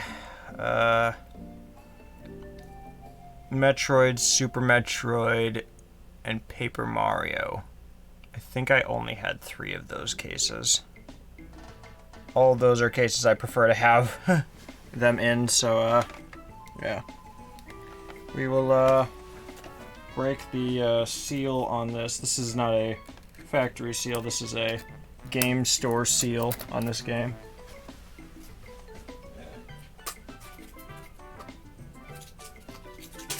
So another boxed SNES game enters the collection.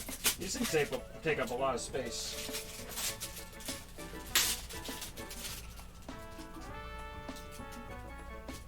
Why is it sticking there? Was there a previous label? As long as it doesn't peel box art.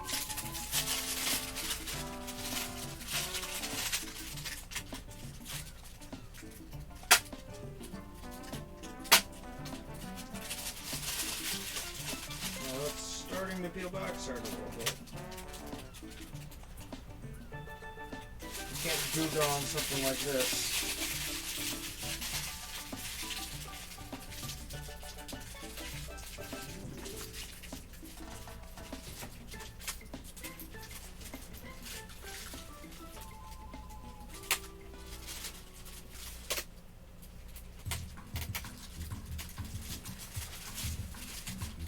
Okay. Mostly unscathed. Yeah, it looks like someone put a giant sticker in the center of the back here, and it was adhesive to that. It's still sticky too. There's another sticker on the back. I don't know if it'll come off though. Yeah, that one's not coming off easy. I'm not gonna care enough.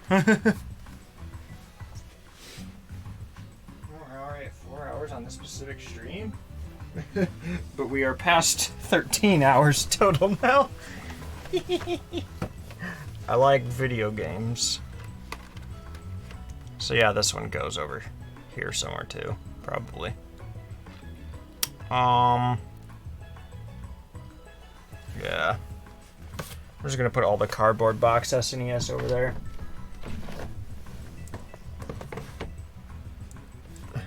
Or this shelf actually benefits more from Battletoads Double Dragon.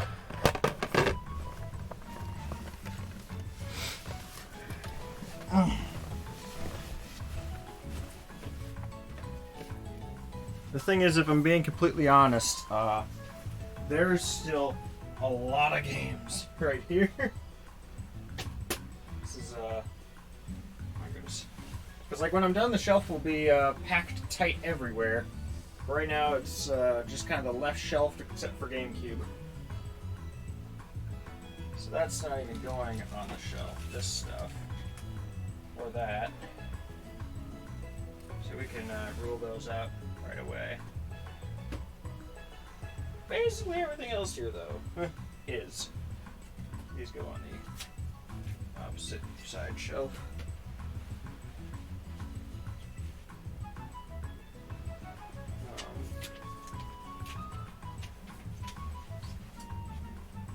There's so many genres.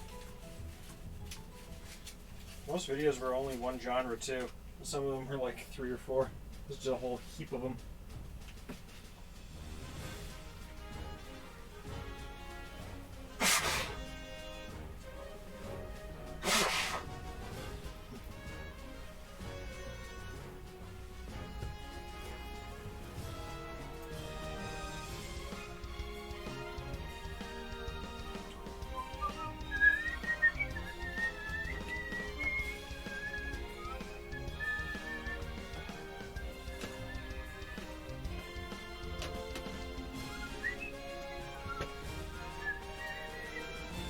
Splinter Cell's on a different shelf.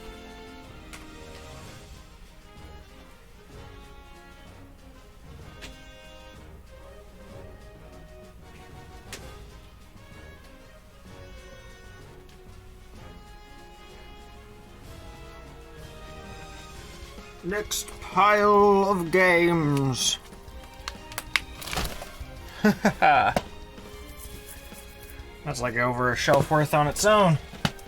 And we still got like 4 more of those, or 5 or 6 more of them over there. Maybe I bought too many games. Zappa. The last... Oh yeah, I did get it on PS2, so it is the last PS2 game.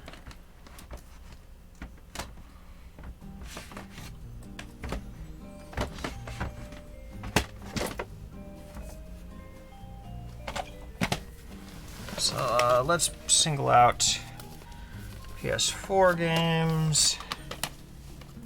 Just 3, 4 of them. Actually, GameCube's a big one to get stuff for, since I have a loose one sitting here for Splinter Cell.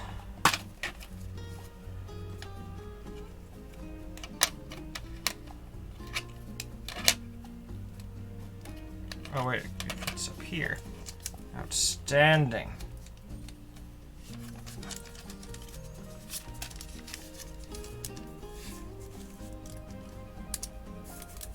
Where did I even get this game for? Oh, this is a while back. Is there a date? 2015. I got this and Metal Gear Solid 2 for $5 each. So yeah, these have been around a bit.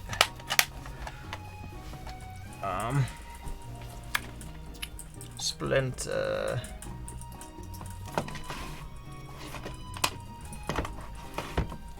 And Hulk.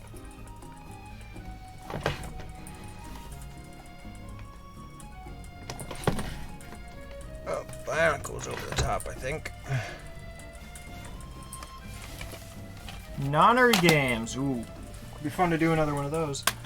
Chris, do you think the next Miyu Connor game will be Virtue's Last Reward or something else?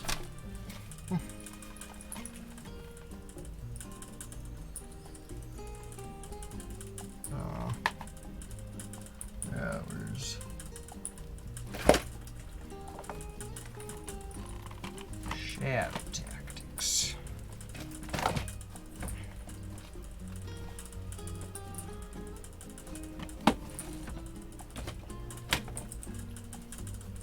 Deus Ex.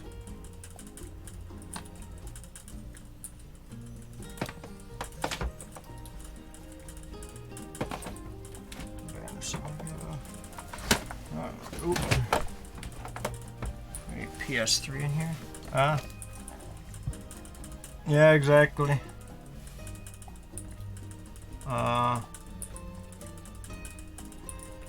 Yeah, honestly, we should do that. I think Ezra's fully vaccinated now, so we'll have to see with him, although he also doesn't really care if he's present or not, so it could very easily be a Levi Chris Connor game, and Ezra joins in when he pleases.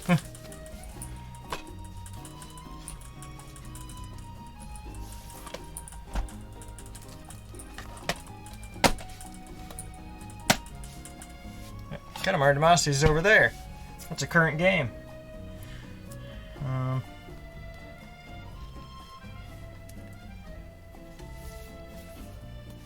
There's some more PlayStation 2s.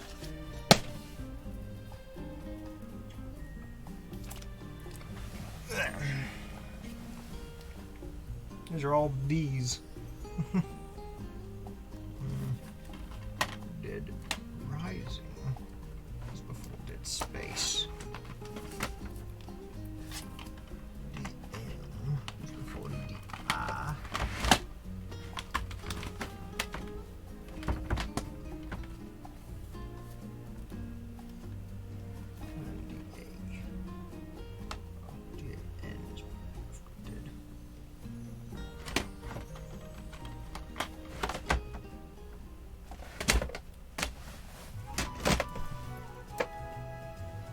Ooh, that's a jolly little tune. Yeah. Exactly. Hopefully it's more possible, because apparently next week, although I've been told next week every time I've asked for like 2 months, that, like, if I'm being completely honest, I'm not really sure what to think about how my boss is handling it. Because, basically, he gets a consistent schedule every week. He's just weekdays, 7 a.m. to like 3 p.m. And that's it. And then when any of the other managers ask for a schedule, he's just like, I guess? Does it matter enough? Like, I'm not prioritizing it. It doesn't seem like you guys care enough, or like it matters enough whether or not the schedule is consistent week to week, but like, he's the only one in the store with a consistent schedule. And he's confused why people who don't have consistent schedules might also want that. I don't know. At least it's kind of been handled that way. I'm not very happy with it. But I'm just hoping I can get a consistent schedule and then finally actually start making things happen. Yeah.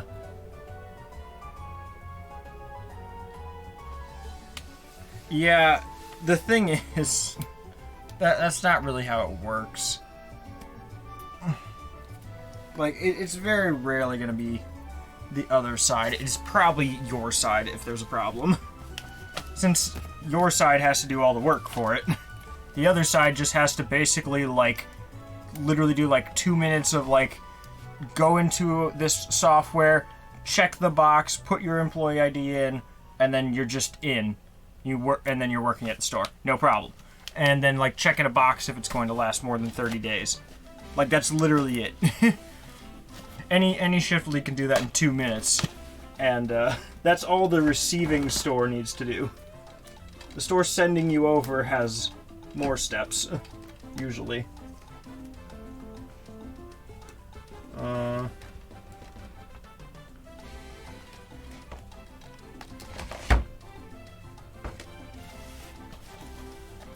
SpongeBob. Future tactics.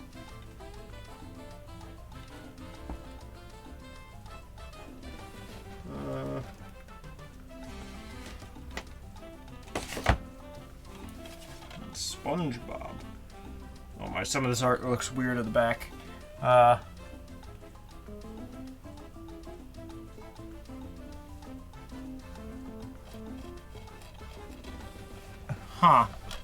Weird.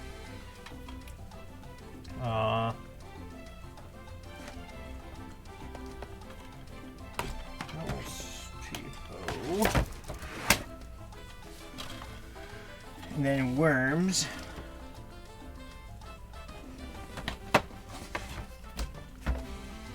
Alright, we're done with that shelf, at least for this pile.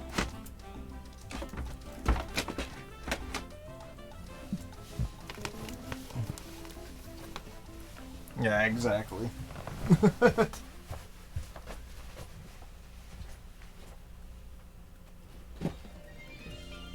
Ooh! That's the jam! Well, let's just yoink some more games while I'm over here. You go in this pile.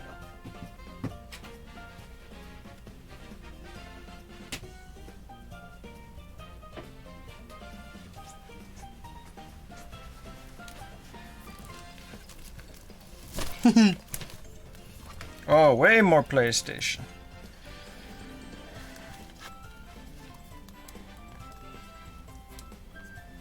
This is literally just all PlayStation. And here's our 2 GameCube games that we were probably missing. Oh, Pepper, what you shuffling around for? Are you deciding to be the cutest little fluffling that ever did Nugget? My goodness. What a glorious pet.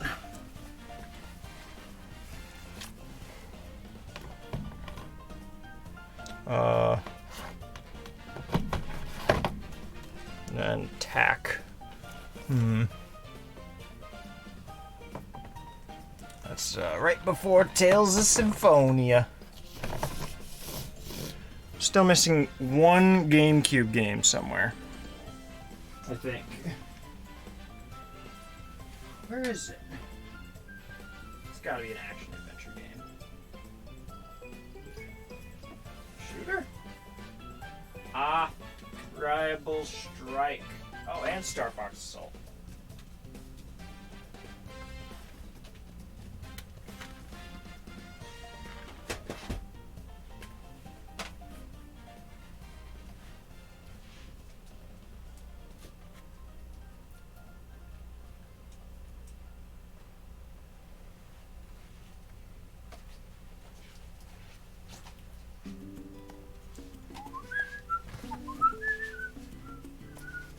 Goes on the other shelf.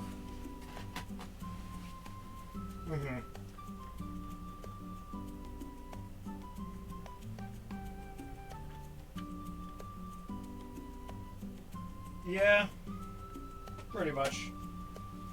I mean, at work, there was a point where,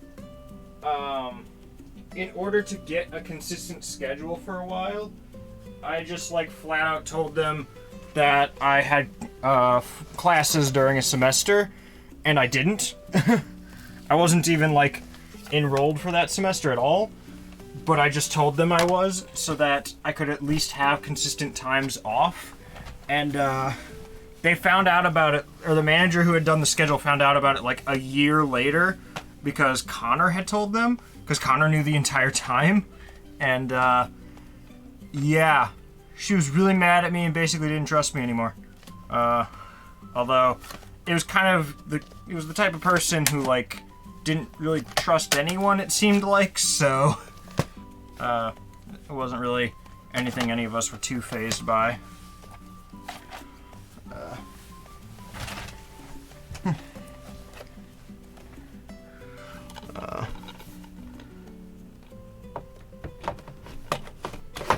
Can I fit one more? Okay, yeah.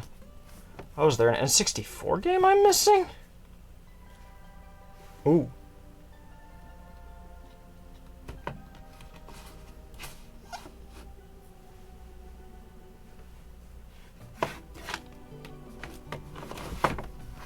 I must be missing an N64 game or something then.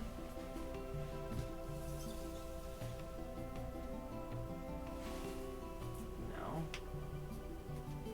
Ah, Defender. That can't be all of it. Wind Waker. It's because it had a different color label.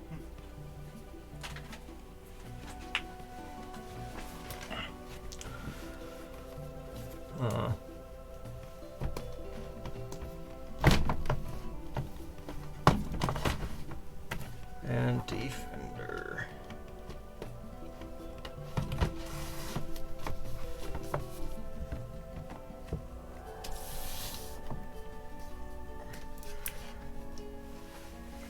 Outstanding.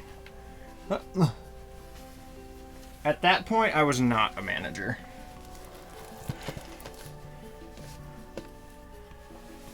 She was mostly just upset that, like, she wanted to schedule me wherever random place she had in mind, and I would just say, no, I have class. And, like, it wasn't even as much that, like, I had a set class schedule. It was the fact that, like, it was enough pressure that anytime they were making a schedule, they would show me what they were going to schedule me, and I could say yes or no to it before it happened. Like, they were doing that, more or less, and that was a very good change of pace. To just, you're working this.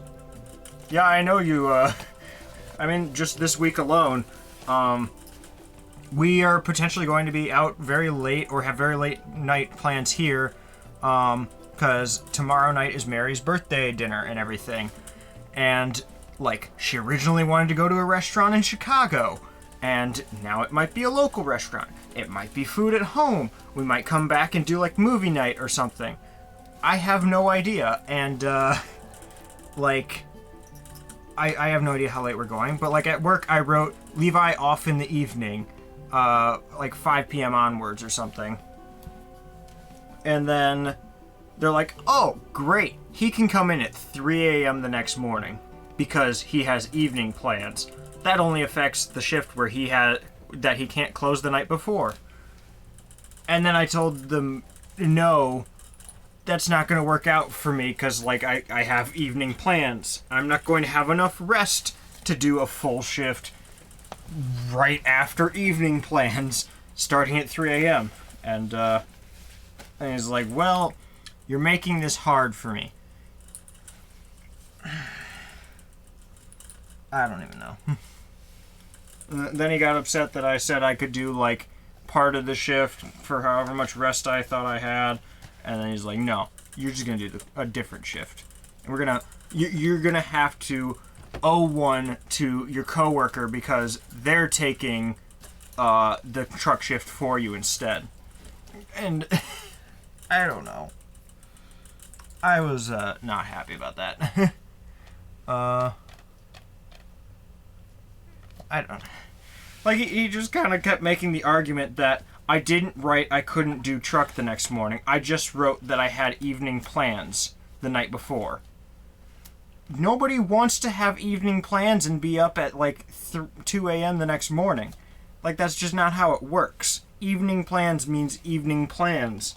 You're probably going to be up at least until 10. Like, the truck shift, you want to go to bed at, like, 6 or 7 p.m. That's still, like, late afternoon almost.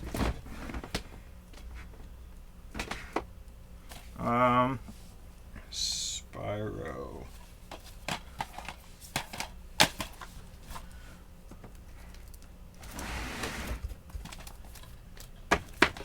There's all the Spyro games. And we need new music. Whoa!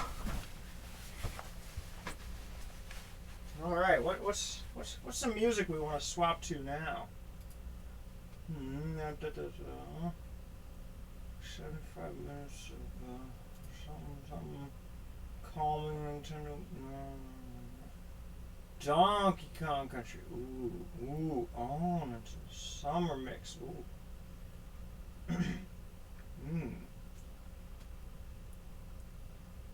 Nintendo elevator music. Welcome home music.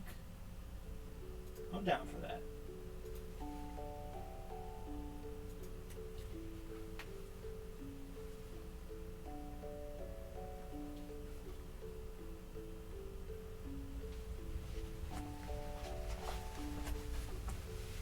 Hello, my baby bunny.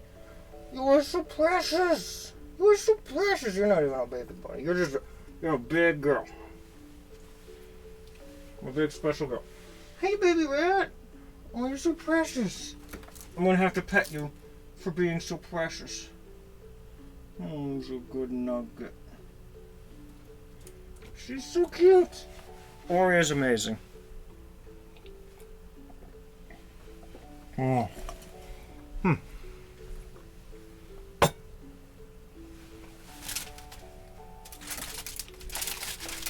more snack. Oh, wait, that's right. I don't have to deal with this anymore. I have the inhaler. Yes. Oh, I love this. I've just gotten so used to trying to tolerate it.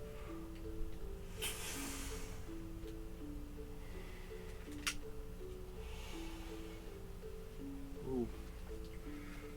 That's the first real one from the inhaler. The first one's always like a half power from a brand new one. If even.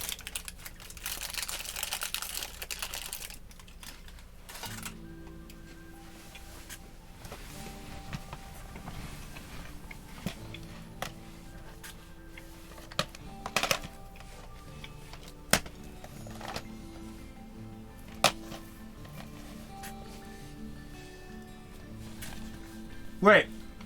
Oh. Yes, we got Xenoblade 1 music. Oh. And it's one of the good ones. I'm just kidding. That's like all of them except Mechanical Rhythm. But that's mostly because of how they use it in the game. And also the fact that it's kind of like a one-off track in the game. That doesn't really match with much else, but they keep trying to make it match with other things.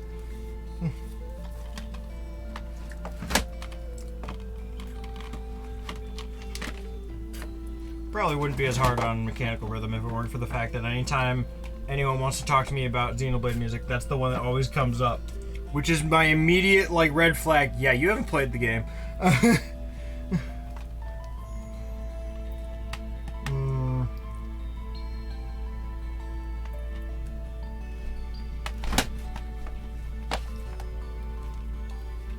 Ooh, Axiom Verge. Not bad.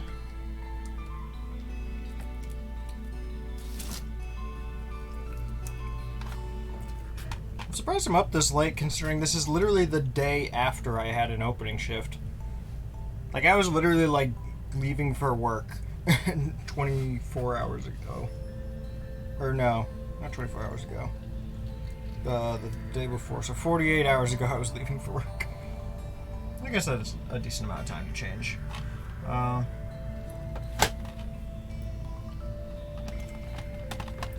I really need to play Horizon Zero Dawn as well.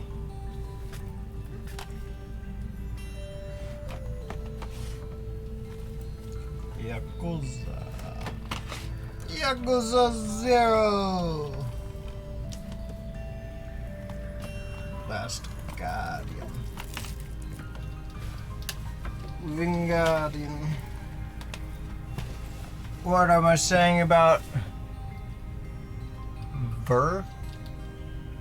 VLR? Is that what that says? What is VLR? Is that a game acronym?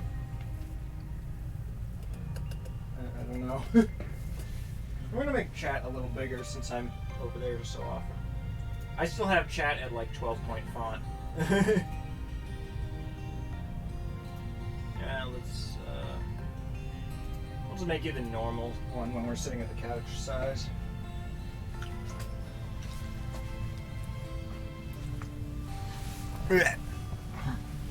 Oh wow, that's way easier.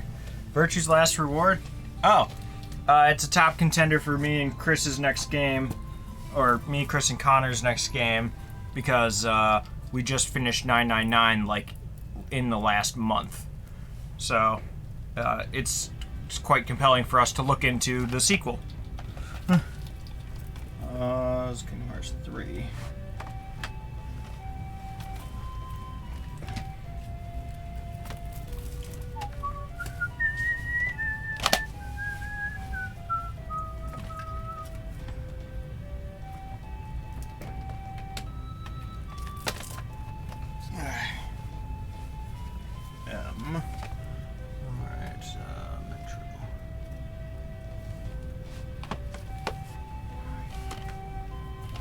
The Order.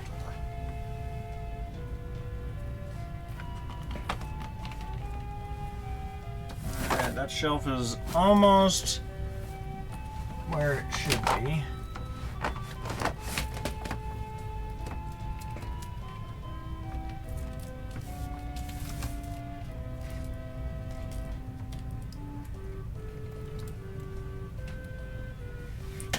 I love. Oh, DK64 is great. Like if they just had like a weapon wheel type thing for picking characters. Oh goodness, it'd be a good one. Yeah, I mean we're interested in seeing what the series does next. Or Meta's next. Let's see. Ratchet and Clank. Oh, probably goes after the Ratchet and Clank collection. Was it Heavy Rain that I sent Mitch with? Probably, and Shadow Class Psycho. Yeah, Mitch is borrowing a whole PS3 off me and like 2 games. Or 3 games. Little Big Planet, that's a good one. Forgot this pose Snake is doing on the back of Metal Gear Solid 4. What a good game. I wish that was a more accessible game for people. Batman. Batman Arkham Origins. Bionic Commando.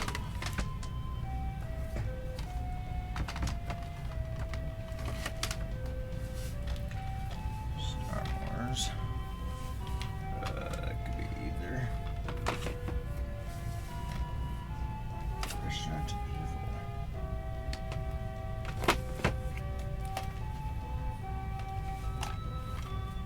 Oh, actually, Star Wars is after Sly Cooper.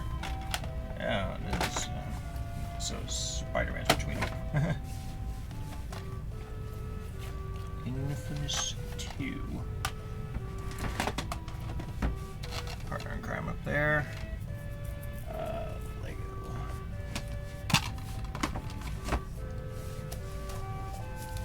Just gonna take one last sweep for PS3 games.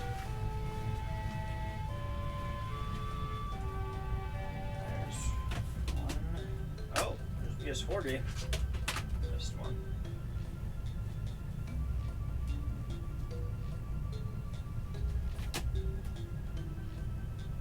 Okay. And a few in here. Just 3, I think. Oh wait, no, that's a stack.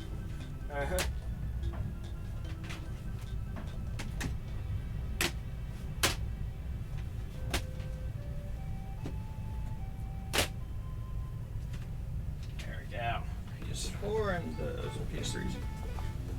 Ooh! Oh, what a good one! Might not be a well-remembered game, but I just like some of the music from it. It's good.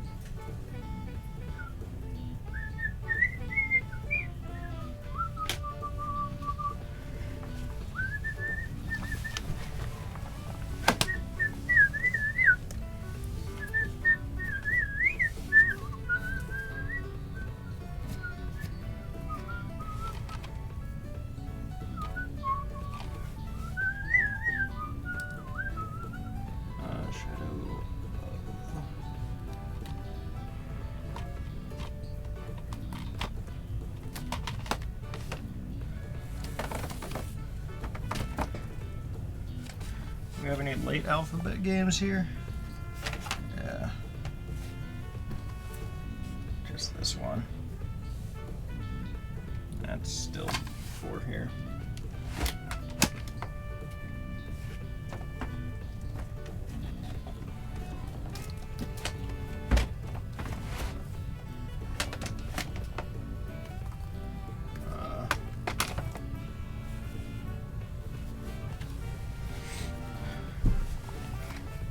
BioShock.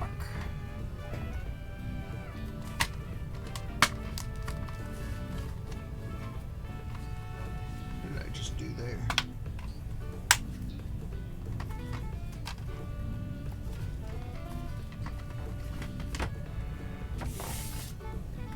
You know, some of you guys haven't played the Metroid Prime games, and it shows. You might want to change that. Because they're good. And everyone should play them. Or at least the first... Not like all, like, 7 of them, or 8 of them, or whatever there are. But at the core, like, first 2, maybe the 3rd one. Like, that's... You should play them. I'm not talking about First Hunt, Hunters, Federation Force, and Pinball. I was like, there's one more.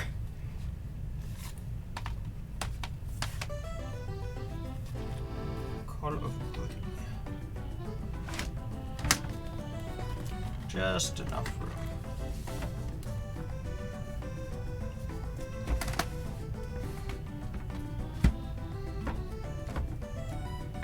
Alright. I think this is back to where it was mostly. I feel like this needs a little more containment.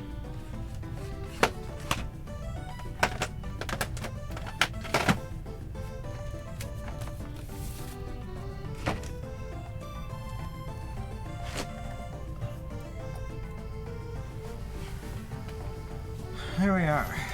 Time to squeeze some PS2 games. I'm just gonna see what's over here for PS2. I'll just bring them all. Come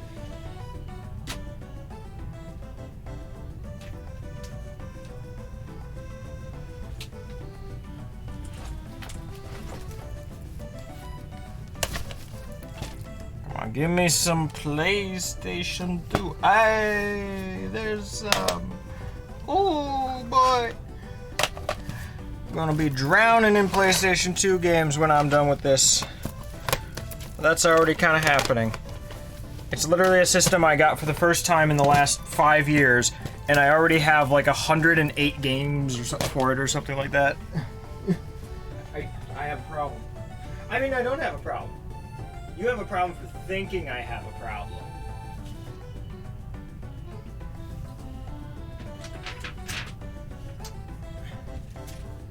That's my solution. My solution is that I don't have a problem. Chris thinks I have a problem, which means that it's not my problem. That's how it works. I can't hear this without thinking of just Yoshi screaming indefinitely.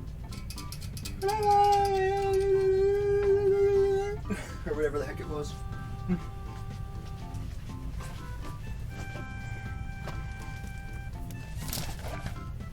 Oh, now that's a heap of PS2. It's a big old chunk right there. Solid condensed PS2 action and Barbie.